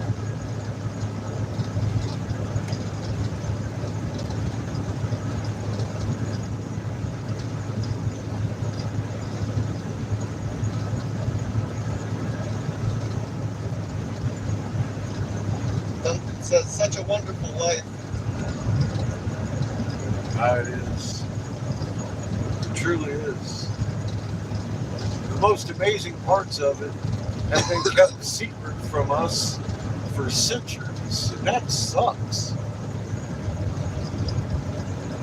These motherfuckers need to stop holding all this wisdom and start sharing it with the people who need it.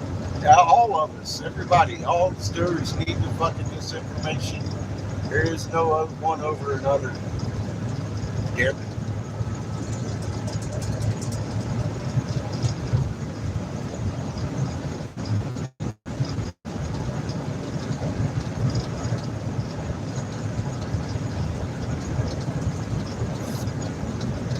Especially when someone else is driving. Says Duncan.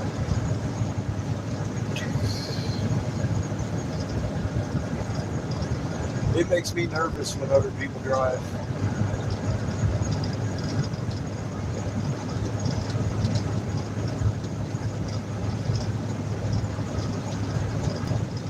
I try harder than most people not to have accidents.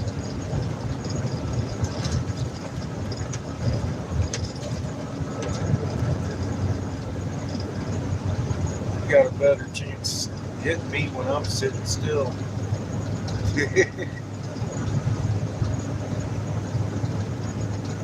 ISO says I heard it gets bad after 50.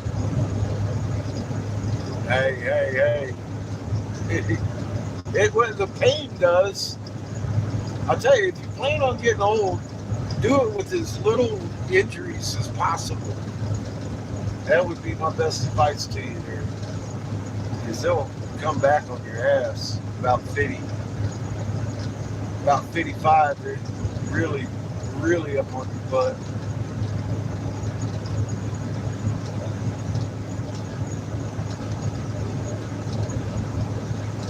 Duncan says says 70, a whole different world. I'll bet. Dude.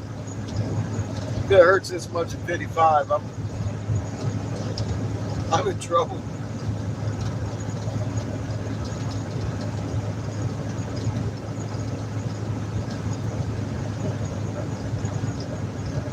Duncan says keep your original knees. Yeah. I'm working on that. Oh my God. My original knee hurts. It's so fierce. But yeah, I'm working around that.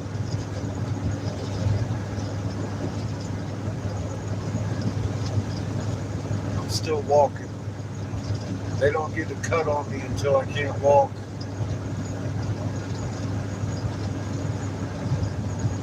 Every damn hospital I go to wants to cut me. Like, no! I need inserts. I need this. I need that. I'm like, fuck all that, dude. I'm still walking. You don't get me until I'm in the chair already.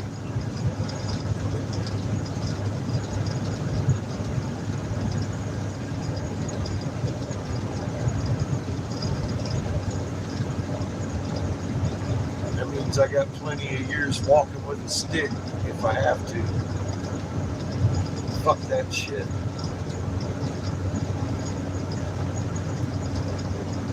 Duncan says me too, still walking daily.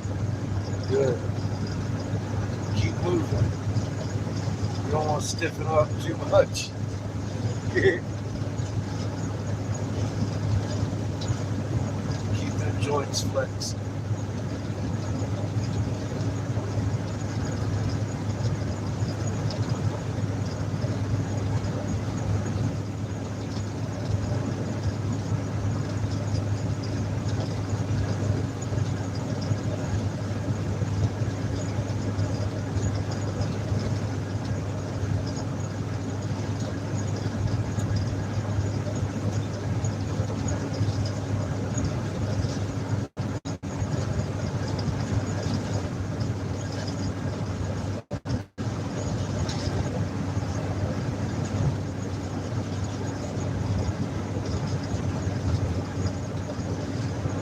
Duncan says gotta keep moving.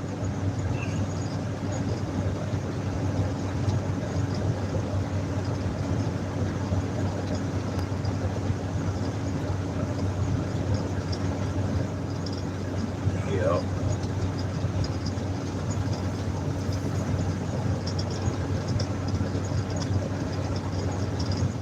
Yeah, we do.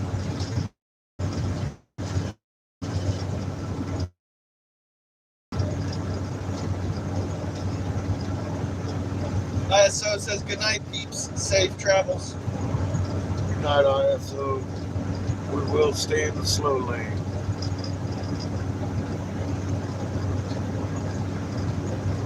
Just keep your head on a swivel and get you some rest.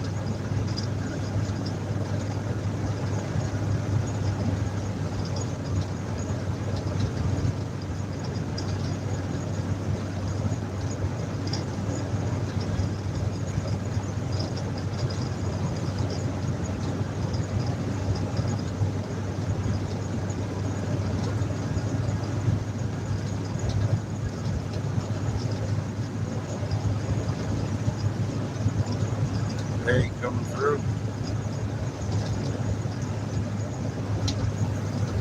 Patton said awesome, Larry. Welcome.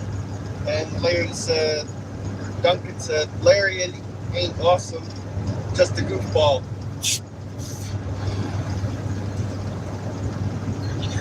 Cheers.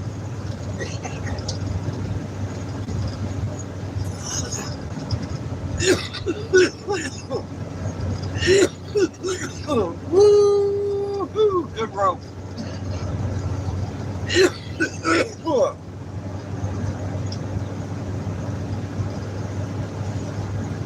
Katniss says we love goofballs. We do.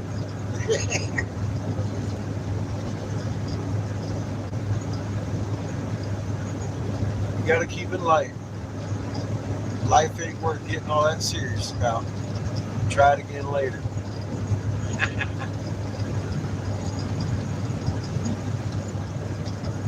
We know this for a fact.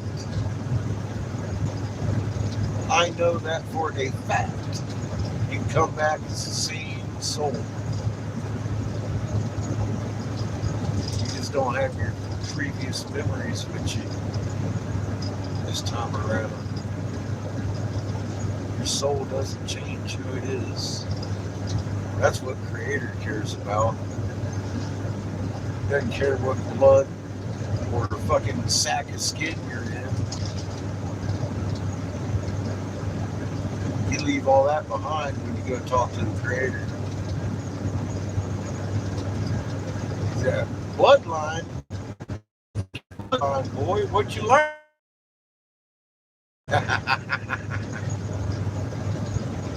That all you do? You blood type? What the fuck is wrong with you? Give you books in your school, all you want to do is eat the teacher. The fuck?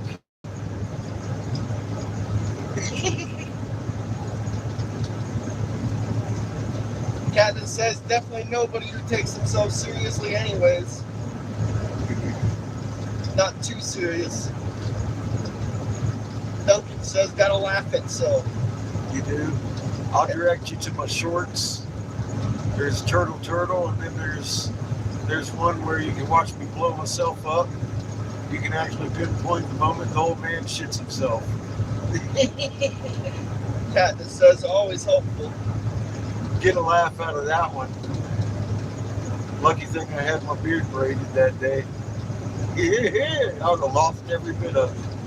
It'd have blown right off my neck. Duncan says, and be thankful life is really good. Yes, Katniss says that's the funniest video. I think it is. Looked like the Q-tip video too. And I gotta admit, Seamus lighting his head on fire was pretty good. That was pretty good shit.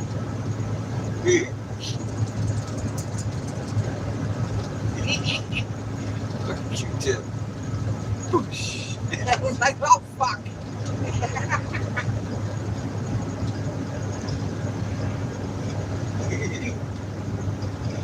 Oh, that was good stuff.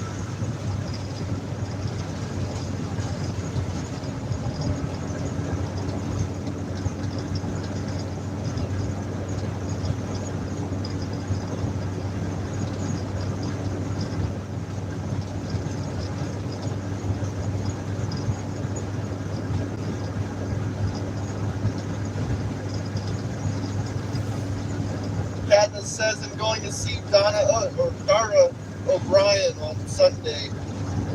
He still won't be as funny as that video, lol.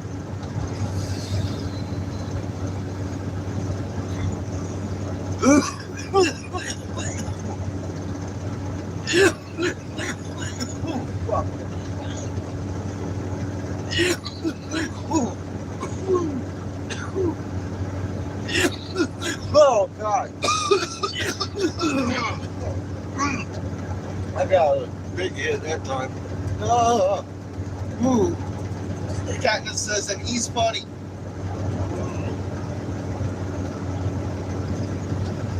Comedy shows are fun. Even if the comic sucks. You can make fun of them. See? They're fun.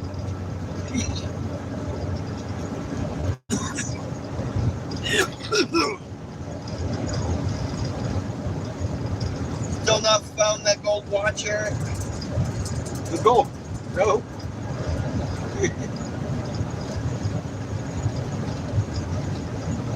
No Rolex here.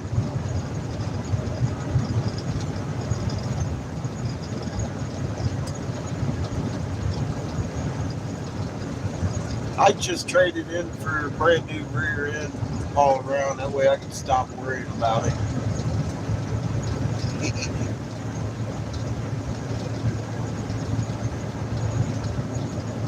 Be like, fix my rear end, here's my Rolex. Gold watch, bitches.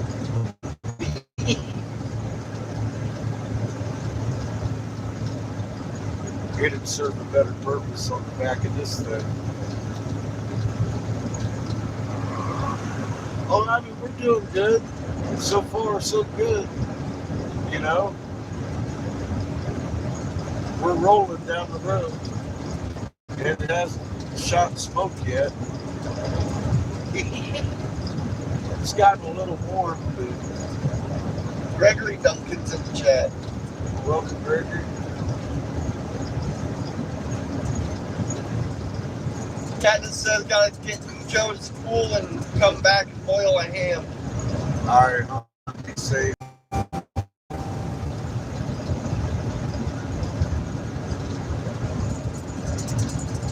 Got a little great free coasting thing.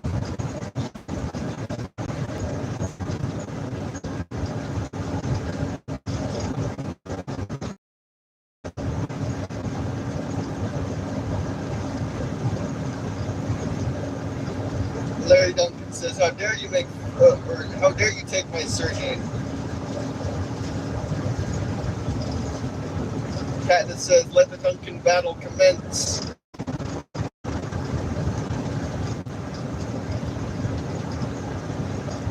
Larry says, Duncan's in the trunk. Oh shit. Katniss says, no mean words allowed. Yeah, be nice.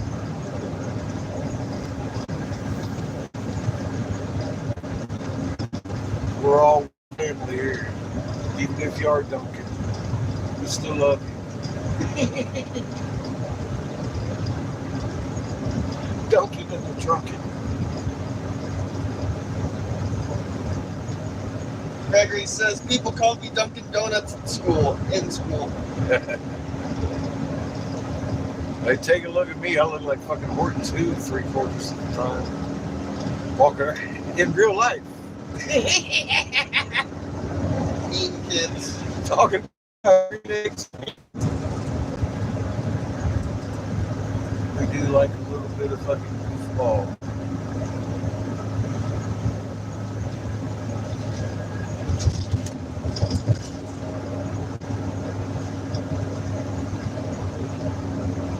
I ain't out here to get no girlfriends. You can tell. Take one look. Scary individual. Larry says, where I live, a golden retriever named Duncan.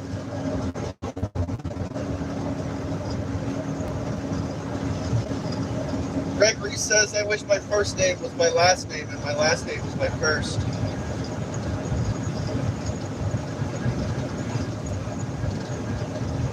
Katniss says, we are being overtaken. Duncan everywhere.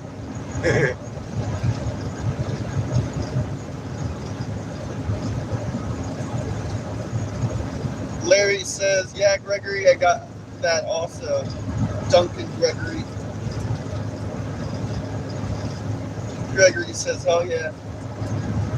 Larry says, classy. Gregory says thank you.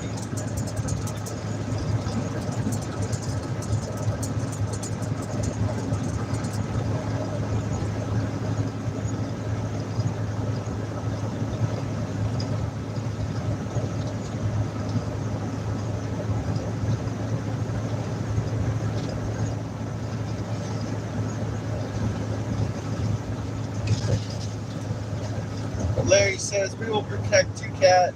Gregory says definitely. Katniss says, are you confused yet, Seamus? Larry says, Duncan Unite.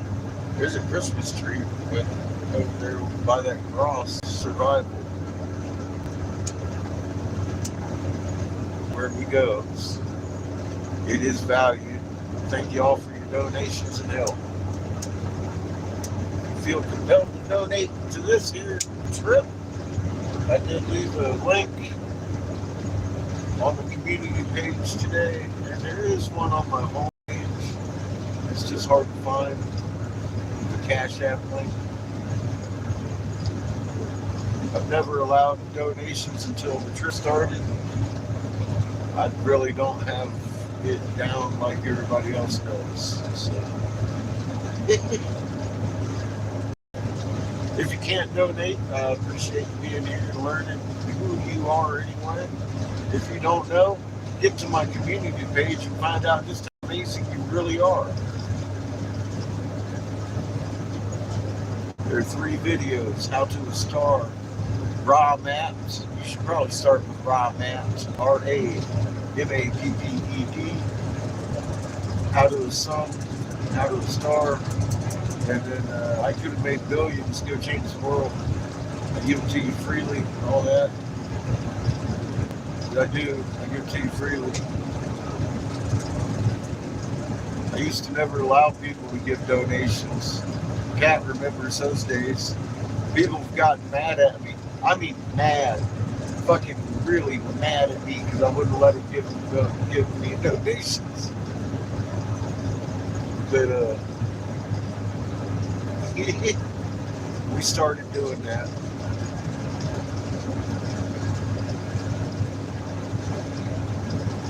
And I really do appreciate it for those who have helped along this road. It's been a long, strange trip.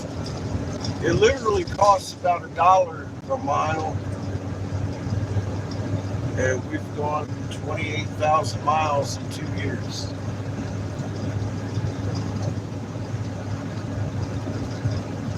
I myself stop frequently and blow glass. I've done that for 31 years now and contribute. Actually, I'm the biggest contributor to this monetary wise too. Not only am I out here driving and doing, I'm also paying out of pocket.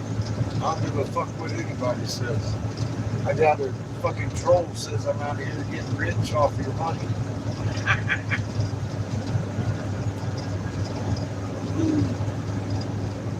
Katniss says offering money used to get you a life ban. It did. I'd ban you if you wanted to give me money. I used to. Because I don't, you know me, I don't, that's not what getting this information is about to me at all. It's our babies need to be looked after. Our government's planning to kill off most of us, and fucking we're the difference in a crazy situation. And I mean, shit. Katniss says now all donations are much appreciated. Keeps the word spreading. I'm sitting here. I know I am keeping count in my soul. Every time I mention that I left a fucking donation link, I don't even like talking about it. It feels dirty. In my mouth. I don't want fucking. It is what it is. I've got enough money to get me to the gates of heaven. there at Glenn's house, and I'm going the opposite direction. So I have to depend on you guys to get me back down this winter, because I don't think I'm going to be blowing a whole lot of glass. We could probably dip down to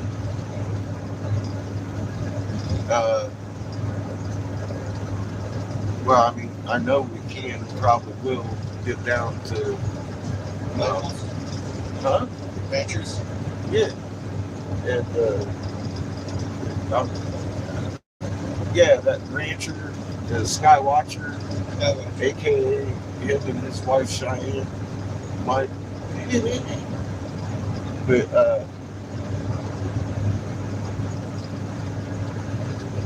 blow glass down there. There ain't a whole lot of market there to be buying glass. I got a couple $100 in glass from where I was just blowing in Casper still. But yeah, I'm rolling out hundreds. That it says has to be done now, though, nowadays. Every day. With my own money. My own money. If I was making money, I wouldn't be putting my own money in it. I'd be putting your money in it and keeping some in my pocket. That's called making money. But that ain't happening. And I'm glad, because I mean, yeah, I should pay for this too. Kind of my idea. It's our idea. I mean, we talked about it. Everybody talked about it. You know, after we lost Angry Catfish and a couple other channels, fucking, it's like it became the topic. You know, well, social media sucks. There's no way they're going to let me get the warning out. They're censoring my channels to the point that they're gone now. For right information, that's what kills me. There wasn't anything at all I was wrong about. I was very accurate in my information. And then they admitted that they were shooting down good information. I'm like, well, that's sinful and hateful and vile. How many people would still be around if that good information was allowed out? You'd never know.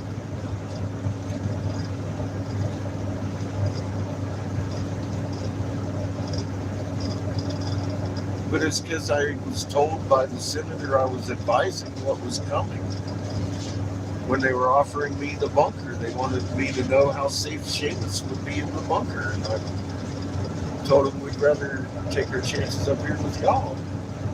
I'm going to tell everybody I can, motherfuckers.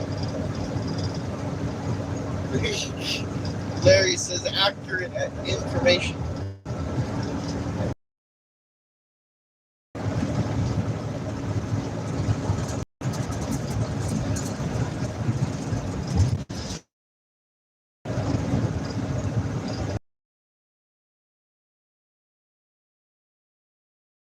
To that so much.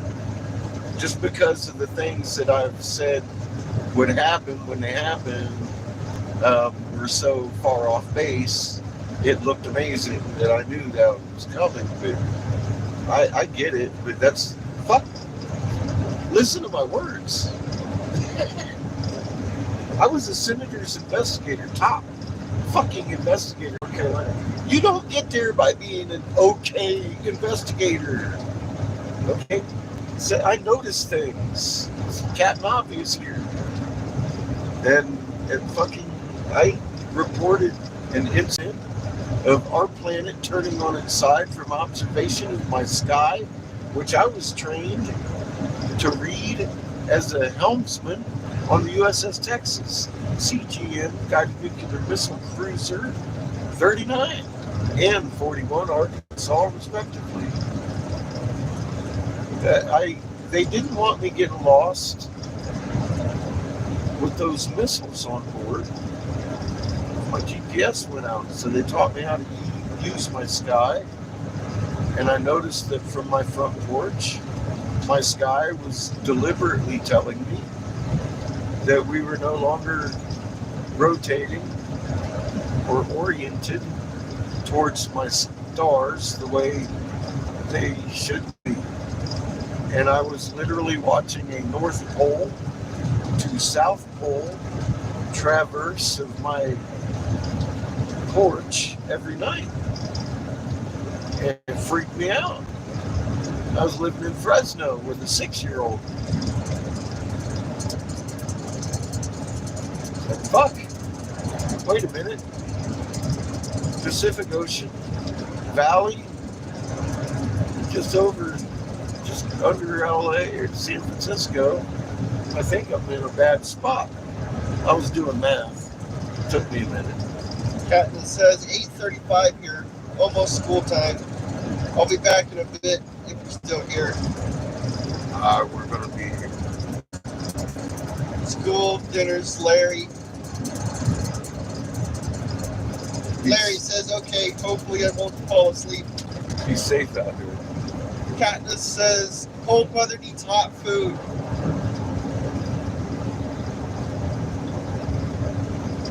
Katniss there used to be the moderator. I don't know if she still does or not. I haven't asked.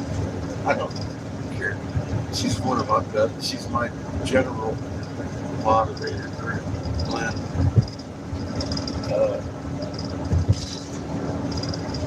Anyway, she used to moderate over there. Shepherd Ambellis. When I went over and did I didn't go anywhere. He came to my house in Colorado and interviewed me for his documentary Shackled in Silence.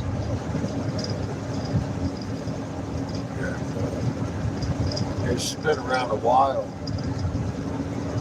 And that was before we were having 5.0 plates every day, multiple 5s and 6s.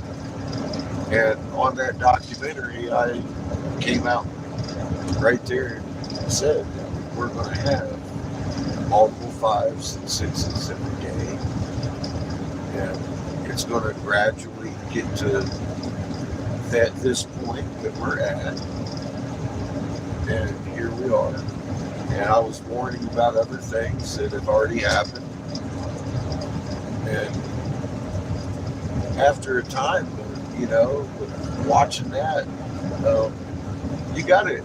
I mean, I know sometimes when I open my mouth, I sound insane, but they really plan to kill everybody. It's fucked up. I know the things, I know what I sound like, but so I can't blame anybody for thinking I've lost my fucking mind sometimes, but I really haven't. I was told of a plan that included your death, and I was like, oh, fuck you. I don't care. I'm not going to have that weight on my soul. That's not going to happen. I don't know how they can do this. How many fucking tens of thousands are in on this? That's fucked up.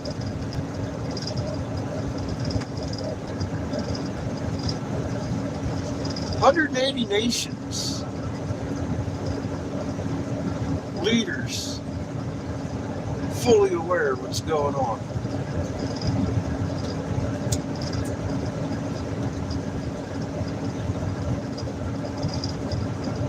Walking hand in hand to mutual destruction for their safety, so we can't get into their bunkers. Less people, less chance we get in. That's their math. That's it. That's their math. That's it. That's all they care about. Any other thing they use to control or divide or anger you is to keep you from understanding that.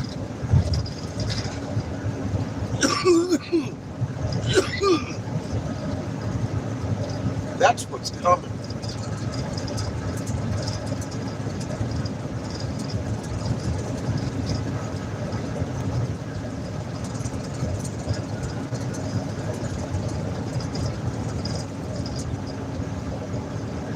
It ain't Bitcoin, it ain't AI, it ain't digital currency that's going to give them the control. They've already got the control. They've got way more control than anybody's willing to admit. That's some kind of fantasy world where there's one world government's looking to control shit. It is. It fucking is. And has been controlling shit. In bloodshed on the cross. In the law.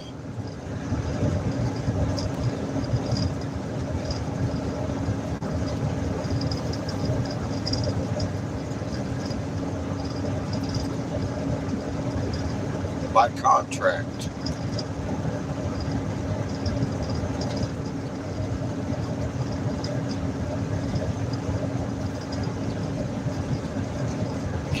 Are you not getting anything through? Because I'm We're watching. just talking to each other.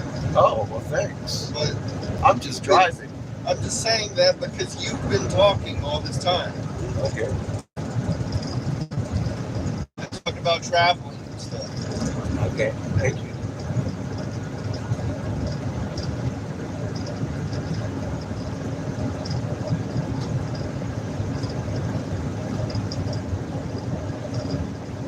Come to find out, the same motherfuckers that began this shit are still running this shit. And I know that now. And we're on our way to go confront the motherfuckers. I'm not going to the Vatican. He's a puppet too.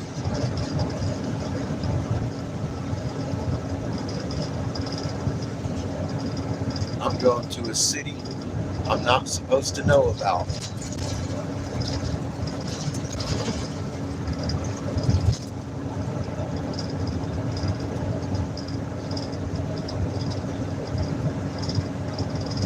Only 4 elders are allowed in that territory.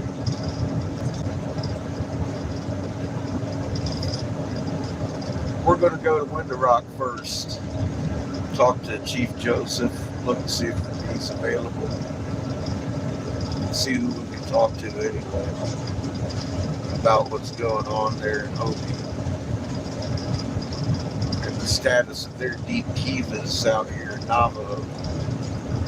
Joseph wanted to tell me about. He kept telling me I had to come back.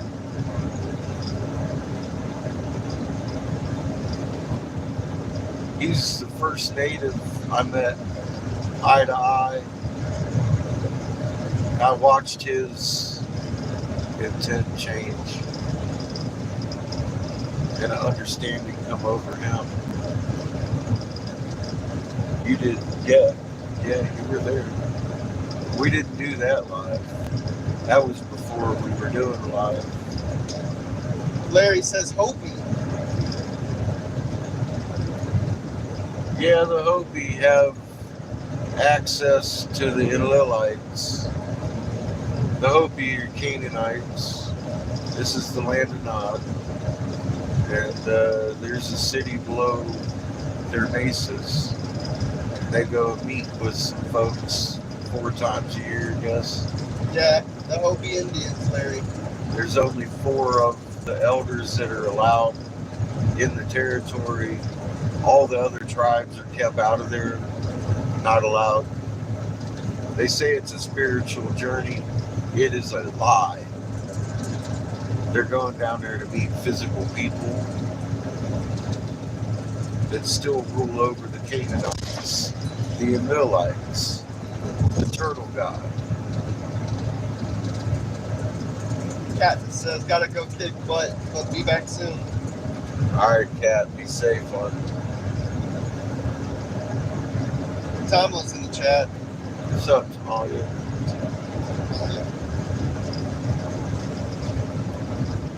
How you doing, huh? And for what, really, when you think about it, why do they lie about all of it? Fear of us And it's misplaced fear, but nonetheless fear. They tell us that in the cuneiform, the victor of war tells us that they fear us because of that which gives us life. Our magnet, our soul, is that which gives us power. Our magnet, our soul. When we're on the same frequency, we speak to all of the earth and each other, and we add strength to each other on the magnet chain. Every link added to the magnet chain adds strength to the whole chain. There is no weak link in a magnet chain, and you are a walking, talking magnet, entangled with every atom, the muon, in existence, instantaneously at a distance from magnetic properties Creator bestowed upon your ass steward. Wake up! Your shield is needed. We have a 3-sun convergence and a nova event coming, carrying a chord not heard. One sun makes one tone, one nice steady tone of the sun. You ever hear ours? There's 2 more coming to join it in a chord that's not been struck since the beginning. This is the original design coming through the word of God being spoken in the fucking form of physics. You're fixing to be cleansed, alright? If you're not in the right frequency, you'll be gone. Bye-bye.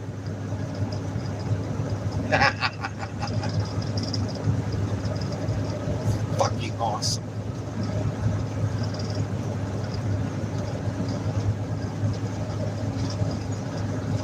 They need to get up there in their planet and fix it. Larry says, we are all connected. I'm a tree hugger. You're well on the way. Hugging trees is what we were designed to do. Literally.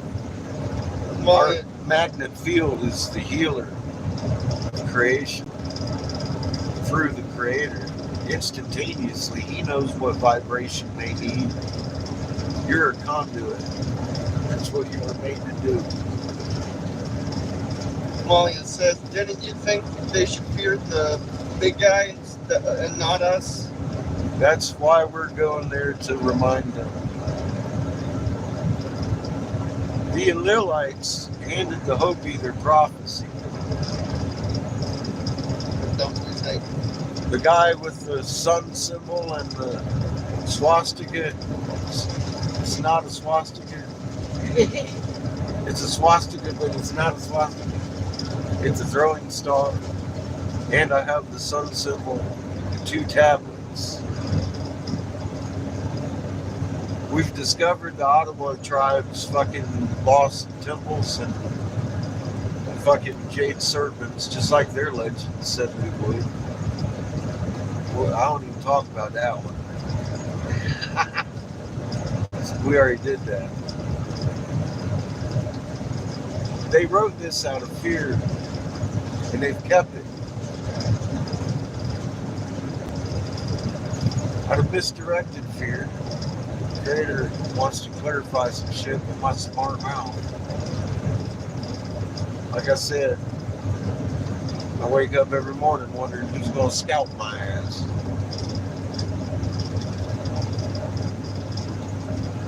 Turns out the Creator directs us to the right person. Understands the words coming out of my face pretty well. Larry says, I love my trees. They're awesome.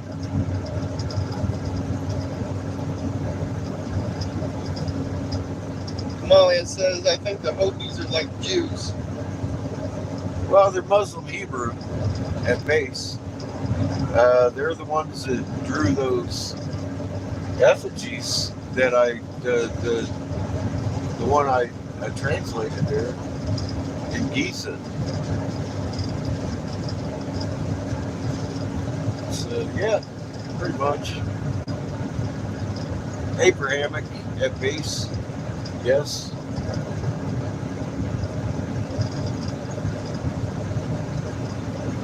They're Canaanites, yes ma'am. They take their orders from the Enlilites. They rampaged this land. Larry says the chosen ones. Yeah.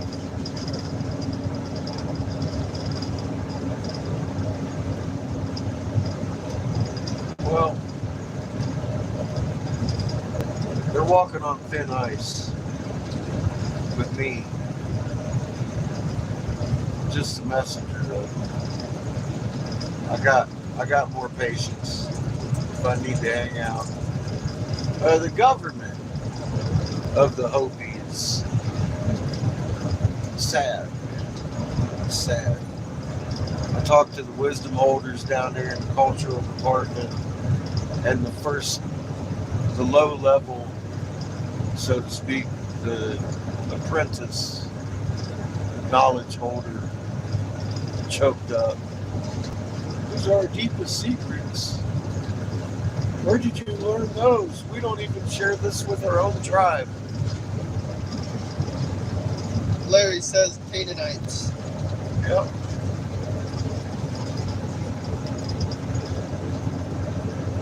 That was an awakening moment. And then it continued with the other tribes, wisdom holders and elders.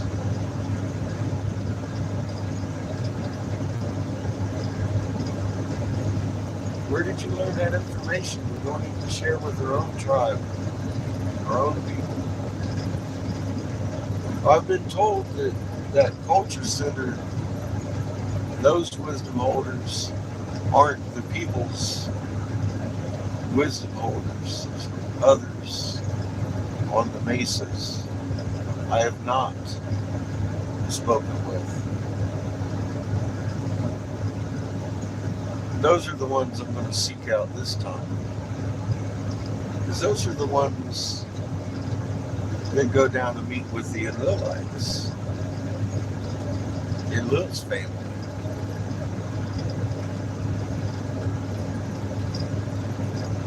Those are the ones I need to talk to.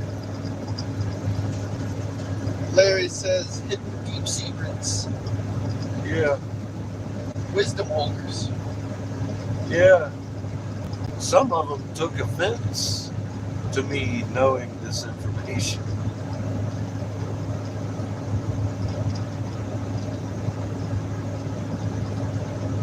Wrong color. And again, they don't share this information with their own tribes. It makes me feel uncomfortable speaking with you about this. Well, you know, I didn't ask you any questions about what you know. I just wanted to let you know what I know. Well, you're the wrong color to have this information. Mr. Eagle, that guy was terrified of me.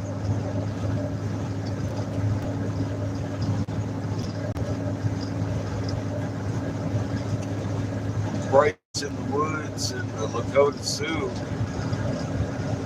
We had a nice 8-9 hour visit. Had a conference with the council. And, you know, Bryce is their wisdom holder.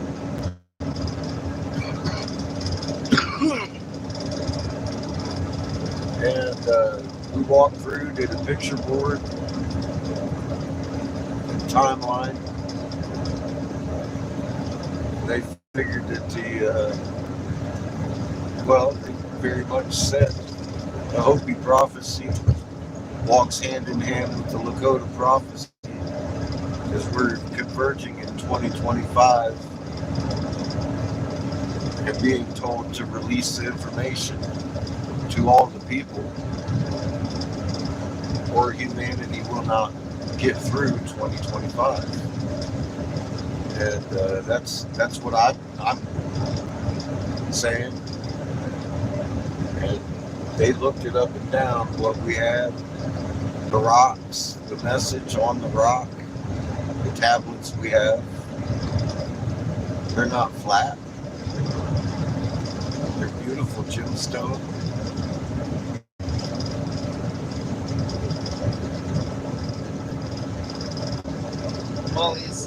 true meaning of racism. It's not the color of your skin the creator cares about. That's not what he gave you. You got that as random block here. This soup sandwich they've made. It's supposed to be one planet, one tribe. We need to be one planet, one tribe. And if you're not one planet, one tribe, you're going to be asked to leave in an instant. Conflagrated. Bye-bye. Ding, ding. Yeah, I got problems now.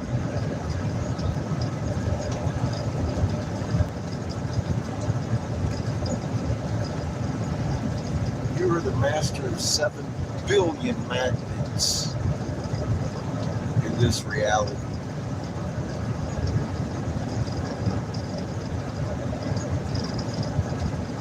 You don't want to be knocked back to the atomic level, do you? Think of how many lifetimes you've been through to get to where you're at. God knows.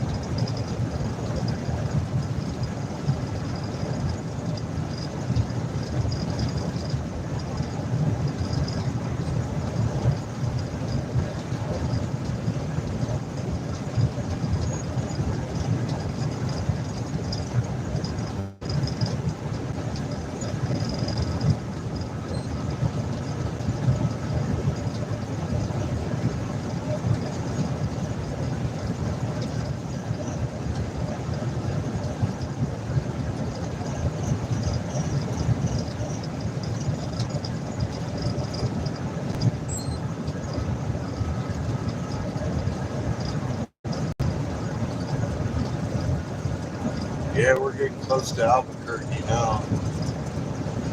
Close-ish. We're just north of Albuquerque anyway, starting our westish trek. We'll be joining the 40 in Albuquerque, heading west.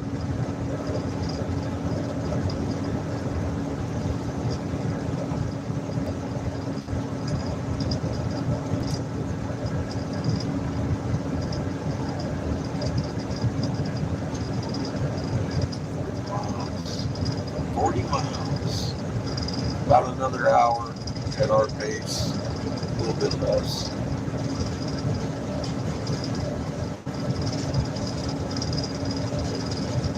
Larry says getting close.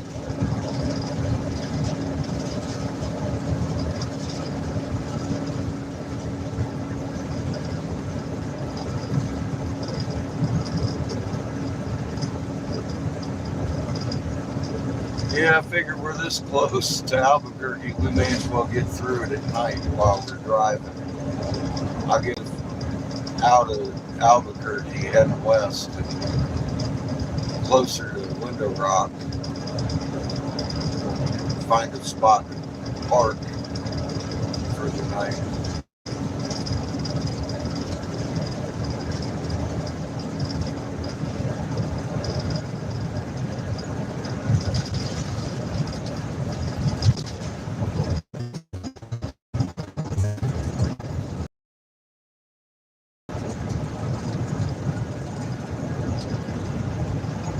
Get out by Gallup, probably somewhere out there.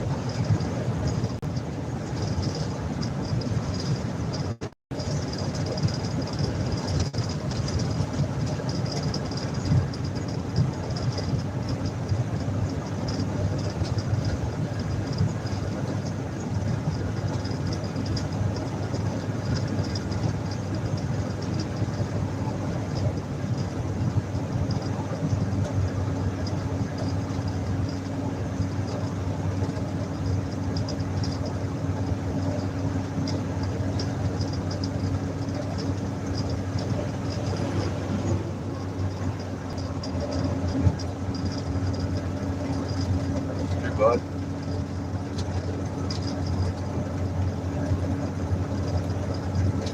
Larry says, makes sense. Window rock. Yeah.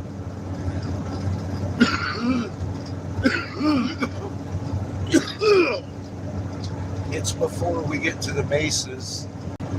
Joseph told me 4 times I needed to come back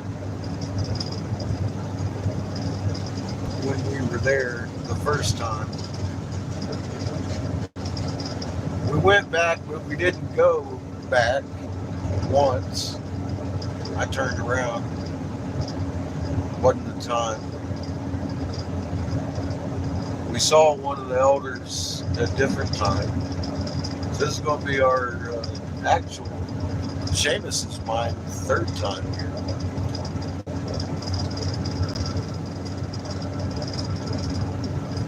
Cat that says, and I'm back. Welcome back, Cat. And help me out, Bob.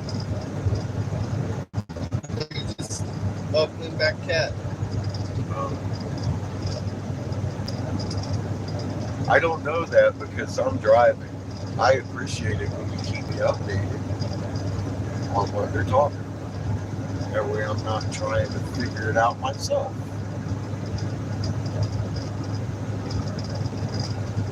For God's sake.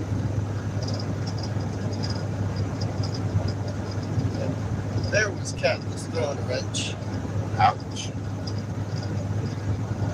Wrong channel, bud. Adios. Gucci wrench. FW. Didn't even get to see the comment.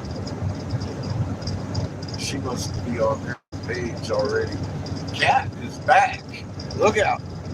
All y'all minors, this is not a channel for young children. Larry says, Cat on it. She is. Go, girl. She don't fuck around.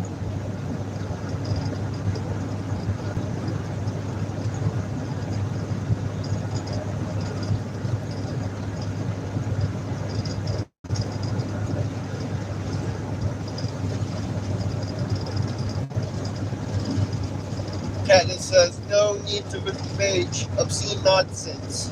Oh. I didn't even get to see the comment. We're getting a little bit of lag time, I think.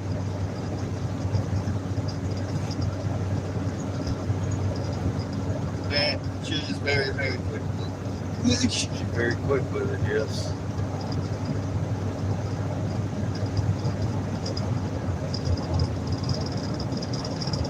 Checking our hubs, making sure the temperature's within operation, optimal operation parameters. Larry says, a lot of nonsense going on.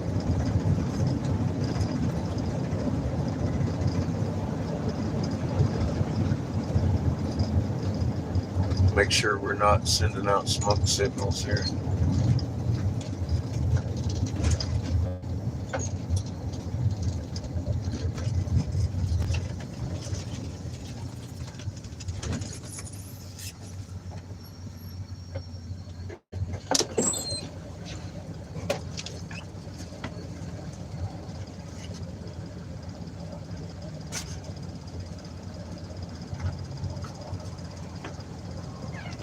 Yep. So far, so good. Let's continue. Larry says, okay, exit check. Yep. Safety check. We just had to repair the bearings in the rear end, so I'm very paranoid of my heat. I feel compelled to stop and check, but it's been okay so far. Quite a few 100 miles so far, but I mean, still, I just, we don't need more trouble than what we have. We got a 35-year-old vehicle. It doesn't hurt to stop and check. Doesn't take long. Larry says, be good. Yeah, Be safe, friends. you bet. Safety first. We're trying to get there alive, not on time. Creator's got the time book. We tried to leave 2 weeks ago and he made our axle smoke. I was still having nightmares over that day. Fuck me right in the butt. What the fuck back to Casper? Oh, that was a bad day. Where the fuck are you going? It was a terribly aggravating day. I don't want to do that again. Let's not do that again.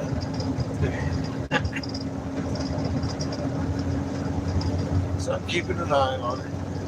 We're doing good so far. Good. We're good. We're good. Creator got it. Rolling smooth with me.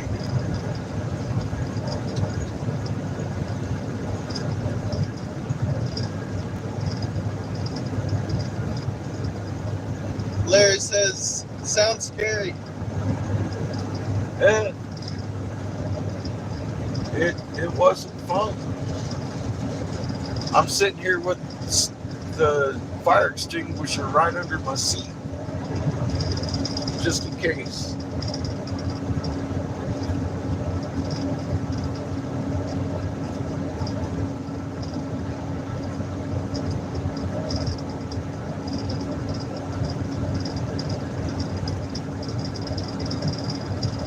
I don't think I'll have to use it, but I mean, just in fucking case. Larry says, oh lordy. Yeah, well, it's scary when you're fucking rolling smoke out your back end. A few more degrees, you'd be rolling fire. So I was lucky we pulled over and looked that day.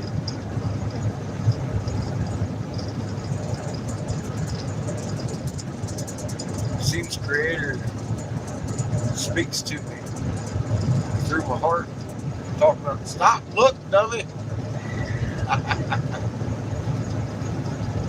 I was checking the lugs. The fucking stop, we were smoking. I was like, oh shit.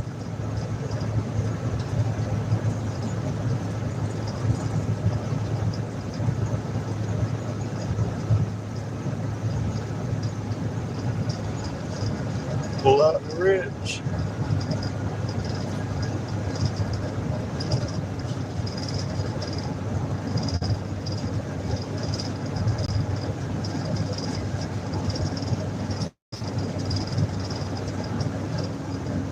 Nice cheap gas in New Mexico. I like that.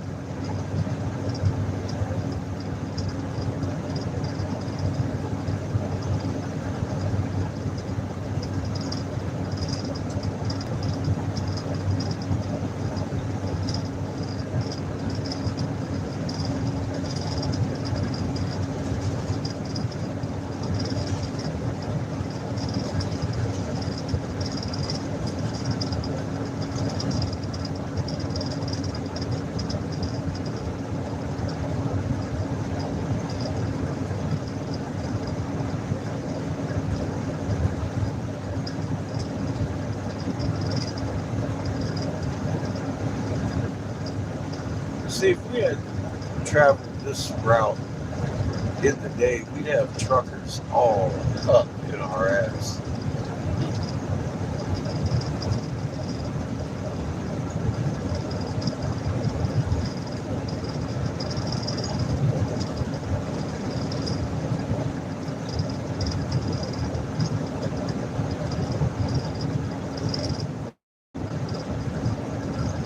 So this close to Albuquerque, I want to drive through. That's for sure.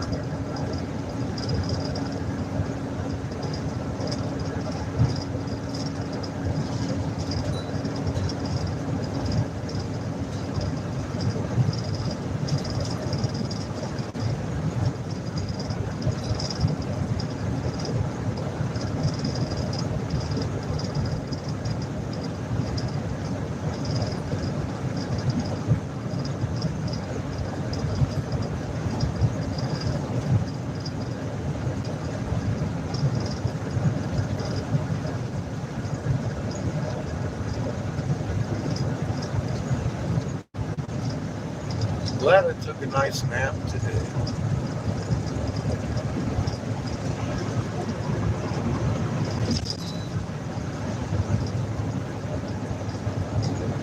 Katniss says back again. Chauffeur Ray. Welcome back.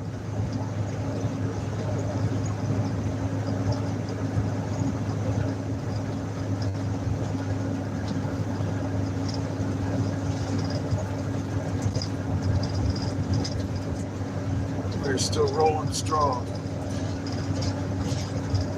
And cool as a cucumber.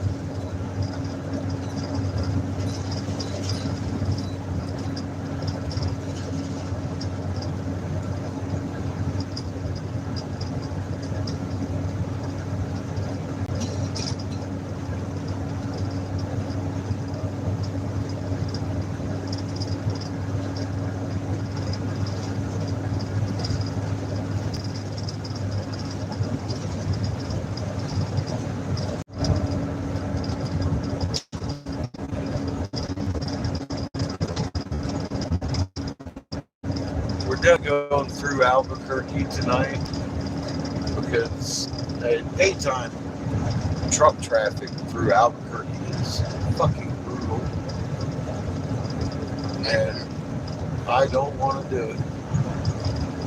We're getting on the 40 and heading west.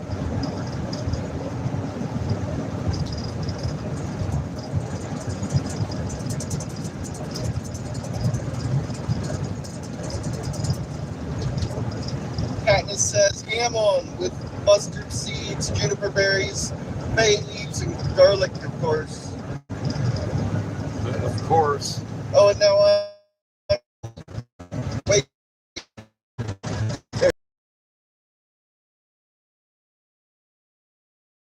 Camelia says it's almost 4:30 a.m. here. I think I'm gonna fall out. Good night, everyone. Happy almost 4:30. Good night, Tamaya. Give you some rest.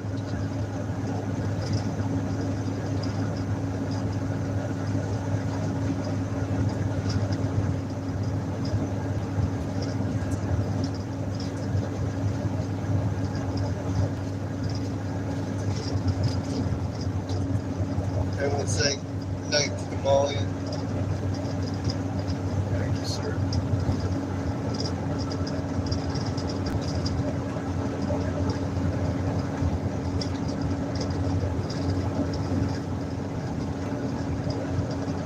Katniss says that means it's almost 4:20. Yeah, I know, right? Exactly. Albuquerque 26. We're getting there. We're in the outskirts already. Yep. Coming up here, I mean, that's what you're looking at.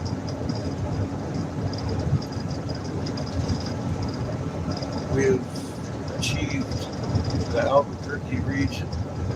Larry says, did you say 4:20? Yeah, I'm straight. Cheers, cheers. I got my THCA pen.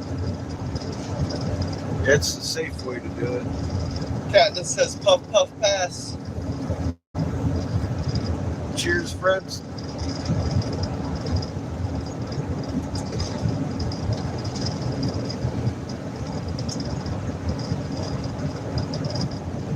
Making things happen.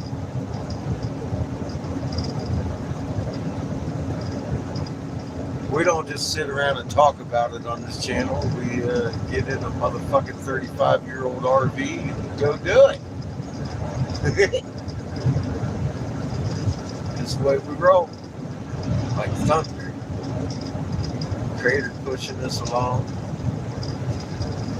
at a very slow lane speed.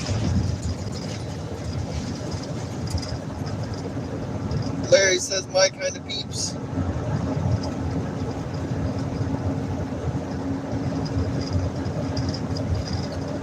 Welcome to the corner.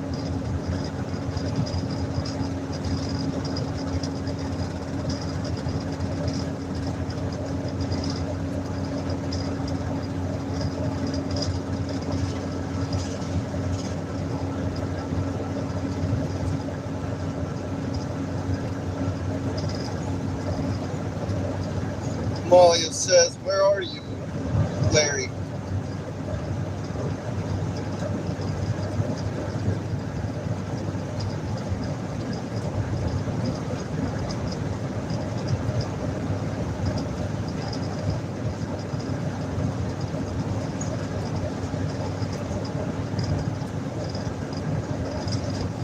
Larry says, Gregory Duncan was out here from Florida. I'm in St. Paul, Minnesota.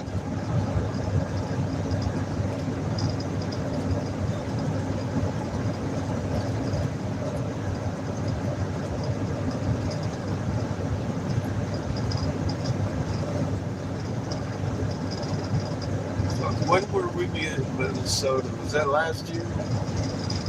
Yeah, I don't remember. Maybe it was just recently. I don't remember. I think it might have been just recently. Dishpan Hans is in the chat. What's up, Dishpan? How you doing? Hey guys, I'm on the road here in Michigan. Be safe. You too. Hell, it's even earlier in the morning in Michigan.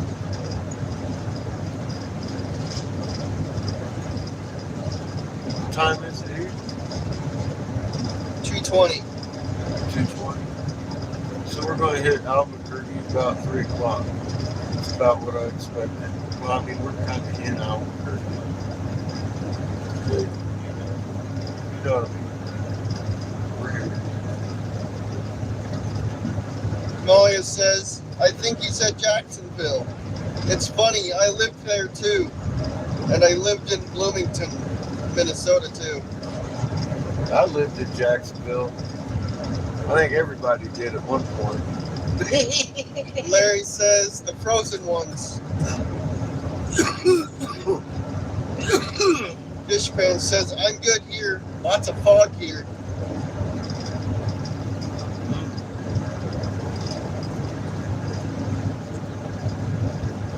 Larry says, Bloomington, Minnesota. Worked there years ago.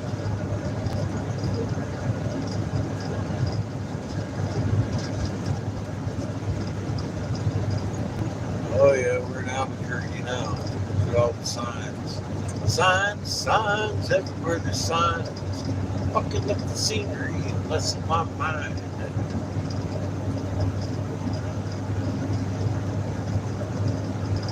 Fireworks and Jesus.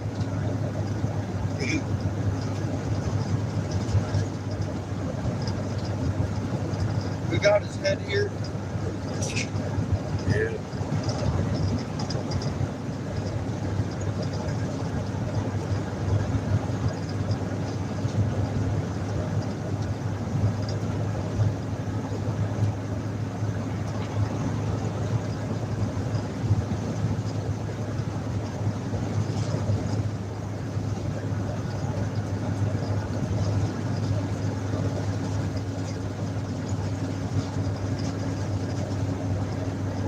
Malia says, I like the version from Tesla, Eric. It's a good song. Larry says, don't do this, don't do that.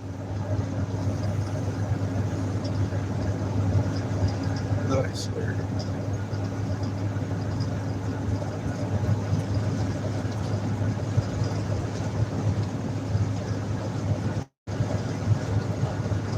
They were one of my favorite bands coming up.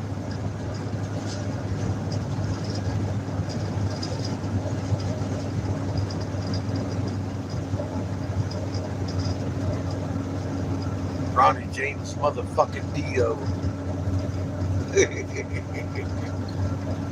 Rainbow in the Dark, still one of my favorites.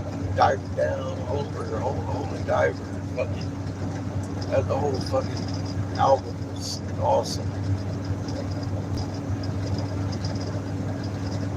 I like Judas Priest, always loved them. Iron Maiden.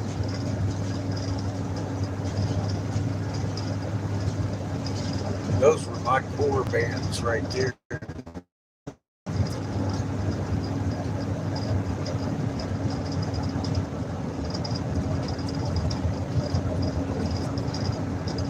Look before you. It's Albuquerque. We will be looking for the 40 and heading west. I'm on it in a moment.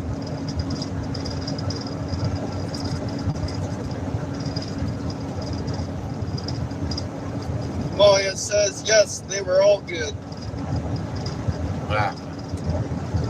Nice. That shit. Fucking metalhead.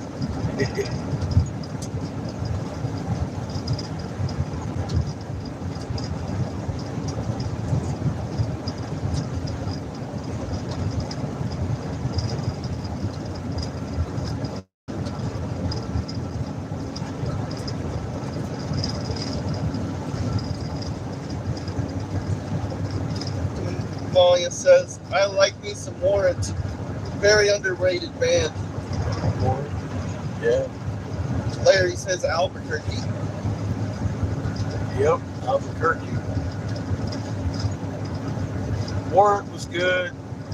Triumph. I liked them. They were good. Very underrated. Queen Trike. Fucking awesome band. Jeff Tate. Amazing singer. With a hell of a range. And let's see. Who else did I tolerate? I kind of like Metallica and Megadeth both in the beginning, and then they both kind of sold out, so I, didn't care for them so much anymore. Like their last few albums.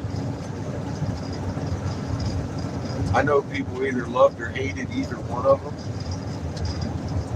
but like I said, equally liked them both. They both had decent songs, that's how I looked at it. I could tolerate some of that shit. Slayer, motherfucking rules.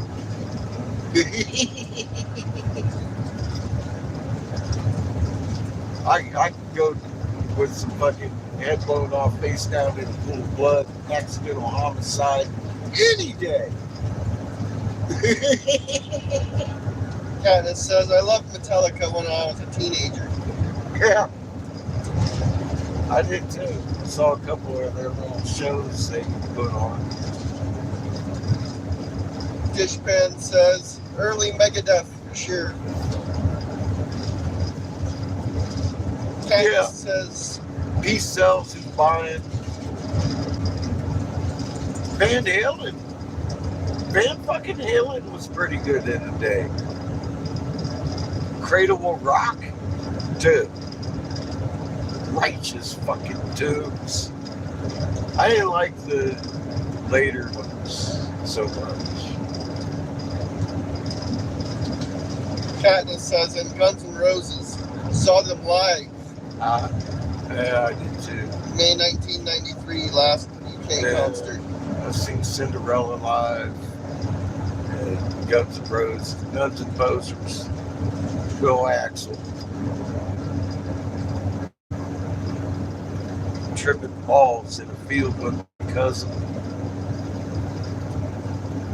like the second or third time, hitting acid when I was younger. Went to a Cinderella Bon Jovi gathering. There's another wrench from Katniss. Get a ho-ho.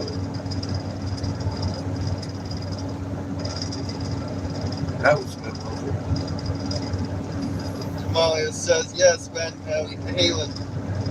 Like Von Hart. Hacker 2.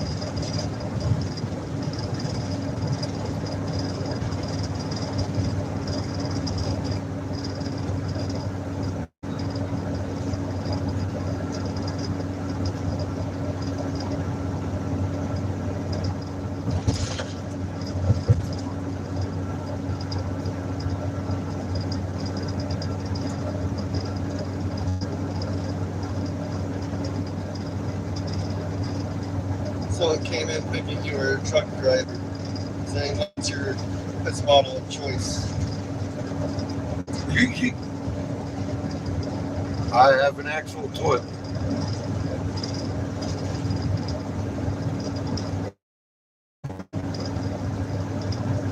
Amelia says, okay, damn it, I said I was going to sleep. It's too damn exciting and just riveting. All the lines, noises, and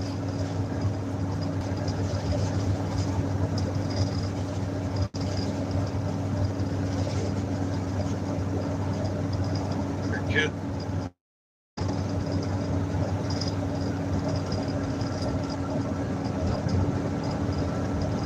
You get some rest, Molly. Huh? I told you, Ma, you get some rest.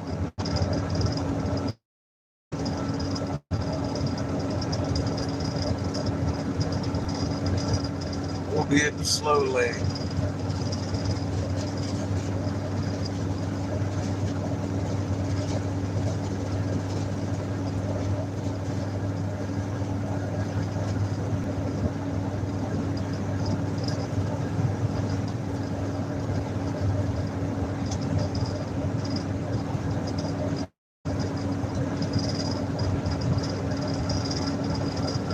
Dishpan says, get that wrench ready. Katniss says, always is, Hans.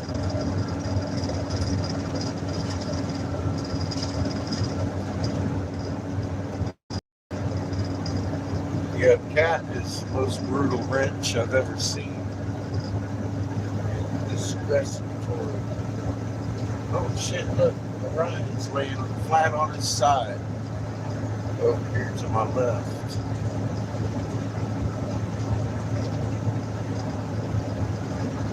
He's rising on his back. The Winter Hunter. Over here. Very clearly in my early evening sky. Well, it's 2 o'clock, 2:33. There's Orion laying on his back. Orion is lying on his back.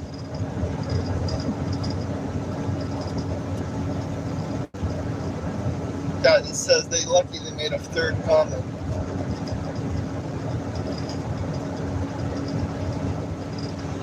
Harvest moon incoming. Orion, Winter Hunter, is drunk on his back. Laying flat on his fucking back in the east.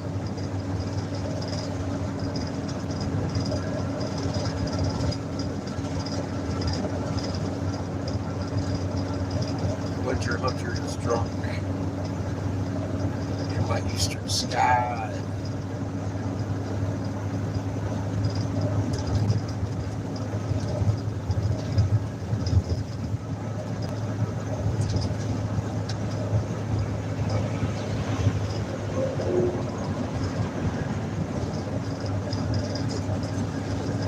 Katniss says, Hans, I've been a mod Eric for about 5 years now.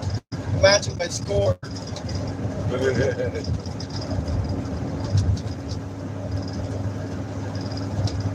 Our block list is extensive.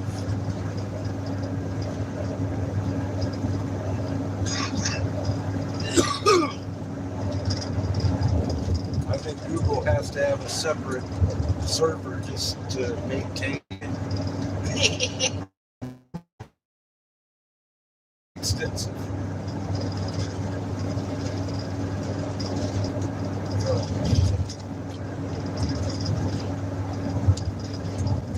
Some of this.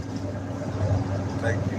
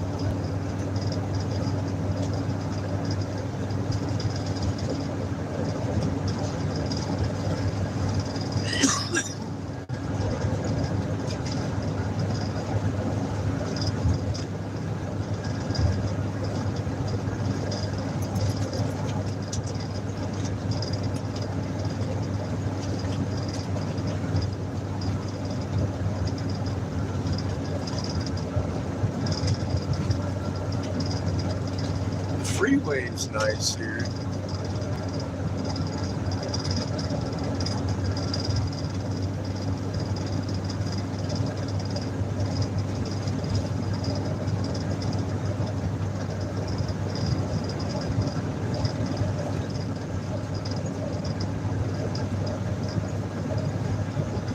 Katniss says I block kids instantly, and I like to give adults a chance to redeem themselves because we all say stupid shit sometimes. We do.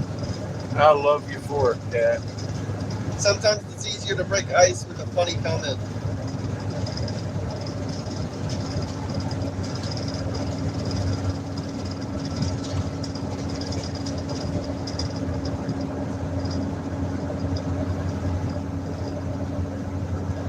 Hey, YouTube's supposed to filter out children.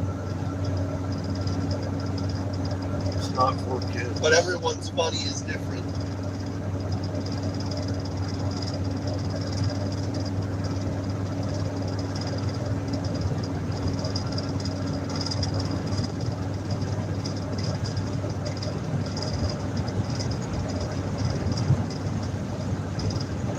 I don't want to be the one teaching your kid new words. And the content here is well into the adult region of conversation. Not for children that are not mine to hear.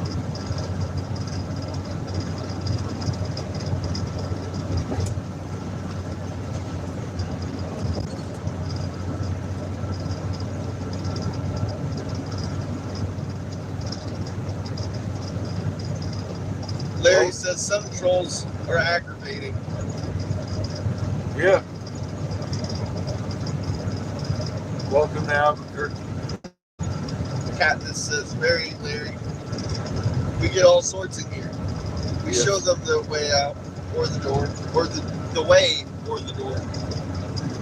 Yep. We have converted a few trolls.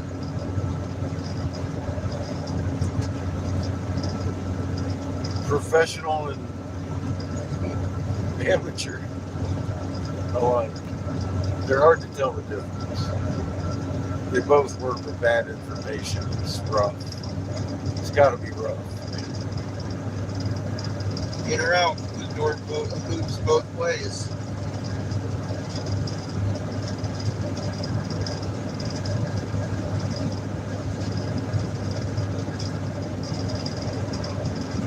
Larry says, made it to the city. Yes, we did.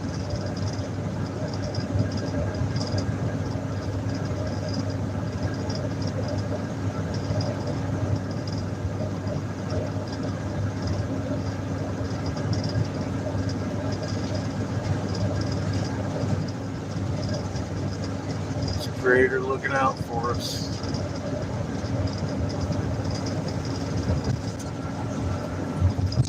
Keeping things cool, rolling smooth. Katniss says Eric has blocked many people he calls friends several times. I have. Well, I can only call you a friend if you know what I know. You can't believe me. I don't like you then. You got homework to do.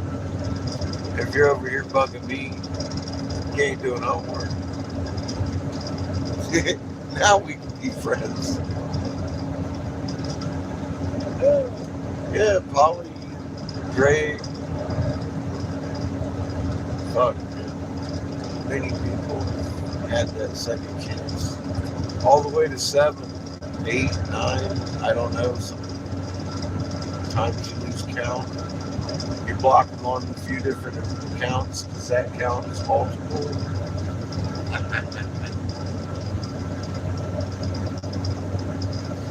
Fuck it. It ain't a game I'm playing. I don't, it's not a popularity contest. You know good damn well I don't give a fuck what you think about me. I'm giving this information out. Good information. I care about what you think about the information. Is it interesting enough for you to look at? Because once you look at it, fucking, you'll never be able to unsee how amazing you are and how amazing your neighbor is. They just don't know yet.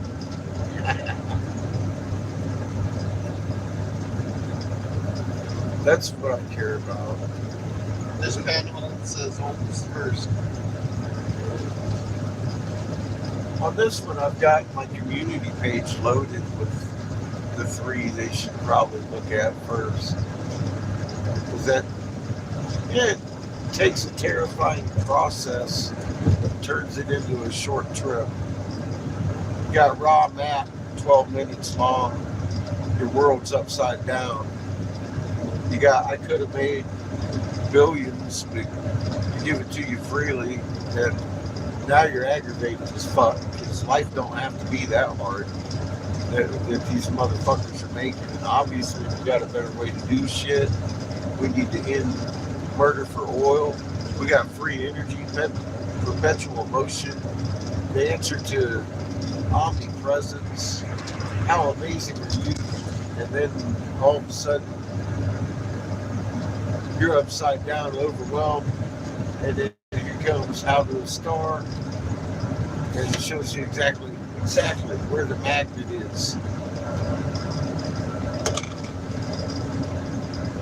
You're the difference here. And it stabilizes you. You lose all your fear. You got your soul print all chilling.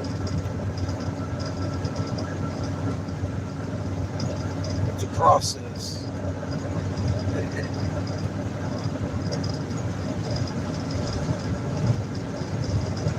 Then, yeah, there's a lot of shit on this page we have done. Go look at the archaeology stuff. Go look at the shorts. Watch me blow myself up. Discover fucking disco land, fucking crystalline turtle man-made amazing art across the world, the nation.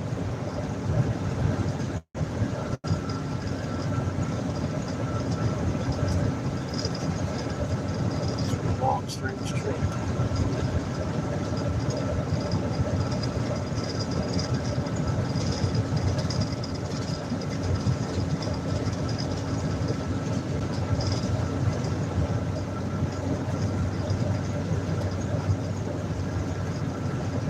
Junction 43 miles.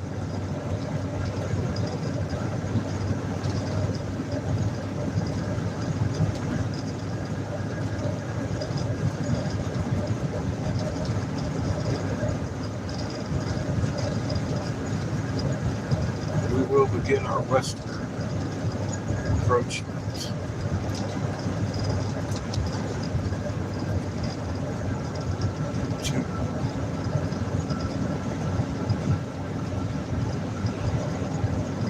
Dishpan says that's when I found Eric, mid 2020. Oh, what? Dishpan says that's when I found Eric, mid 2020. Oh, yeah, that's.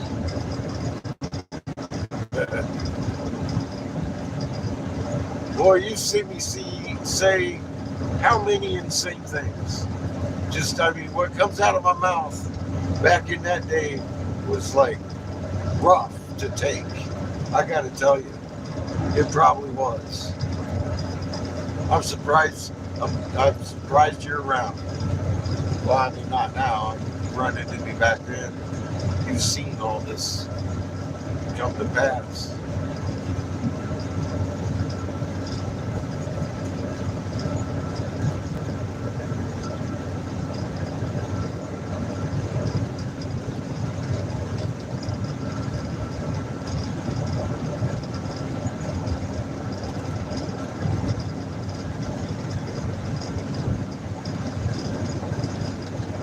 Learn to do your homework.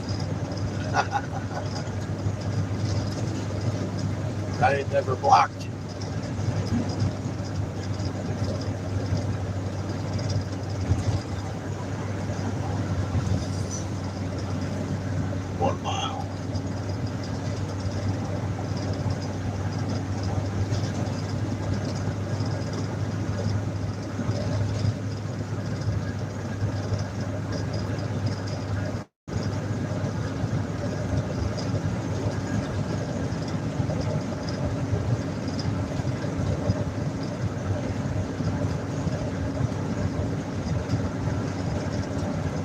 Atlas says, I've never been blocked and don't plan on being anytime soon.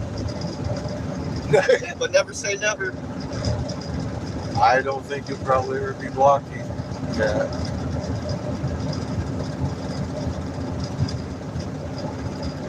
Definitely a lady that has a spot in my heart, man.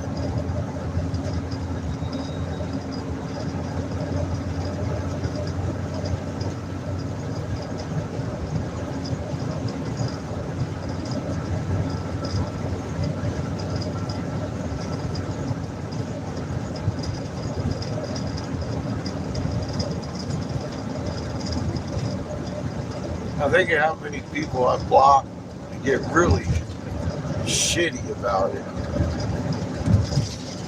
But Polly, she never got shitty about it. That's why I kept unblocking her. She'd go away and do her homework.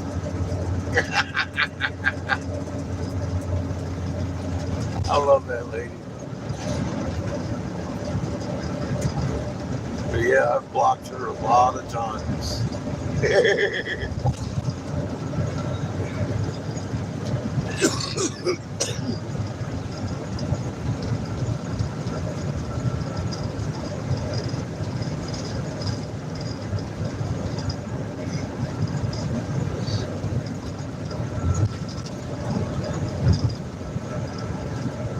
Truth is hard to take sometimes. Katniss says, I have so much love for Polly. She's a beautiful lady. She really is. She's fighting with, she was fighting with the spell check.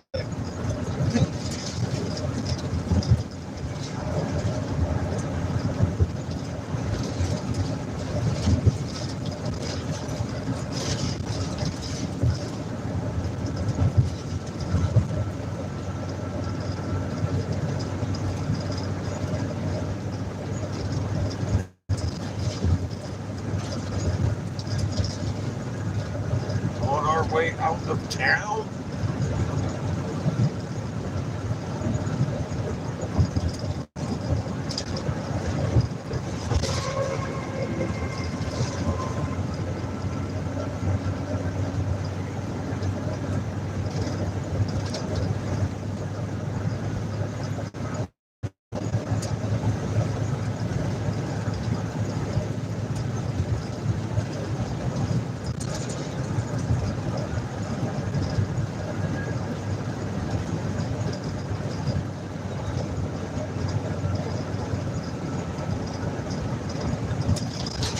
Katniss says, huge roads.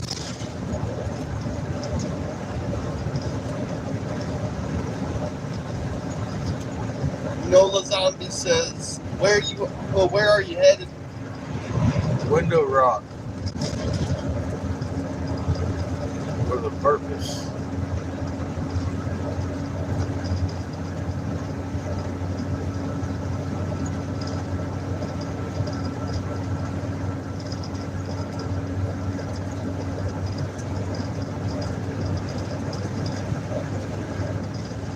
Larry says, responded, I was blocked.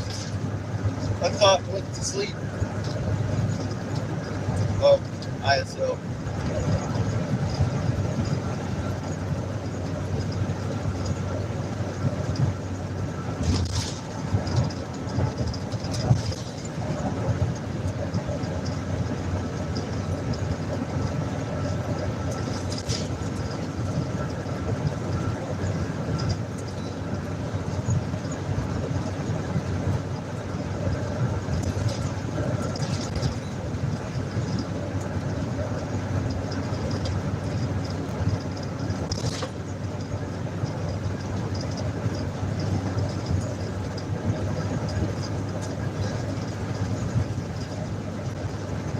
Nola says, be safe on the road.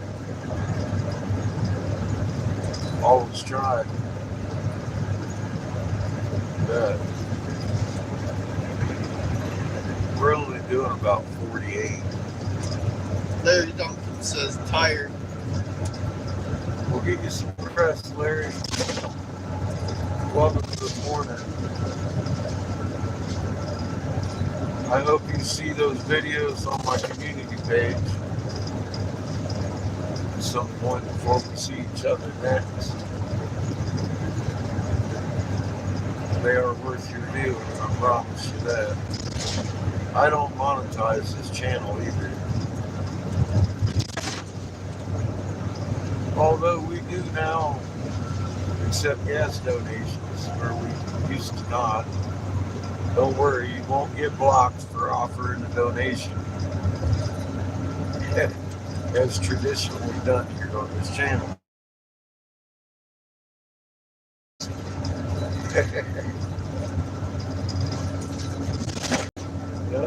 Well, Oh, there's ISO. You still driving? yes, sir. Katniss says I had no idea what happened. Just saw I wasn't blue and kept getting blocked because I freaked PMSL. Definitely not been blocked here. Nope. You can say anything you want within reason here. As long as you're civil about it and shit, nice to each other. I'm cool. I enjoy when people start talking shit about me.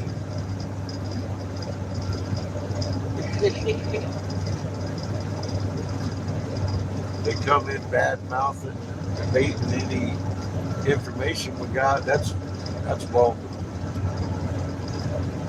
We'll debate that.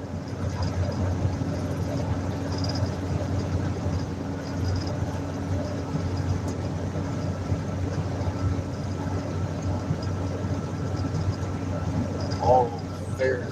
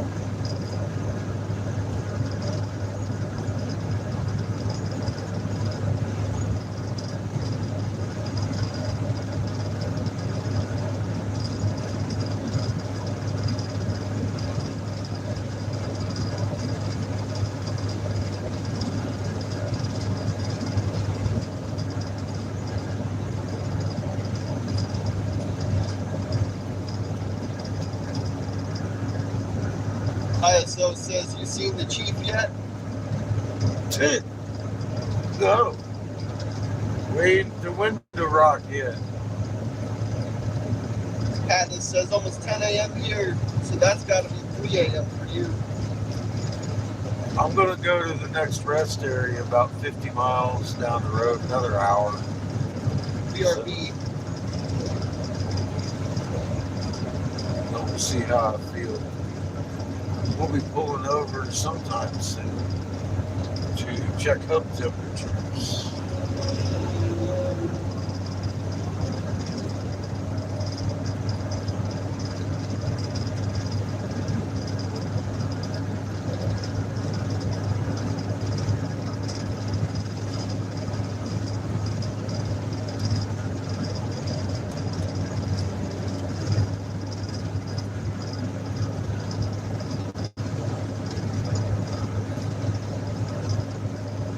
Did I go to bed?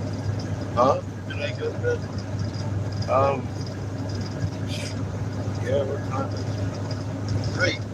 I mean, when we stop up here, I'd like to walk the dogs. I don't know. Pass out, yeah. Love you. time. I'm not going to be able to read your comments. My translator's passing out.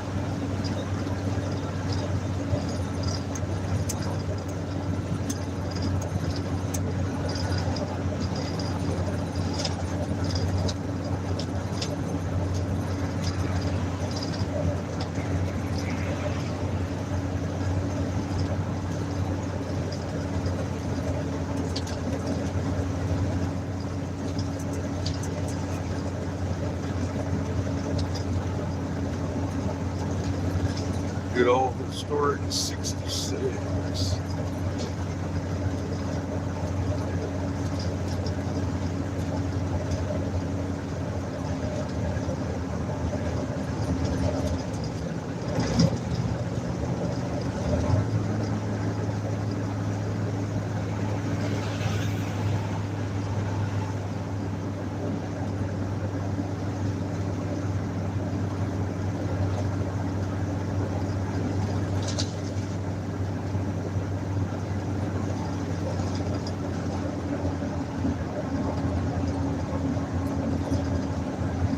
Temperature check.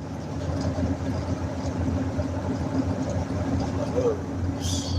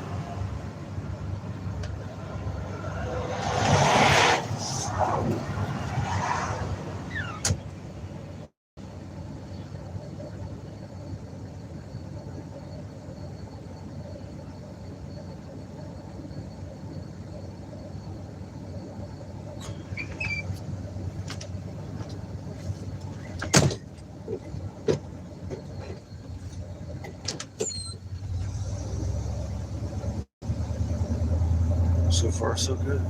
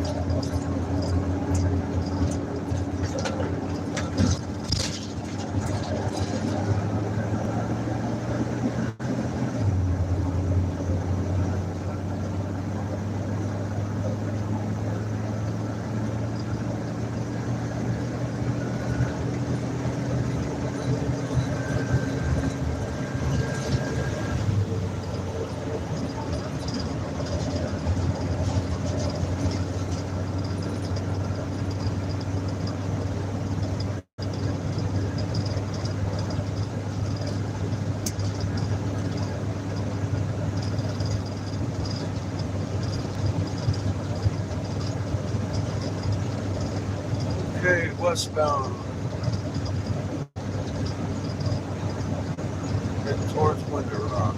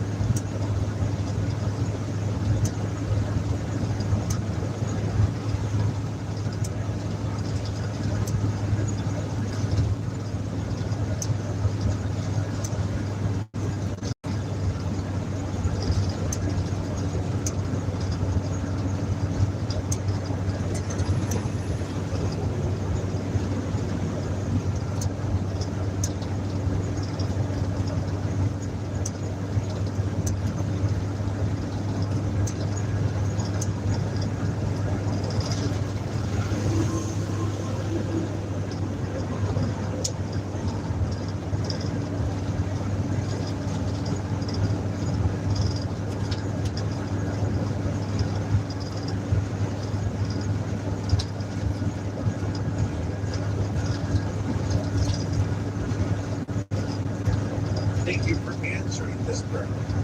May I ask this?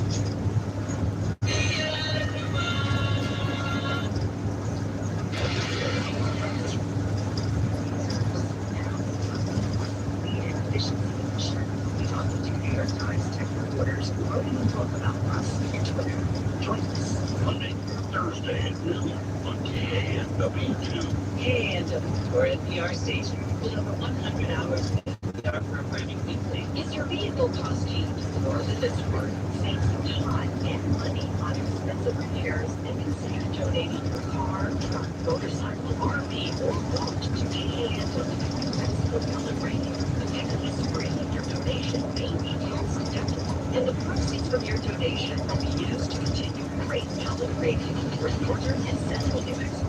Call 855-277-3246 or donate at KANW.org.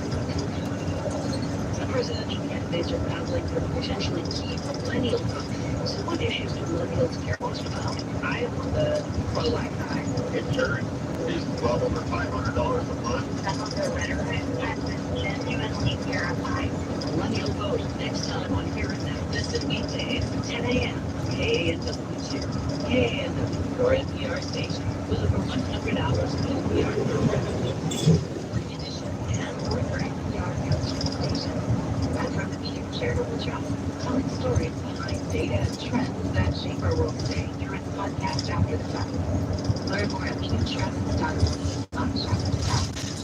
From the Georgetown Foundation, working to make Cleveland more vibrant, sustainable, and just, and set an example for the nation. More information available at foundation.org.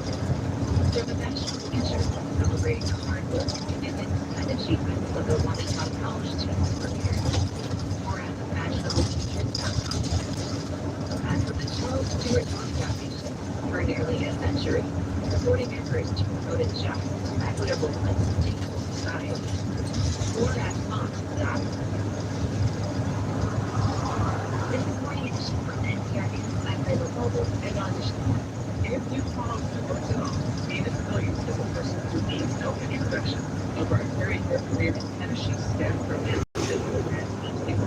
14 grams and doubles for and also other activities. She is also a serial entrepreneur as she puts it in this week's Good morning. Hi, how are you? I'm good. So we just spoken before, and I'm always talking to you about your business ventures. I don't know if you realize that you always have a lot of fashion, interior design, nail art. How does this book fit into your any of your interests? This book is really kind of a story about, you know, a lot of people read about other things, and I'm trying to book Elvis Bonus. And also the story of my athlete, literally, but in the business too. And in this book too, I don't just share, I don't know, different share mistakes that I've made too. What I'm not going to forget. Mistakes in the community too. The thing with you, just one of the biggest lessons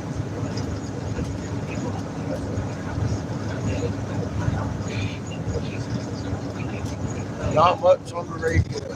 I ain't allowed to play music. YouTube won't allow that shit. Don't need this copyright strike down on that shit. They just wait. Fuck up like that. It's try and it's figure out why that happened, what I could do better, but also I could let go of fear too. So it was the lesson at the heart young, but it was a huge lesson in things, you know, but fear for a moment away that ultimately served me to be trusted in my wishes about my faith. It's just a moment. That's how I think of it.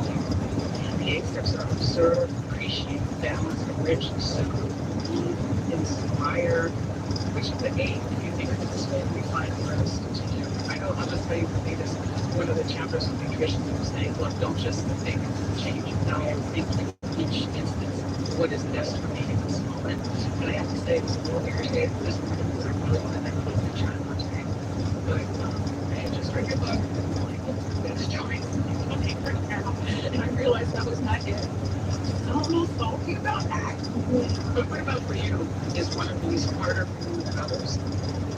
I would get really common with different kind of And, making decisions, and all of a sudden in my life took place where I'm just completely spending too many nights. I was like, and also being graduating from campus. And it gets easier over time. I found you give yourself a great pep talk, reframe it, and reframing is one of the easiest things you can do, and there is no limit. It's free. Thanks for that. I'm still thinking about it. And I think mentioned before that the living chauffeur syndrome. I would not agree with you. You talked about thinking about how you could just power through it and realize that something like that change. Yeah, I realized I had to find a balance. I had to have a lifestyle change. I had to take moments for myself. I had to rest. Things that wasn't necessarily used to. And if I didn't do that, then I was never going to go back to tennis. It's a hard thing to talk about. The fact that I'm a world class athlete, you might necessarily be on a business like that. Does it feel good to use that? Or does it feel like another aspect of celebrating class? It was not easy to share. The person I was thinking about was like, I understood that. But it's not weird. It's well, no one looks at you and says, oh, she has a chronic illness. Like, oh, there's a chance that hopefully we can make it back home. Right? So it wasn't something easy. It was something I wanted to share along for me to do so. And I think it's been for the best. There's been so many people who tell me they've been diagnosed with Sjogren's syndrome. And I think it's just been helpful to give a name to it too. There are a lot of people who do live with it. Venus Williams' latest book is Strawberry. 8 Steps to Fun. You're awesome. Thank you so much for joining. Thank you so much. Summers may come and go, but the songs of the summer last forever.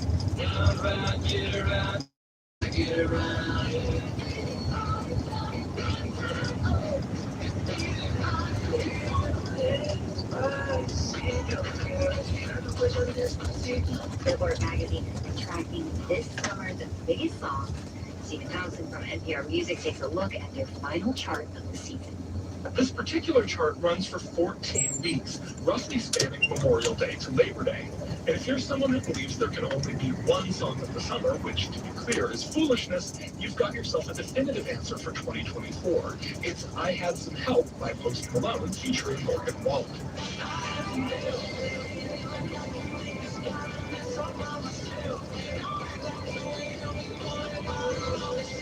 Considering that Morgan Wallen had the song of the summer last year with Last Night, the man's on a pretty decent roll. I Had Some Help never let go of the top spot, even as Shabuzi's A Bar Song Tipsy dominated the Hot 100 in the back half of the summer. That one landed at number 2.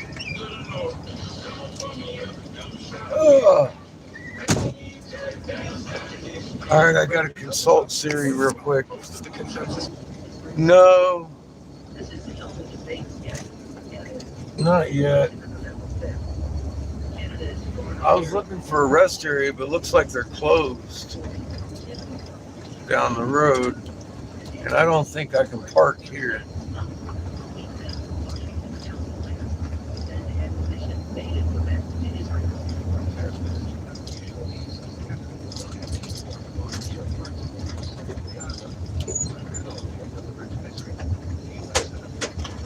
Nope.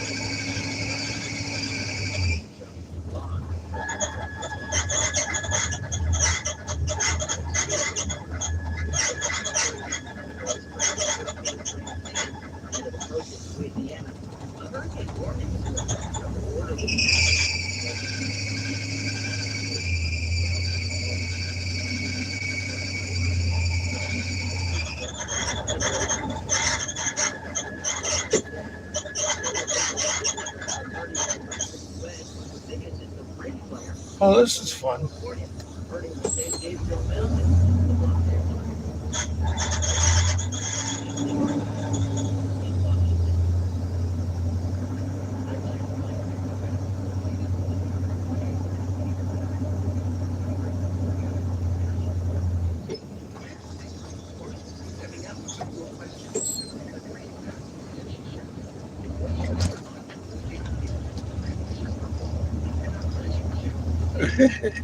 Fuck me right in the butthole.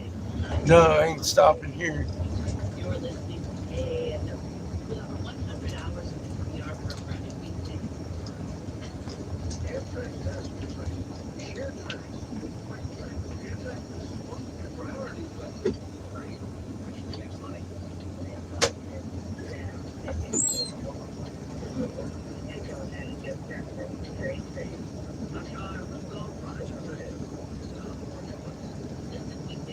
Yeah, I know.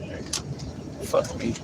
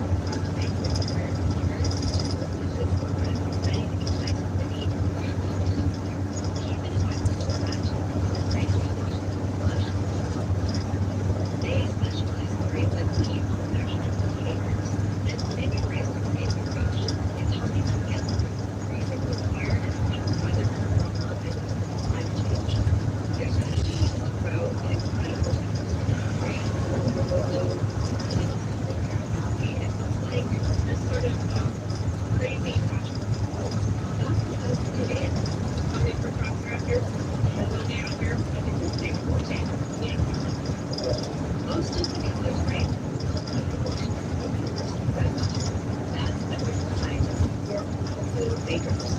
And they're totally obsessed with finding ways to make grains like wheat more resilient to climate risks and taste them. I and everyone else agree we make the development process. That's what makes nice things. Joe, he led the lab for years until he retired this summer. He was a wet local in the early 1970s in agricultural field. But at that point, the industry was hyper-focused on increasing yield or how much wheat could be grown. Joe cared about yield, but was also looking for something more, like how to make more diversity in crops field. That's important for resilience standpoint, but also we don't dismiss the beauty of it and the flavor. That whole process starts at farms like Keith Christie's. Joe has worked to first develop a wheat mix called the Climate Corn. It's a mix of hardy that thrives in increasingly volatile climate conditions. For me, growing in the field is an amazingly stable crop. It's resilient, has been tested for 8 years. That's Honest weather ever recorded. Many farms have lost crops, but Keith and Christie were fine. because most everything in growing is wet stuff. But yeah, it's like this really high diversity genetics. So cool, like whatever. Even cultivated wheat for thousands of years, and there used to be an enormous genetic variation. Joe says how crops withstand extreme weather. They had vegetable, they had all different types of things. And that variation is the ability to adapt to the situation. But in the past 100 years, agricultural policy and economics pushed farmers towards planting and producing more uniform crops. Like one big movie in this country, in that field is basically genetically identical. They put us us. Drought, heat waves, insects, disease, they're all bigger risks for a uniform crop, and it's not unprecedented. A recent study found that in 2022, drought/heat yields is a major break in the U.S. by nearly 40%. That was about 2030s. Jones says that points to strategy. We have a chaotic climate. Our strategy is genetic. They're putting a good spin on the wheat shortage. Theory is working to In update fact, it's been dying, except for this one farmer guy. flour is protein rich, and the bread made one of it is delicious. Moving from I-8 to the valley. Oh my goodness. Fucking cow farts. Later today, I'll call consider proteins for bread lab to see how the refinement like flour works in action, and hear how the shifts in how we eat bread to help refinement. Listen live on the NPR app or their session. Support for NPR climate solutions for the country. Here's a quick kilo pounds of leftovers into dry grounds for gardens, or milk and back to the farm. Takes milk to be odorless and runs on by midnight. More at mills.com.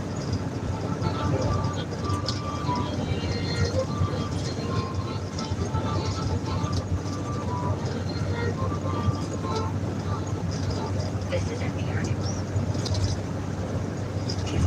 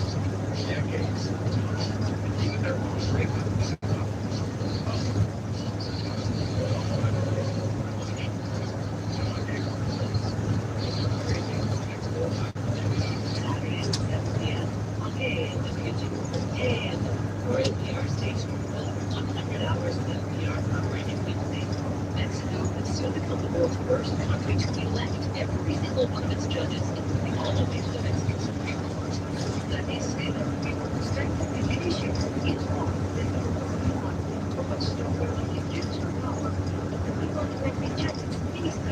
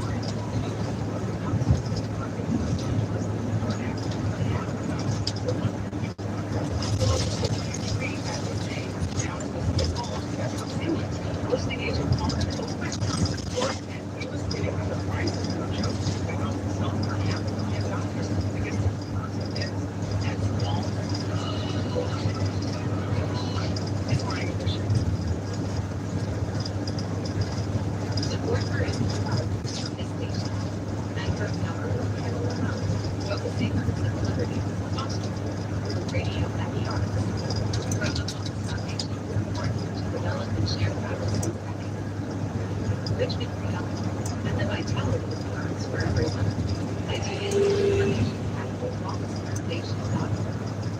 And from the William T. Grant Foundation, supporting research to improve the lives of young people at WTGrant.org. It's only addition from NPR. I'm Leila Fawcett, and I'm tomorrow more astronauts from the sun. Commercial space stations.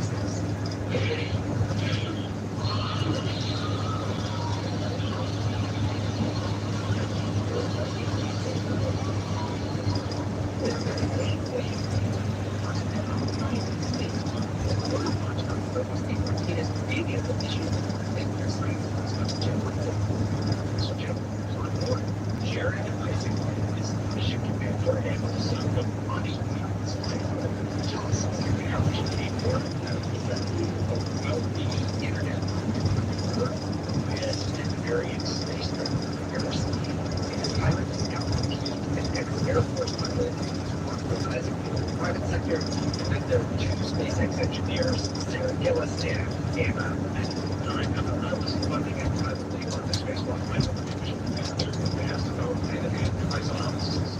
The mission system is clear that we were going to inside the SpaceX making capsules for the system, space capsules, see astronauts in space station for years, equipment behind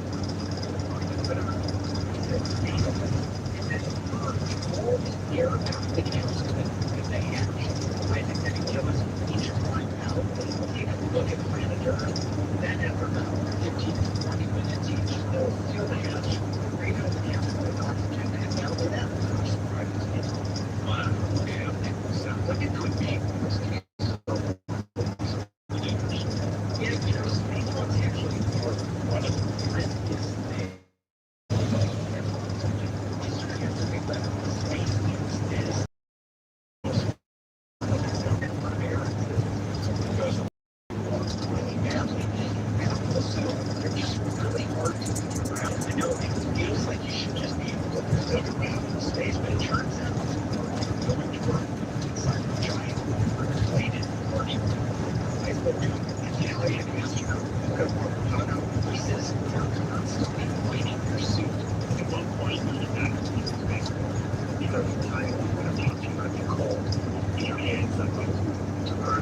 Because just like squeezing your lungs, it doesn't work.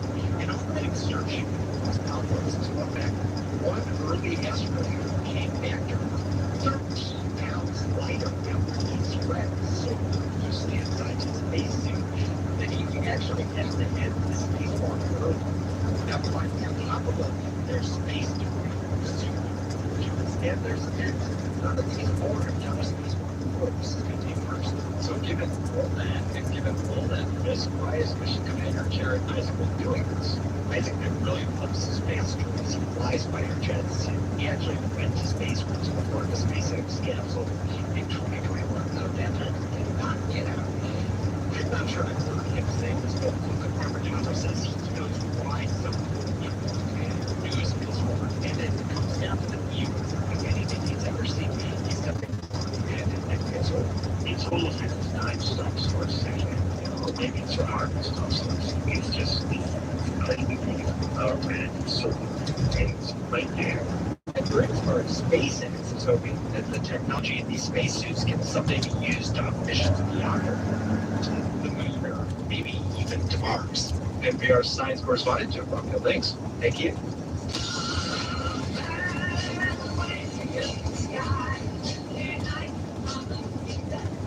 This is NPR News. Eastern Kentucky used to be solidly Democratic, but in one generation it's flipped to be a Republican stronghold. You can stop 10 people on the street, ask them, and 9 of them say, Barack Obama. A day with the MAGA Trumper. It's time and you're now. Listen weekdays at 11 a.m. on KANW2. KANW, your NPR station, with over 100 hours of NPR NPR Programming Weekly. Good Morning Edition, All Things Considered, and more. KNW. Amtrak passenger trains share tracks with freight trains. Amtrak is supposed to get priority, but freight actually makes money. The result is that they basically ignore the rule and go ahead and give preference to freight trains. I'm Kai Rizdal riding the rail. Next time on Marketplace. Listen weekdays at 5 p.m. on KANW2. You're listening to KANW with over 100 hours of NPR programming weekly. Thank you. Venezuela's opposition leader Edmundo Gonzalez is vowing to fight for democracy, even after fleeing his country, where he's widely recognized as the winner of the presidential election, and where there's also a warrant for his arrest. What it would take to get Gonzalez home, that story, and the latest news from around the globe, next time on The World. Listen weekdays at 7 p.m. on KANW2. KANW, your NPR station, with over 100 hours of NPR programming weekly. 9 minutes before 4 a.m. this September 11th, you're listening to Morning Edition on KANW2. Michael Brasher, more Morning Edition on KANW-FM from 4 till 8. Weather-wise, a lot like yesterday, one more day of isolated afternoon and early evening storms up in the north. Before some dry, breezy conditions come in on Thursday. It's Morning Edition from NPR News. I'm Michelle Martin. And I'm Layla Falden. Nearly half of women over 40 have what doctors consider dense breast tissue. Few of those women are told, though, what that means or what they should do. NPR's Yuki Noguchi says that's about to change. The breast is made up of things like glands and fibrous tissue. The more of that, as opposed to fat in the breast, the denser it is, and the higher the risk of developing cancer. We know through research that women with dense breasts are 4 to 5 times more likely to get breast cancer than women without dense breasts. Molly Guthrie is a policy advocate at the Susan G. Komen Breast Cancer Foundation. She says not only does it make developing tumors more likely, denser tissue also makes it hard to detect tumors on those black and white mammogram images. Someone with risk factors in addition to dense breasts may therefore benefit from additional ultrasound or MRI screening. That's why understanding breast density is important, yet few women do. And for the past decade, Guthrie has been campaigning for breast density to be both included and better explained on all mammograms. As of this week, that will be required by the Federal Food and Drug Administration. Over 35 states and the District of Columbia already require some kind of assessment of breast density. But Guthrie says often those reports came with confusing information or none at all.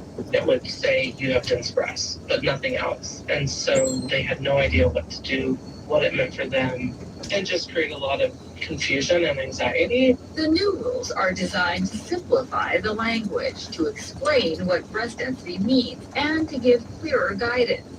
It will, for example, where to park here, your cat. breast density with a uniform explanation of the risks associated with each It's all one. good. We're cool as It will cucumber. see things like both Had to relight the fridge. tissue, other imaging tests, in addition to a mammogram, may help with cancers. Guthrie Push says forward. she hopes patients will then discuss with their doctors whether an MRI may be recommended for treatment. She says one of the concerns is that if it is, many patients will face out-of-pocket costs, and that might turn patients off. If you require esoteric individual risk, a different screening modality like an ultrasound or an MRI, you're forced to pay out of pocket to get that testing done. That, she says, is the next necessary policy change. Yuki Noguchi, NPR News. That's why they give me the big box.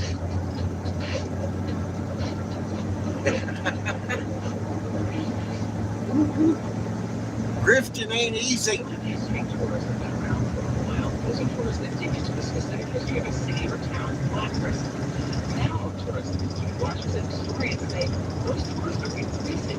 Your new generation of tour guides worry that gentrification will increase some streets from before. 7 people are white passengers in, coming through Los Angeles as infamous traffic. The speed to Janae Green. Okay, so we had our kids right here. So the good part already had this one. I don't think much Sacramento called that Ridge House, mansion.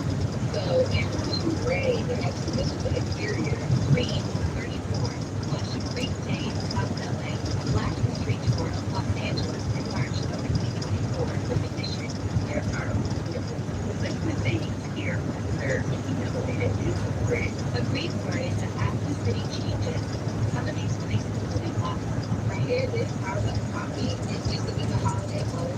The holiday home reset was a historic bowling alley, coffee shop, and sushi At least we're making good progress.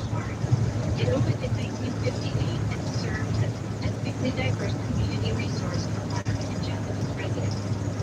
In 2003, the building was demolished, leaving only the coffee shop and the gallery. Those who work in the Latin tourism industry say that tours like this have increased around the country in the past 5 years or so. According to Google Trends, the search term Black History Tour has consistently been on the rise since 2016. Timothy Willett is the director of the Center for Anti-Racism at Temple University, where he also teaches African American studies. He's researched this trend and he says it's gentrification is one of the drivers in many cities. People were indigenous to the city also trying to stay claim to their place within the city, particularly as their boundaries changing. He also says that an increased awareness of racial injustice in the U.S. sparked more enthusiasm to learn Black history and acknowledge that history's impact on the present. And these types of tours, I would say that very representation has influence in it. Stephanie M. Jones is the founder and CEO of Cultural Heritage and Economic Alliance. It's a nonprofit that Black and Brown tourism businesses in the U.S. and abroad. And they teach that there is an increasing number of tour operators, especially young people. Jones said that tour operators are not just settlers, but they've been approaching their storytelling ways of preventing Black Instagram.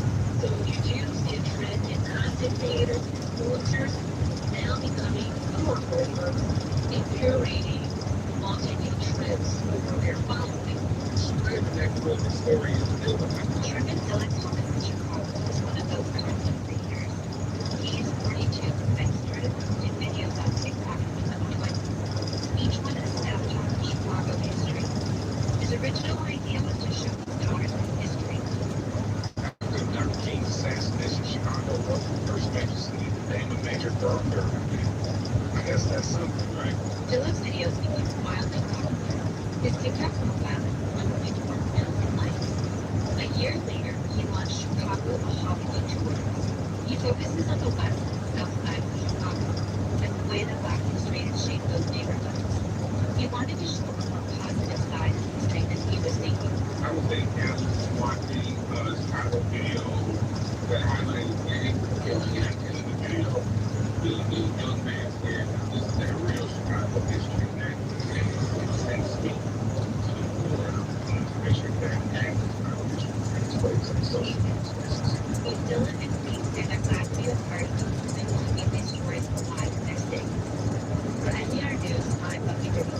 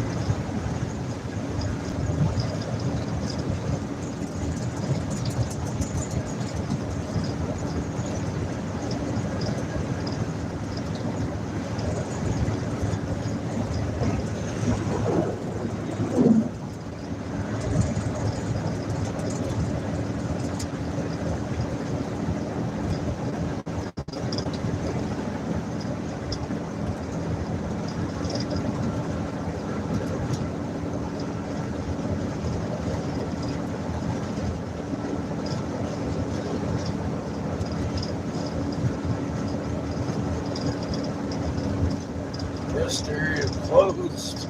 Oh yeah.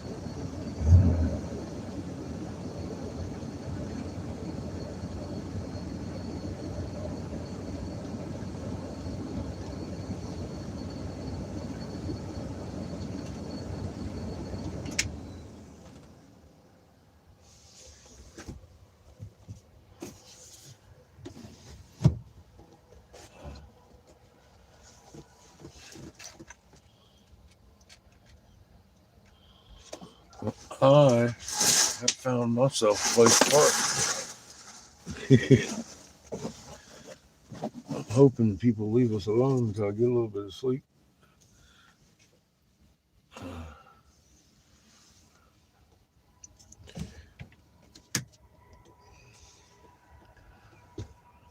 Oy. Just gonna pull the front curtains.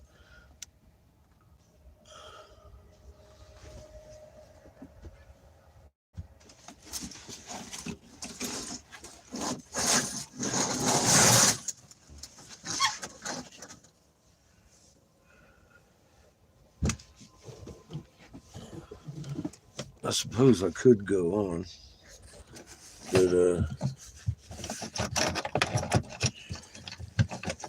I didn't see a fucking rest area that was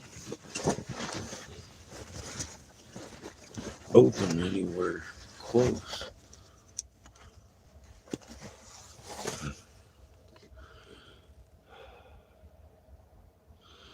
Love you, y'all. Have a good night. Yeah, I'm cutting out. I'm actually going to investigate where the next rest area is just in case I get rousted. Or if it's close or something. I don't know. I was hoping that one was open. Can't teach me to hope. All right. Love y'all. Have a good day, Cat.